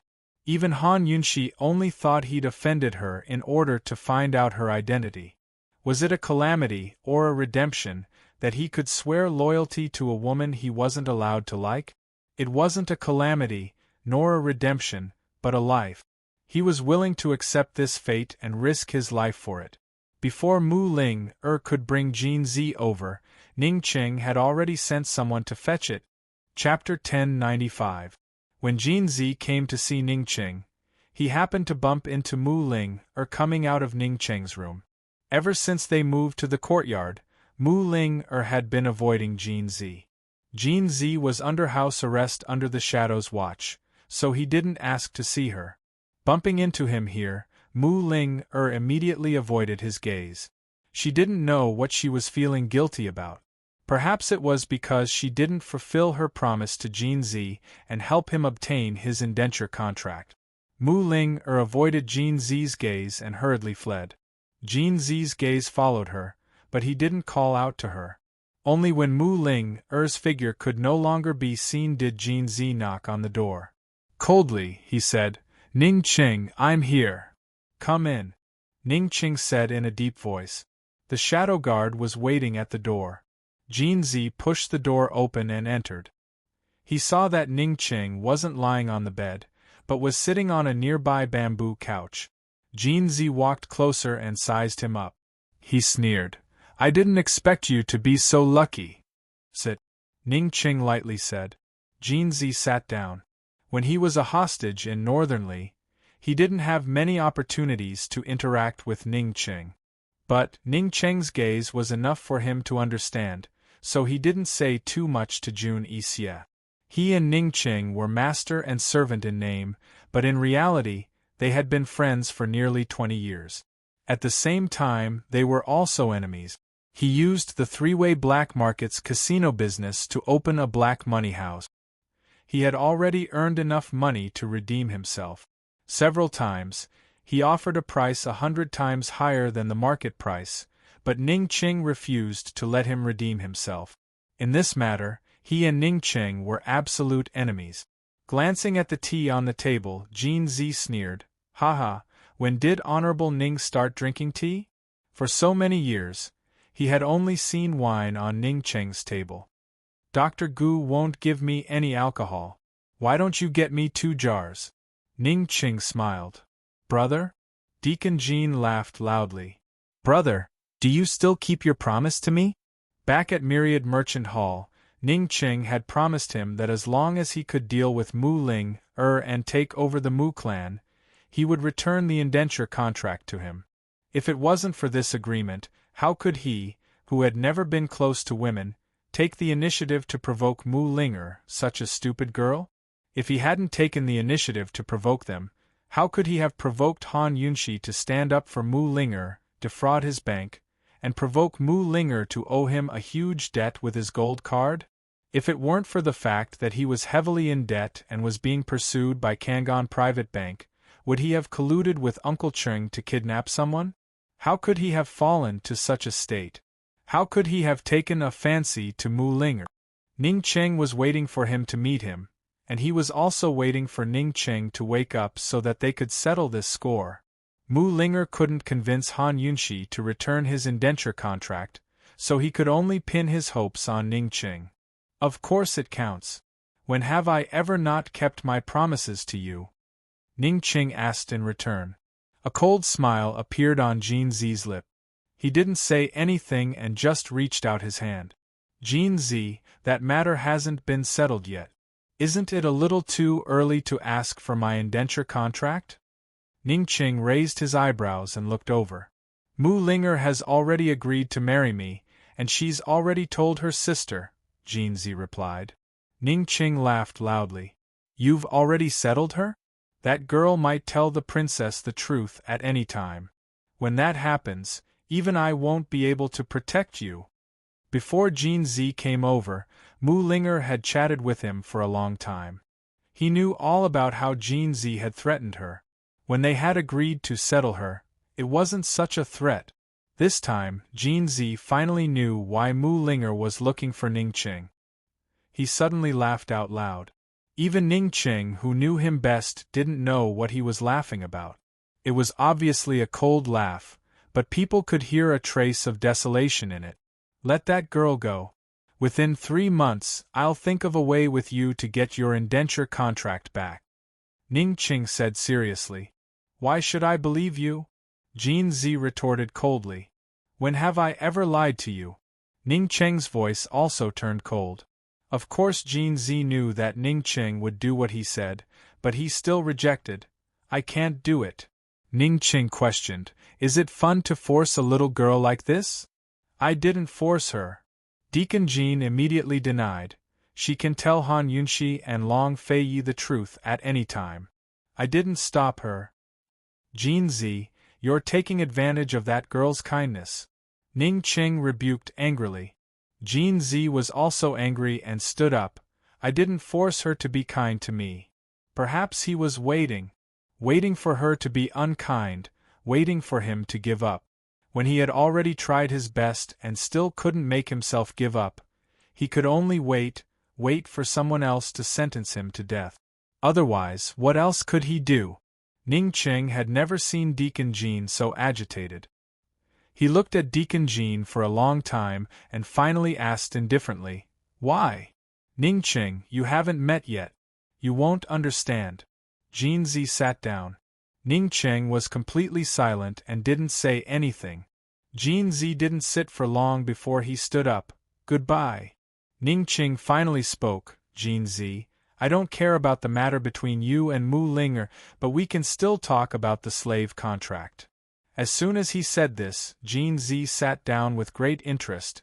It seems that you didn't find me today because of Mu Ling. Ningqing stood up and asked seriously, how about forming a tiger army? How about we trample northernly with my cavalry? We can attack all the way to Wintercrow. Once we reach Dongwu, I'll ask the princess to give you the slave contract. Jinzi was a smart person. As soon as he heard the words, Tiger Army, he knew that Ningqing wanted to use him to form a tiger army to rope in Jun Yixie's Black Clan subordinates in Northernly and even Wintercrow. If they could rope in Jun Yixie's subordinates, the northern expedition would be much easier. Help me pay off my debt to Konggon Bank first, then give me 10 million taels. Otherwise, no deal. Jinzi immediately laid out his conditions. Ningqing laughed. Okay. Mu Ling didn't know about the agreement between Jinzi and Ningqing. For the past few days, she had locked herself in her room. She didn't see Deacon Jean and didn't follow Chi brother in and out like before. She didn't know if Deacon Jean missed her. Gu probably didn't. He basically stayed near Han Yunxi, either watching the sky from the roof or sleeping in a tree. While they were waiting for Deputy General Xue's arrival, Northern Li's political situation changed drastically. A few small cities near the three-way monastery even surrendered on their own accord. Meanwhile, some of Jun Yixie's subordinates abandoned their armies and fled, while others swore to die for revenge. There were even those who set up their own factions and surrendered to the Northern Li Emperor. The Northern Dynasty's emperors took the opportunity to recruit many local powers and made preparations to delay the war. As long as they delayed the war until winter, the troops from the south wouldn't be able to acclimatize and the weather would worsen. At that time, there might be a chance for a turnaround. Bailey Yuanlong quickly found out about the Northern Dynasty's emperor's strategy. It was for no other reason than the fact that noble consort Xiao was still favored. The Northern Dynasty's emperor's favored consort was Bailey Yuanlong's daughter and Bailey Mingxiang's older sister. She was originally Bailey Mingxia, but changed her name to Xiao Mingxia and faked her birth.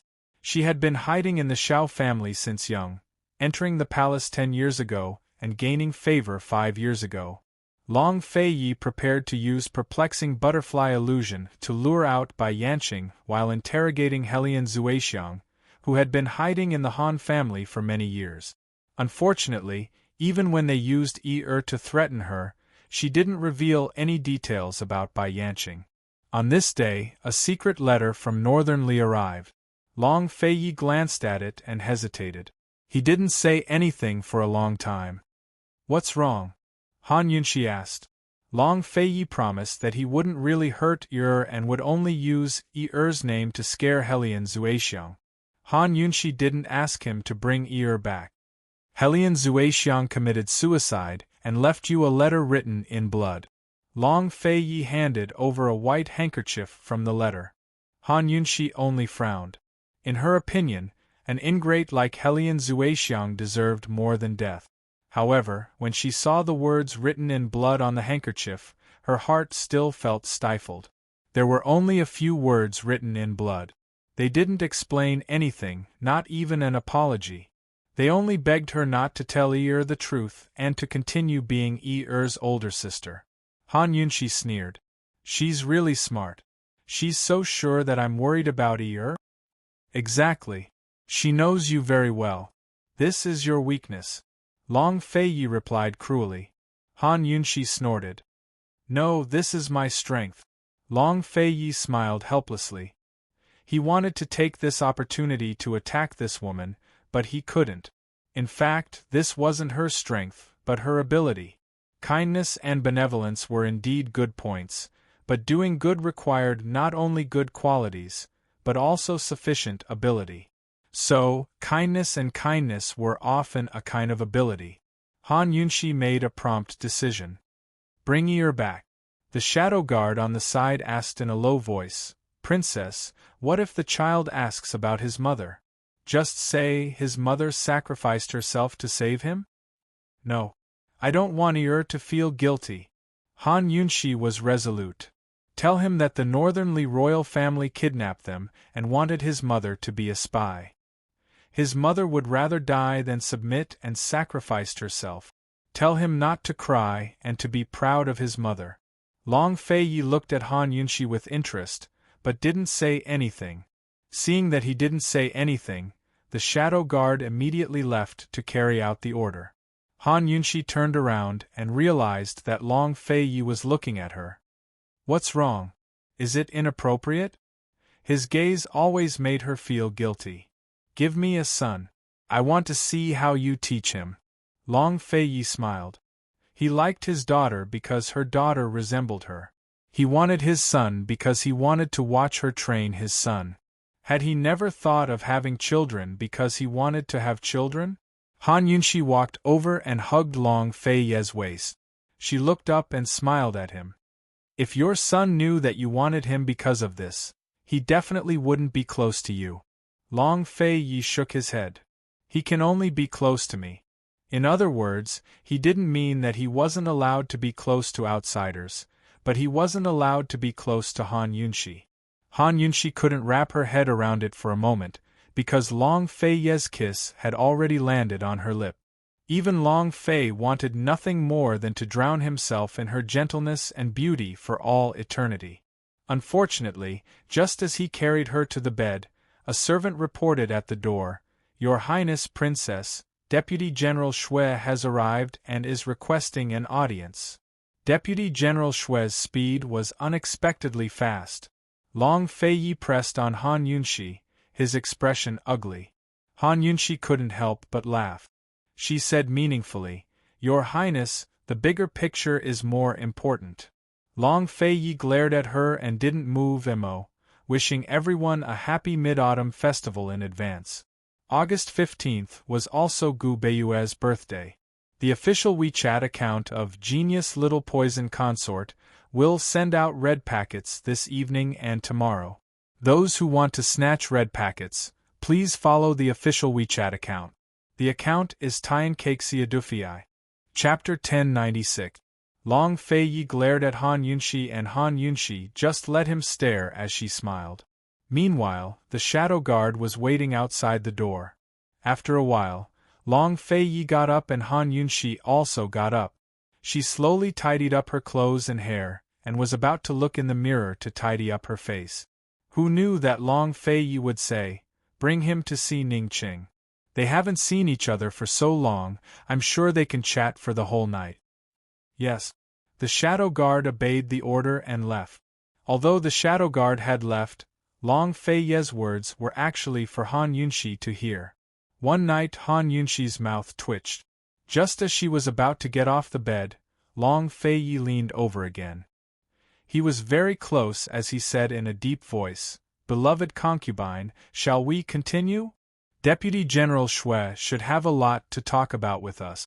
He and Ningqing probably won't talk for the whole night. Han Yunshi said seriously. On this prince's bed, you're only allowed to call me by my name.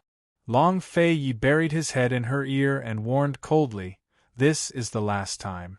Han Yunshi looked at the ceiling and smiled bitterly. How could this guy say something like that? Long Feiyi's kisses lingered on her neck.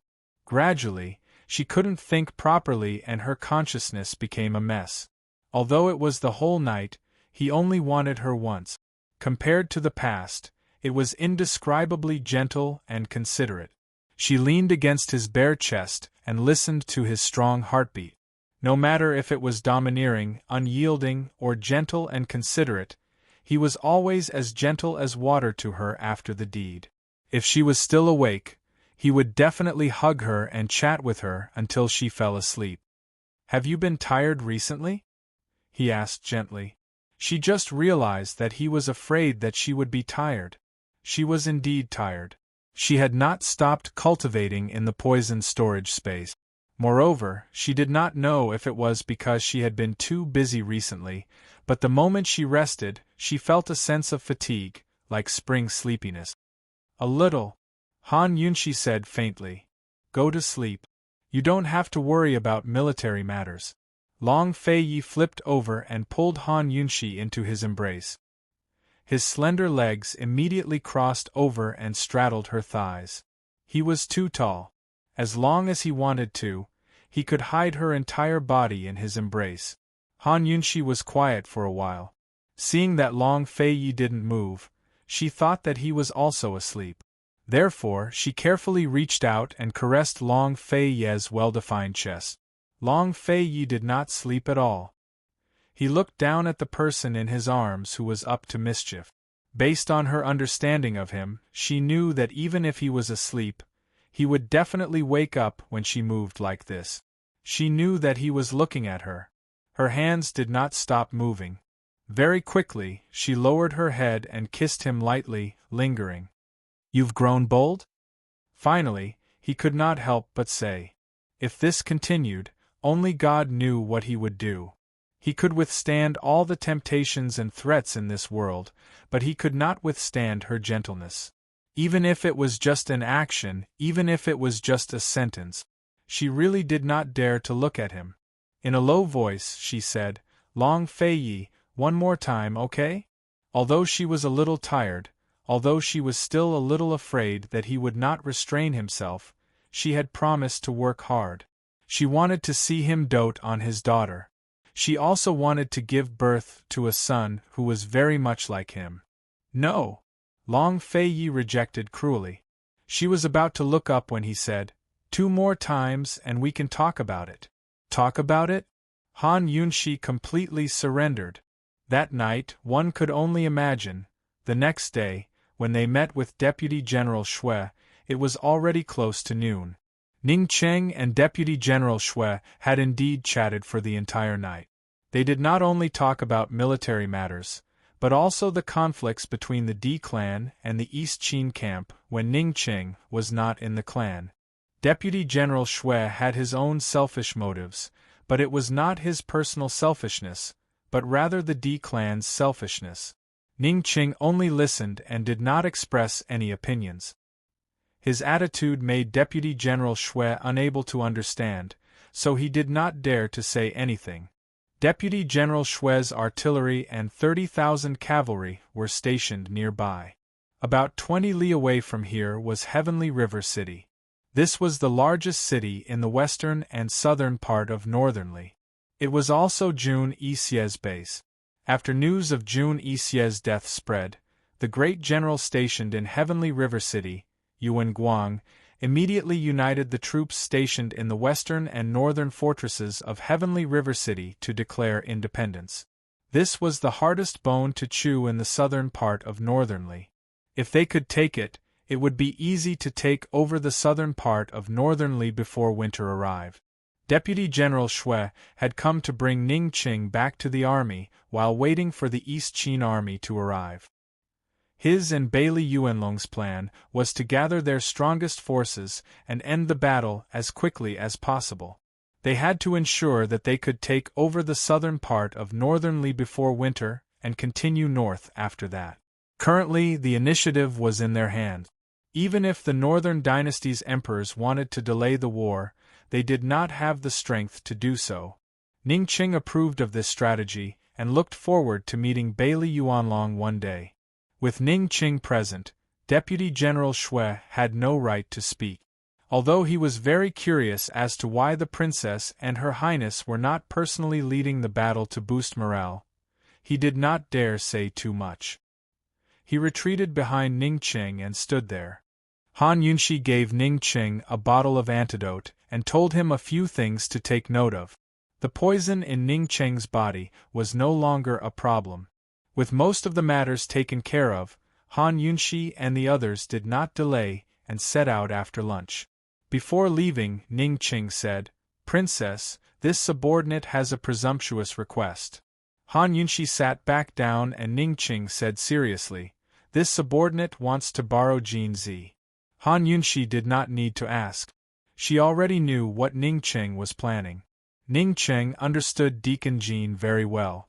She would be completely at ease if she handed Deacon Jean over to him.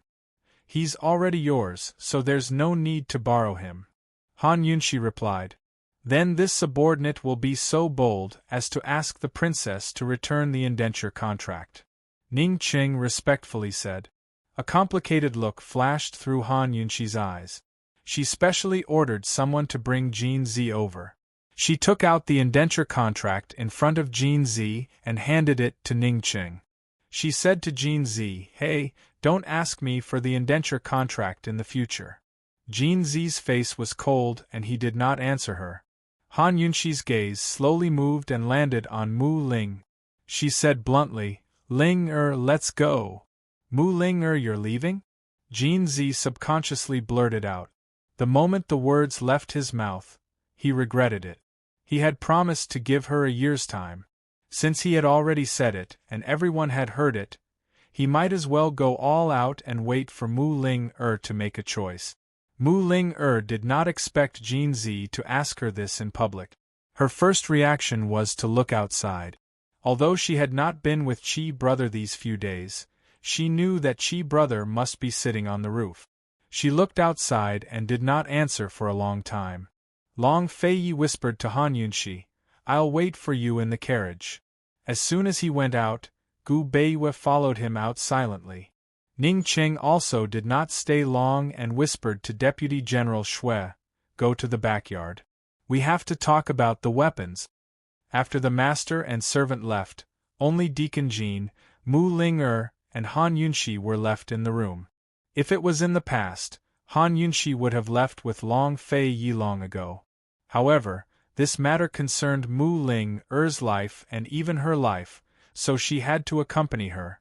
She did not say anything and waited quietly with Jin Zi. Although everyone had left, Mu Linger was still looking out the door. She knew that Chi Gij would still be sitting on the roof as long as her big sister didn't leave. She suddenly rushed out and stood in the courtyard and looked up. Sure enough, Chi brother was sitting on the roof with a piece of straw in his mouth and looking ahead. God knows what he was looking at, but Mu Ling knew that he must have heard everything in the room. Seeing her run out, Gu looked down and smiled. "Where's your sister? What are you waiting for? Come out." As soon as he finished speaking, Han Yunshi and Jin Zi both walked out. Gu immediately jumped down and said with a smile, "Poison girl, let's go." Chi brother must have thought that she would stay with Jin Zi, right? No matter how big the wound was, it was nothing compared to that sentence from the other day. TSK, my silly girl has finally grown up and is no longer clingy to Chi brother. Mu Ling ran over and held Gu's arm. "Chi brother, Ling will also go with you." Gu let her hold his arm and patted her head affectionately. He smiled and said, "Io, you're willing to part with your lover now?" Mu Ling did not answer. She just smiled intimately at Gu and deliberately ignored Jin Zi completely. Jin Zi stood there motionlessly and kept looking at her. Mu Ling's attitude was so contradictory that Han Yunshi could not believe that she really liked Jin Zi. "Let's go." She left first. Gu was a heartless person. He only knew that everything would be fine after he made things clear to Mu Ling that night. It was better for this girl to follow him temporarily than to be cheated by Jin Zi, right? He let go of Mu Ling and chased after Han Yunshi, but he left behind a sentence. "Girl, let's go. Chi brother will take you to eat delicious food." Mu Ling never thought that Chi brother was bad. Even if Chi brother did a lot of bad things and cruel things, she would find all kinds of excuses for Chi brother. However, at this moment, she felt that Chi brother was especially bad, very bad. However, she still felt a moment of happiness as if she was possessed. From beginning to end, she did not look at Jin Zi and ran out with Gu. Such a cruel rejection was better than exposing his threat to her sister, wasn't it? She suddenly realized that she was smart. In a year's time, Chi brother would not marry her. Jin Zi might also have a change of heart. After all, a year was still so long. They had already gone far away. Jin Zi was still standing there, expressionless as he looked out of the courtyard. He was such a proud person. Even though he was a slave, his pride and backbone had never been broken. How could he fall in love with such a lowly woman? Because he could not get her? Would he wake up if he got her? A year was not long. Jin Zi murmured, Mu Ling wait until I get back the slave contract. I must make you fulfill your promise. Jin Zi did not know that once they left the manor. Before Gu let go, Mu Ling took the initiative to let go. It had to be said that this made Gu quite surprised. He smiled and said, Little girl, what are you doing? Nothing. What kind of tasty food are you taking me to eat? Mu Linger's smile was just like before, her large eyes sparkling. Along the way, Mu Ling was waiting for Han Yunshi to interrogate her. She was also prepared to say nothing. However, Han Yunshi did not ask her anything. This made her feel uncomfortable. When they arrived at Three-Way Black Market, Ning Qing had already led the army to attack Sky River City. But on the third day after Ning Qing attacked Sky River City, something that shocked everyone and even caused panic happened. Chapter 1097. On the third day after Ning Qing besieged Heavenly River City, a traitor had actually appeared in the Ning family army. Deputy General Shui? As soon as she heard the news, Han Yunshi's first reaction was to think of the deputy general. However, the situation was far more serious than they had imagined. Princess, the traitor is a deputy general surnamed Chen. He took over 10,000 cavalry with him and pledged allegiance to Yuan Guang, who guards Heavenly River City. The Shadow Guard reported honestly. What? Han Yunshi was in disbelief. Only a portion of the Ning family leader's elite troops were from the D clan. Most of them were recruited soldiers. However, they had followed Ning Qing for so many years, so how could they betray him just like that? And they had not betrayed him when Ning Qing was not around, so why did they betray him now? Even a mere pawn could tell that Ning Qing would definitely win the battle in Northernly. And as long as Ning Qing won, the entire Ning family army would enjoy endless glory and wealth in the future. Don't tell me this Deputy General Chen was a spy in the first place? Long Feiyi asked in doubt. Your Highness, Yuan Guang opened the city gates and led his troops out of the city. Right now, he and the 10,000 traitors are attacking the Ning family army in a pincer attack. Great General Ning might not necessarily be able to achieve victory in this first battle. The Shadow Guard reported. Whether or not Ning Qing was undefeated was no longer important. What was important was that the Ning family army was in great danger under these circumstances, and if they lost the battle in Heavenly River City, the battle in the south of the Northernly battlefield would definitely drag on until winter. Your Highness, if he's a spy, just what kind of divine spy is he? How can he remain so calm? North Moon furrowed his brows and thought. In my opinion, the Northern Dynasty's emperors don't have that kind of heart. In that moment a thought flashed through Long Feiye's head, but he rejected it very soon. He ordered coldly, Tell Bailey Yuanlong to reinforce them. If we can't take Heavenly River City by the end of this month, I'll hold him accountable. Bailey Yuanlong had 100,000 strong army, a combination of the Ning and Bailey armies. For the northern expedition, Ning Qing was the main general, with Bailey Yuanlong as his deputy. Ning Qing focused on attacking the strategic city of Heavenly River City in the south, while Bailey Yuanlong led the troops north. The army of 100,000 was still in Bailey Yuanlong's hands and had just passed through the three-way battlefield. 50,000 of them were heading west to reinforce Ning Qing, 30,000 were heading north, and 20,000 were heading east to coordinate with the naval forces heading north.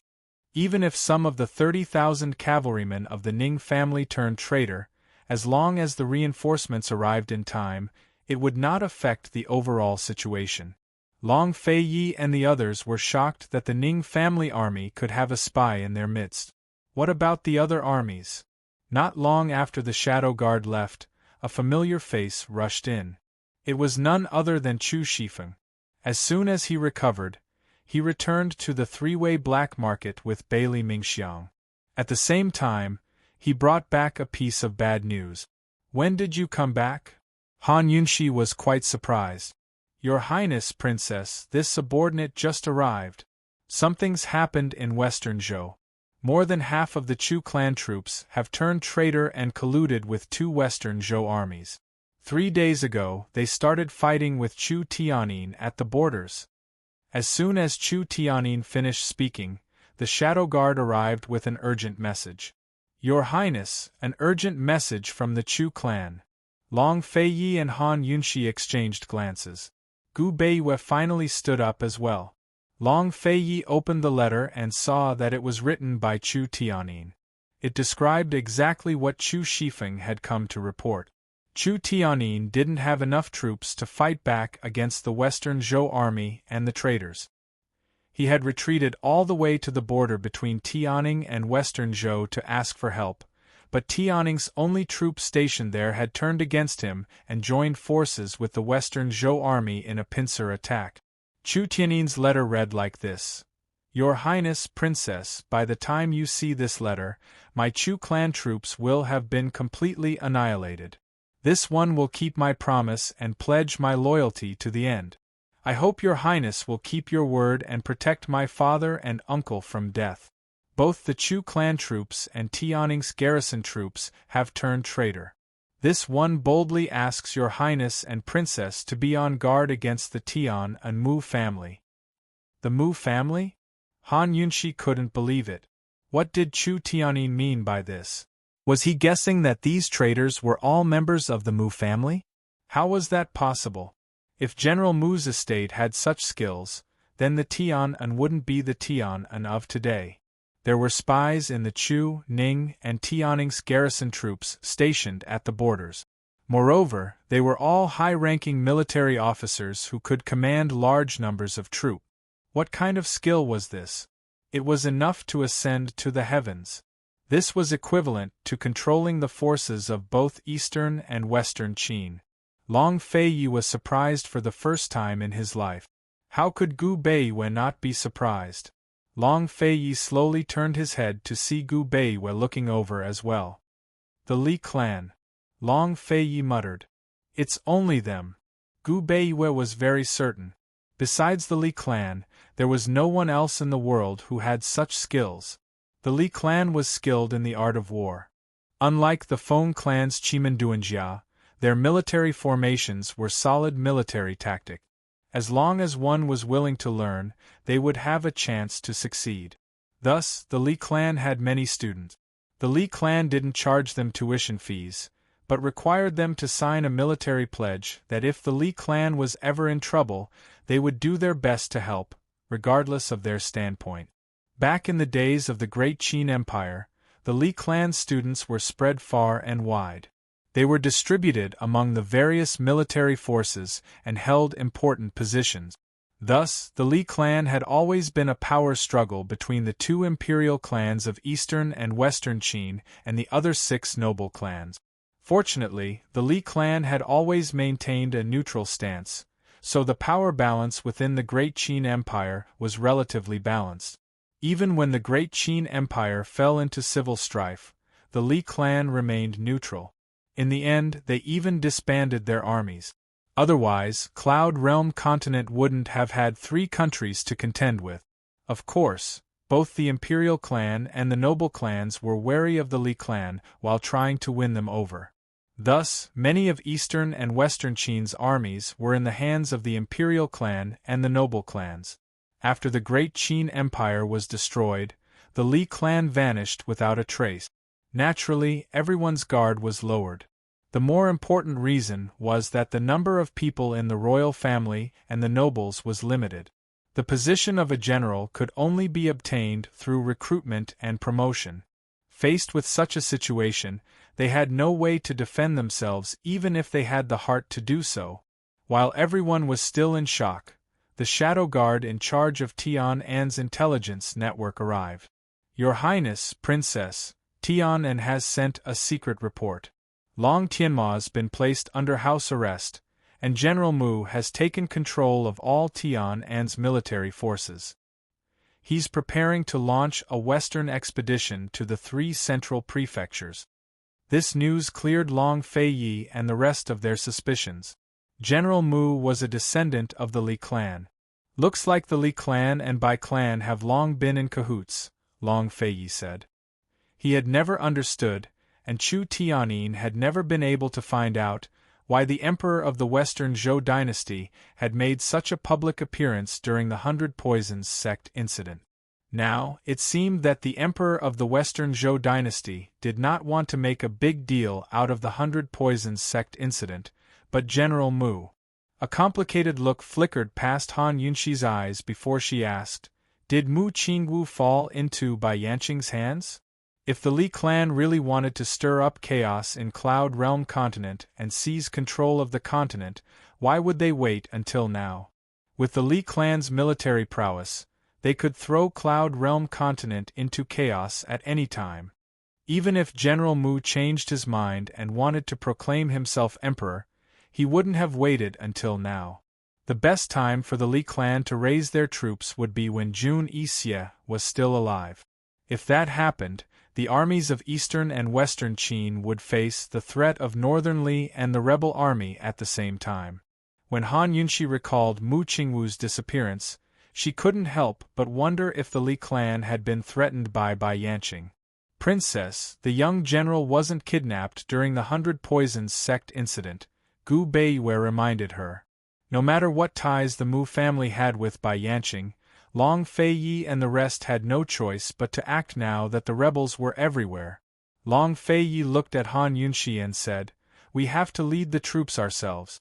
We can't let others take advantage of us." If they continued to head to the Poison Sect's forbidden grounds and left the fighting to their subordinates, they might even lose the south, much less the central regions. Ningqing wouldn't be able to live without worries then. After all, if General Mu wanted to raise his troops, he must have more chips in his hands than they could see. Right now, Long Feiyi's most urgent task was to personally take control of Bailey Yuanlong's 100,000 soldiers. He had to reappoint all of the lieutenants and high-ranking officers to ensure that nothing happened to the army. If something happened to the army, they would be in deep trouble. Han Yunxi was worried about the same thing. Although she was unwilling, she still nodded. "All right. Send someone to inform Tang Li." Soon, the news reached the Tang sect and Sky River City. Long Feiyi, Han Yunxi, Gu Beiyue, and Gu didn't waste a moment. They immediately set off for Three-Way Pass.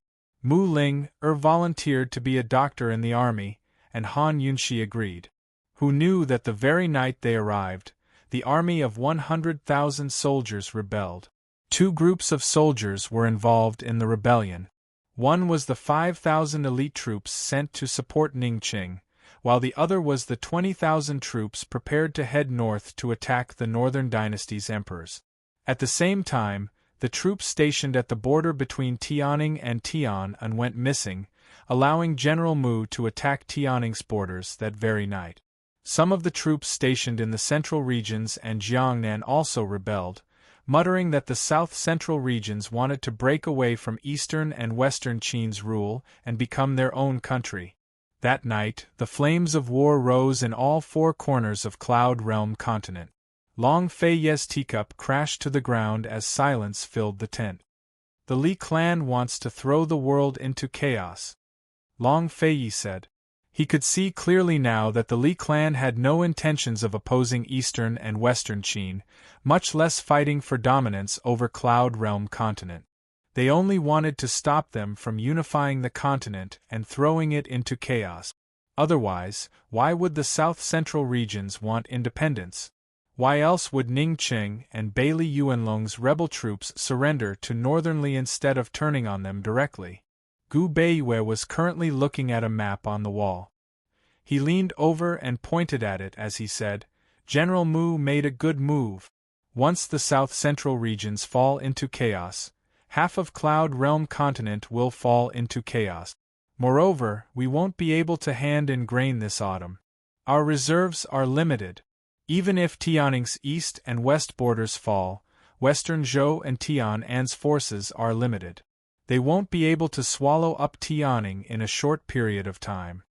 Long Feiyi could see the clues as well. There were already rebel troops in the 100,000-strong army that had suffered losses. If they sent too few troops south, they'd lose too many men and be unable to end the battles in northernly quickly. If they sent too few men, they'd be unable to end the battles in Tian'an. As a result, all of Cloud Realm continent would be embroiled in battles in the east, west, north, and south. Heaven knows how long the chaos would last. This isn't the Li clan's intention, but Bai Yanqing's. Han Yunshi said. Gu Beiwe said, Princess, Your Highness, we have no choice but to. Chapter 1098. We have no choice but to give up on northernly, Gu Beiwe concluded. Even if the Li clan had caused chaos in Cloud Realm continent, Long Feiyi and Han Yunshi wouldn't lose with their resources. As long as they were willing to give up on northernly for now and send their troops south to deal with the rebels and the Li clan, they would be able to quell the chaos. As for northernly, they could only leave Ningqing here to maintain order so that Ningqing could keep them safe for now. What if the southern armies of northernly make peace with the northern dynasty's emperors? Then won't we be attacked from two sides? Han Yunshi asked cautiously. There was no such thing as an eternal alliance or an eternal enemy in this world. There were only eternal interests. Perhaps this saying was too utilitarian, but it was very appropriate when it came to national interests. Perhaps the southern powers wouldn't make peace with the northern dynasty's emperors, but it was impossible to guarantee that the northern dynasty's emperors would make peace with them on their own accord. Han Yunshi's considerations were thorough, but Long Feiyi reassured her. They won't. Even if the northern dynasty's emperors have such intentions, noble consort Shao will be able to convince them. Since Long Feiyi was so certain, Han Yunshi stopped worrying. As long as the northern and southern sides of northernly didn't join forces, Ningqing's troops and some reinforcements would be enough to stop the cavalry from heading south. Han Yunshi dearly hoped that Ningqing could convince Jin Zi to help. As long as Jin Zi could subdue the Black Clan's old subordinates, they'd be more at ease. Long Feiyi stood with his hands behind his back as he stared at the map in silence. Then he issued his first order. Deploy 10,000 troops to guard the area. The rest will follow this crown prince to the south. Actually, everyone assumed that Long Feiyi wouldn't leave any troops for Ningqing, but he really didn't use his position to avenge private wrongs. It took them a day to reorganize their forces. Long Feiyi stayed up all night to make new arrangements for the garrisons in the central and southern regions. Han Yunshi and Gu Beiwe both accompanied him in making plans. Han Yunshi assigned a group of female mercenaries from the City of Daughters to form a small elite force for them to dispatch in times of emergency. Gu was not interested in these things at all. He could not sleep either. He sat by the side and listened to their discussion. Finally, he threw out a sentence. He said, "Poison lass, if worst comes to worst, we can form an army of poison corpses and kill our way to Tian'an." The first half of Gu's words were absurd, but the second half hit the nail on the head. As the saying goes, to catch bandits, first catch the ringleader. The key to quelling this rebellion was to take down Tian'an. To be exact, it was to take down General Mu's mansion. Everyone automatically ignored the first half of Gu's words. Gu Beiwe said seriously, Bai Yanqing might be in Tian and Miss Jing and the others might also be in Tian'an. That's good. It saves us the trouble of looking everywhere. Han Yunshi said coldly. Long Fei's target in the south was Tian'an. When Tian'an fell into civil strife, he had left in the middle of the night to officially start a war to regain their former glory. Unexpectedly, he was going to fight his way back in person. Long Feiyi looked at Gu Beiwe and Han Yunshi and said in a low voice, "Order a few of the deputy generals to lead the troops directly to Zhongshan County. There are only 4 of us in Tian'an. We'll kill our way there. How about it?" He didn't care who had Mu Qingwu. He wanted General Mu's life. Han Yunshi and Gu Beiwe were stunned. They were very surprised. Why didn't they think of this? Great. Gu laughed. Long Fei Yi, I'll go with you. It's a good idea. We can pretend to transfer troops and mislead the enemy. Gu Beiyue smiled. Han Yunshi was even more straightforward. We can leave at any time. Before leaving, Han Yunshi went to the military medical camp and called Mu Ling-er out. She whispered, Ling-er, they'll leave tonight. They're sending troops tonight? Mu Ling-er was very puzzled. Didn't they say that they would lead the troops to the south tomorrow? Han Yunshi whispered a few words in her ear. She immediately knew what was going on. Sister, will I be a burden to you if I go? Mu Ling-er asked seriously. Yes, Han Yunshi answered truthfully.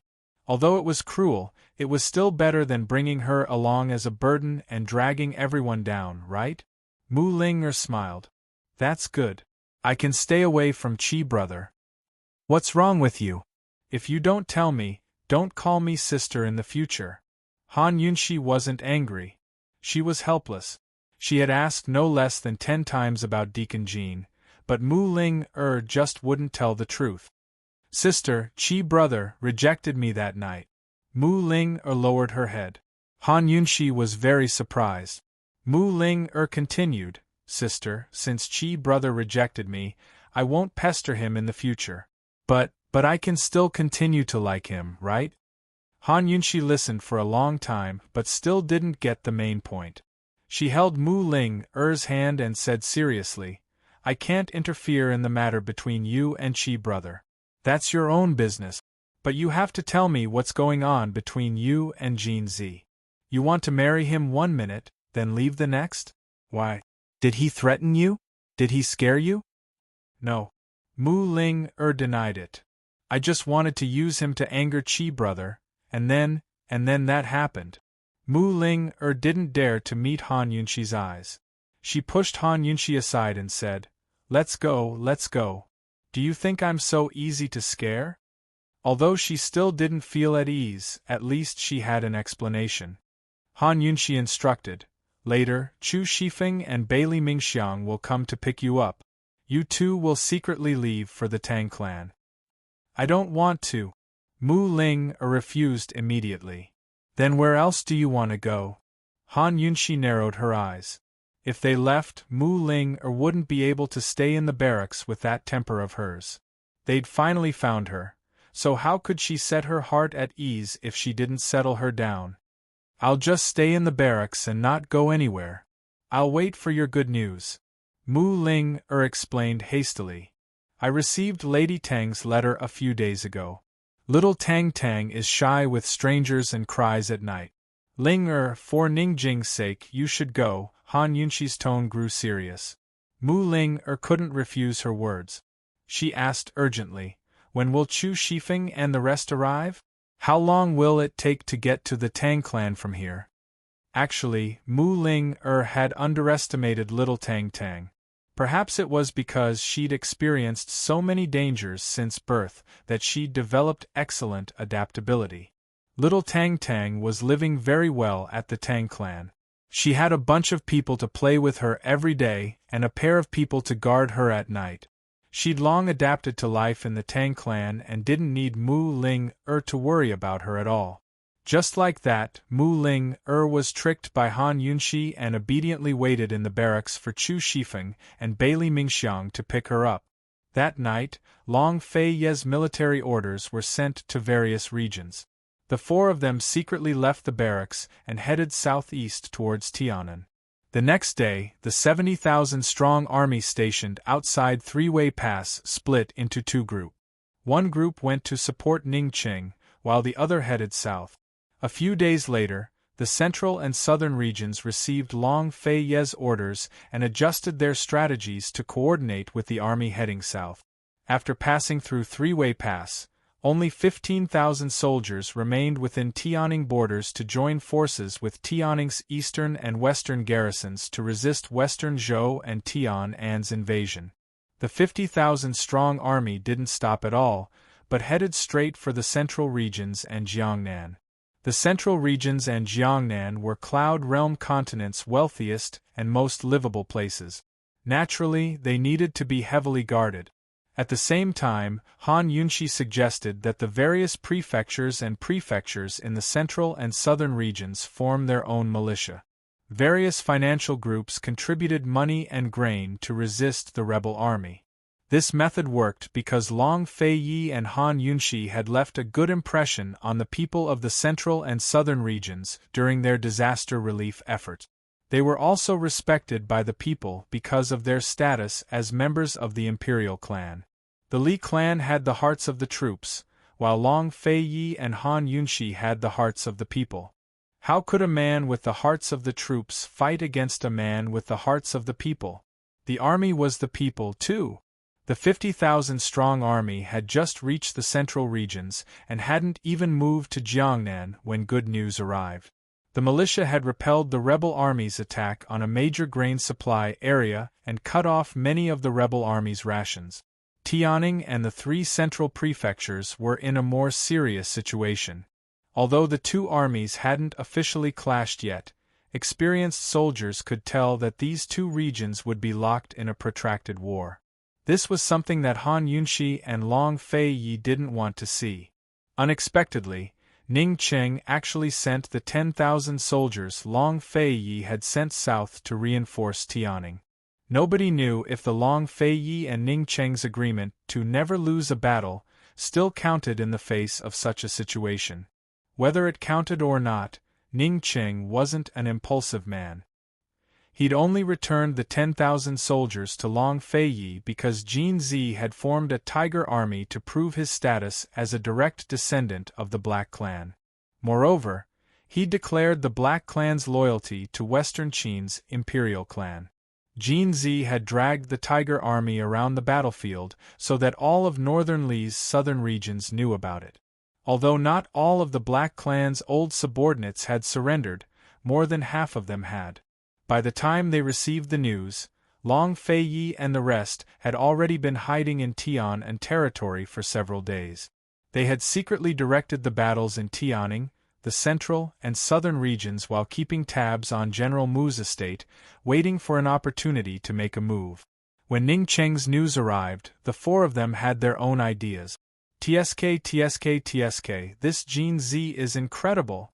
I've really underestimated him, Gu said with interest. Han Yunshi didn't say anything, but she was secretly laughing at Ning Cheng's methods. Jin Zi's declaration that the Black Clan would be loyal to Western Qin's imperial clan must have been at Ning Cheng's request. By doing this, he could help Western Qin subdue the Black Clan and slap Long Feiyi in the face. After all, the Black Clan had once been loyal to East Qin.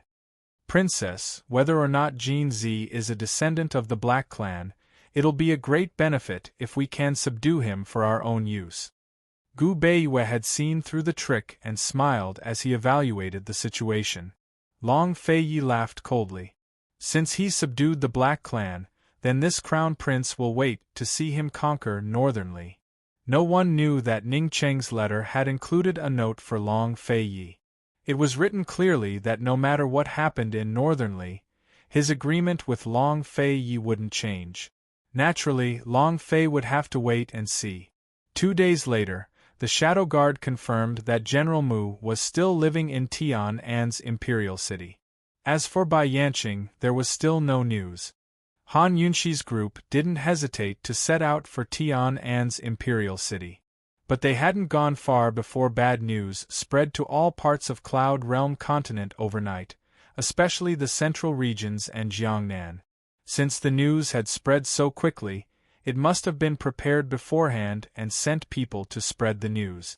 The bad news was that General Mu had personally led 10,000 soldiers to guard Tian An's imperial city and sealed it off.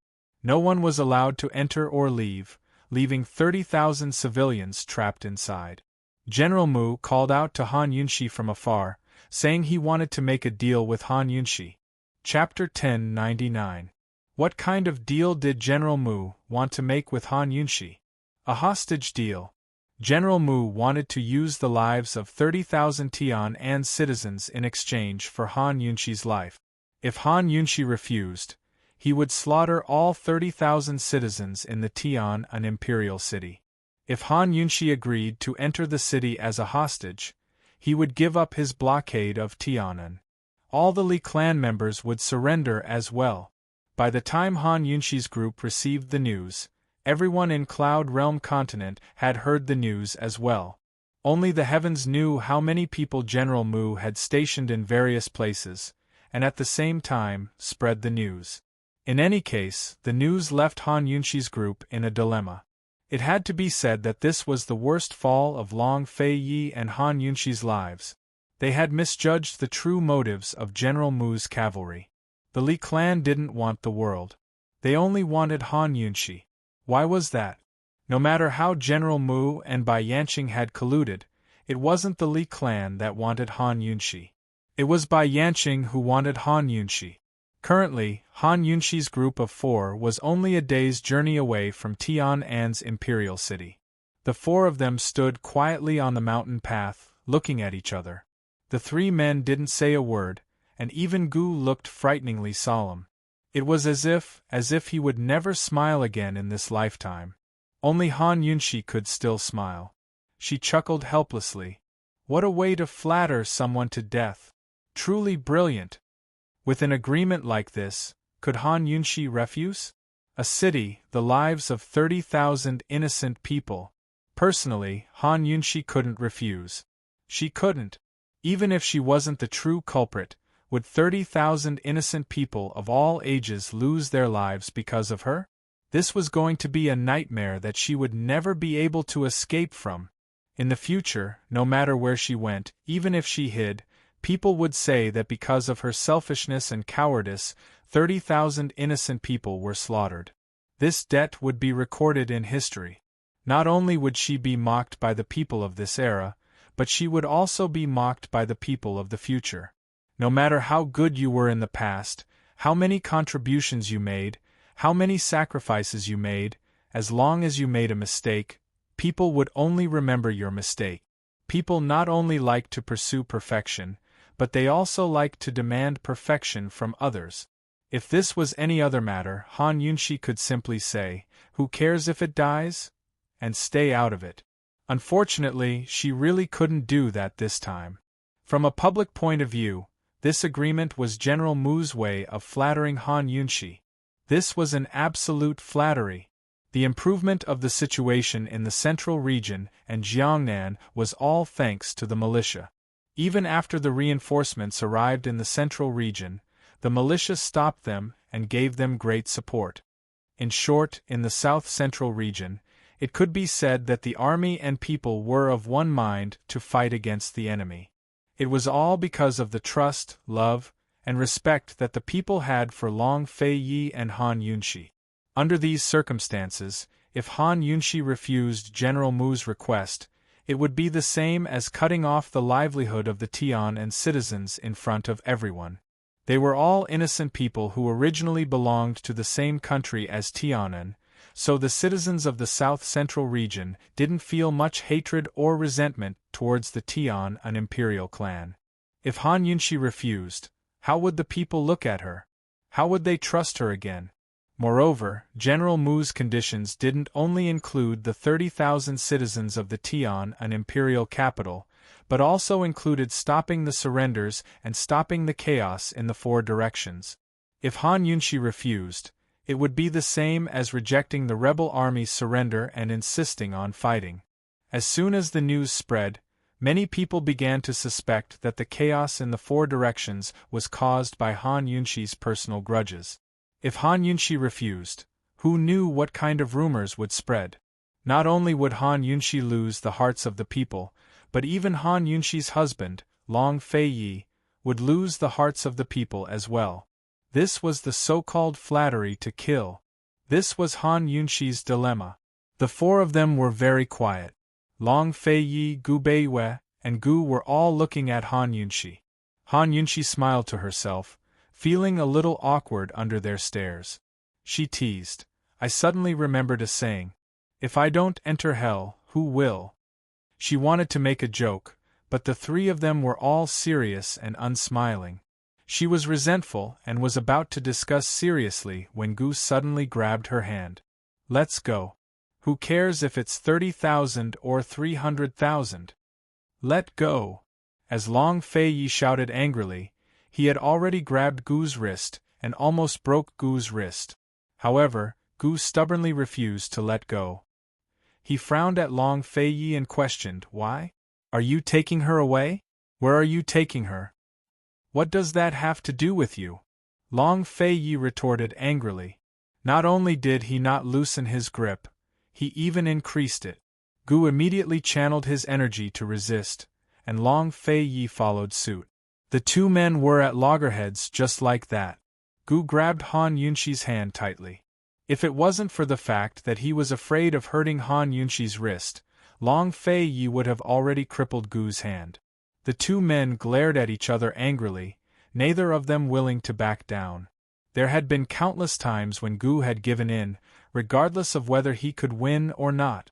But this time, he didn't have the slightest intention of giving in. Suddenly, his other hand stretched out, wanting to grab Han Yunshi's other hand. Long Fei Yi's hand was quick and stopped him, squeezing Gu's wrist until it cracked. "Are you letting go or not?" The veins on Long Fei Yi's forehead were popping out, his anger overflowing to the heavens. Only God knew if he was angry at Gu, angry at General Mu, or angry at himself. Gu's anger wasn't any less than his. He roared at Long Fei Yi, "Where are you taking her? Where are you going? Where are you going?" He stopped pulling and looked into Long Fei Yi's eyes coldly, asking word by word, "Tian, an imperial city, right?" The moment his voice fell, Long Fei Yi suddenly lifted his leg and viciously kicked Gu's abdomen. In an instant, Gu spat out a mouthful of blood. But he still stubbornly stared at Long Fei Yi, saying word by word, "Unless I die, otherwise don't think about it." Enough. Han Yunshi was so angry that she couldn't say anything, her face was pale white. Was there any meaning to this internal argument? It was a pity that no matter how loudly she shouted, Long Fei Yi and Gu ignored her. On this matter, these two fellows were terrifyingly overbearing. "This crown prince will never let her take the risk," Long Fei Yi angrily replied Gu. But who knew that Gu still wouldn't let go? He slowly looked at Han Yunshi and muttered, "Poison lass, are you obedient?" He was always joking around, but he understood her too well. He knew that Long Fei Yi wouldn't be able to convince her. As expected, Han Yunshi didn't reply. Long Fei looked towards her as well. He let go of Gu Qishao's hands and walked closer to pull her into his arms. In a low voice, he begged, "Be good and listen to me, all right?" "Listen to what? Where do you want me to go? You want me to be a coward? You want me to hide for the rest of my life?" Han Yunshi smiled faintly. "It's just being a hostage. I won't die. When the time comes, I might even be able to see Bai Yanqing. Then he'll come and save me." Long Fei Yi and Gu didn't speak. Gu let go of her hand. Gu Beiyue stood at the side and watched from the start. He didn't move or speak, just watched silently. He was the calmest and the most rational. Han Yunshi looked at him and said seriously, "Gu Beiyue, what do you think I should choose?" Gu Beiyue didn't say anything for a long time. In the end, he looked at the moon in the sky. It was the 15th day of the month. The moon was round, but it was a lone moon.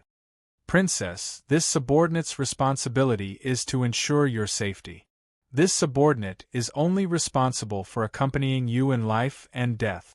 This subordinate has no right to make a choice for the princess."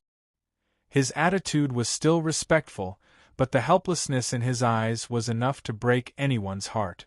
For the first time, Sir Northman's true emotions were written all over his eyes and face. He felt very terrible. Not only was Han Yunshi helpless against Long Fei Yi, but she was also helpless against Gu and Gu Beiyue. In the end, she said helplessly, "All right, let's look at the situation first before coming up with a plan. I'm not going to court death." With that, the three of them finally recovered some rationality. That night, they camped out in the forest to the side. Along the way, Gu could always provoke the taciturn Long Fei Yi into arguing with him. Gu Beiyue was the quietest of them all. However, on this night, even Gu was quiet. They lay on the grass, gazing at the moon in the sky. They were silent, immersed in each other's thoughts. Long Fei Yi and Han Yunxi interlocked their fingers very, very tightly. What would the situation be like tomorrow? Right now, there was another person who was thinking about the moon. That was Ning Qing, who was far away outside Heavenly River City. Heavenly River City was about to fall, but he was in no mood at all. He was hesitating. He was hesitating over whether he should leave the army and head south to see Han Yunxi. However, he couldn't find any reason to see her, much less the right to persuade her. He was a subject, while she was a monarch. He never thought that there'd come a day when he'd place all his hopes on Long Fei, but this time he sincerely hoped that Long Fei could stop Han Yunxi. Why didn't the Li clan want Long Fei Yi, but Han Yunxi instead? Why did the rise and fall of the world have to be shouldered by a single woman? If he could do it all over again, he'd pay any price to destroy Tian and kill Mu Yuanhua. Unfortunately, it was too late.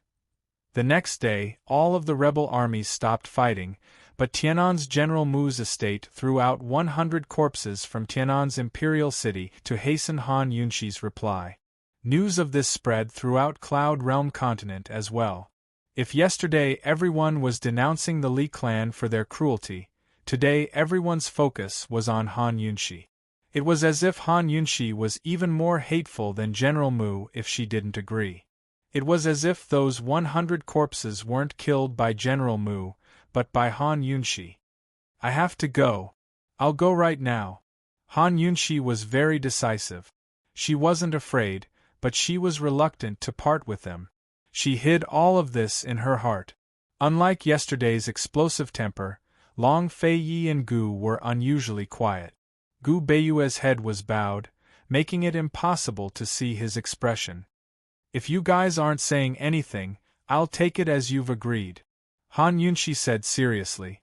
The three of them really didn't say anything, but when Han Yunxi was about to leave, Long Fei Yi and Gu both reached out to stop her. What should they do?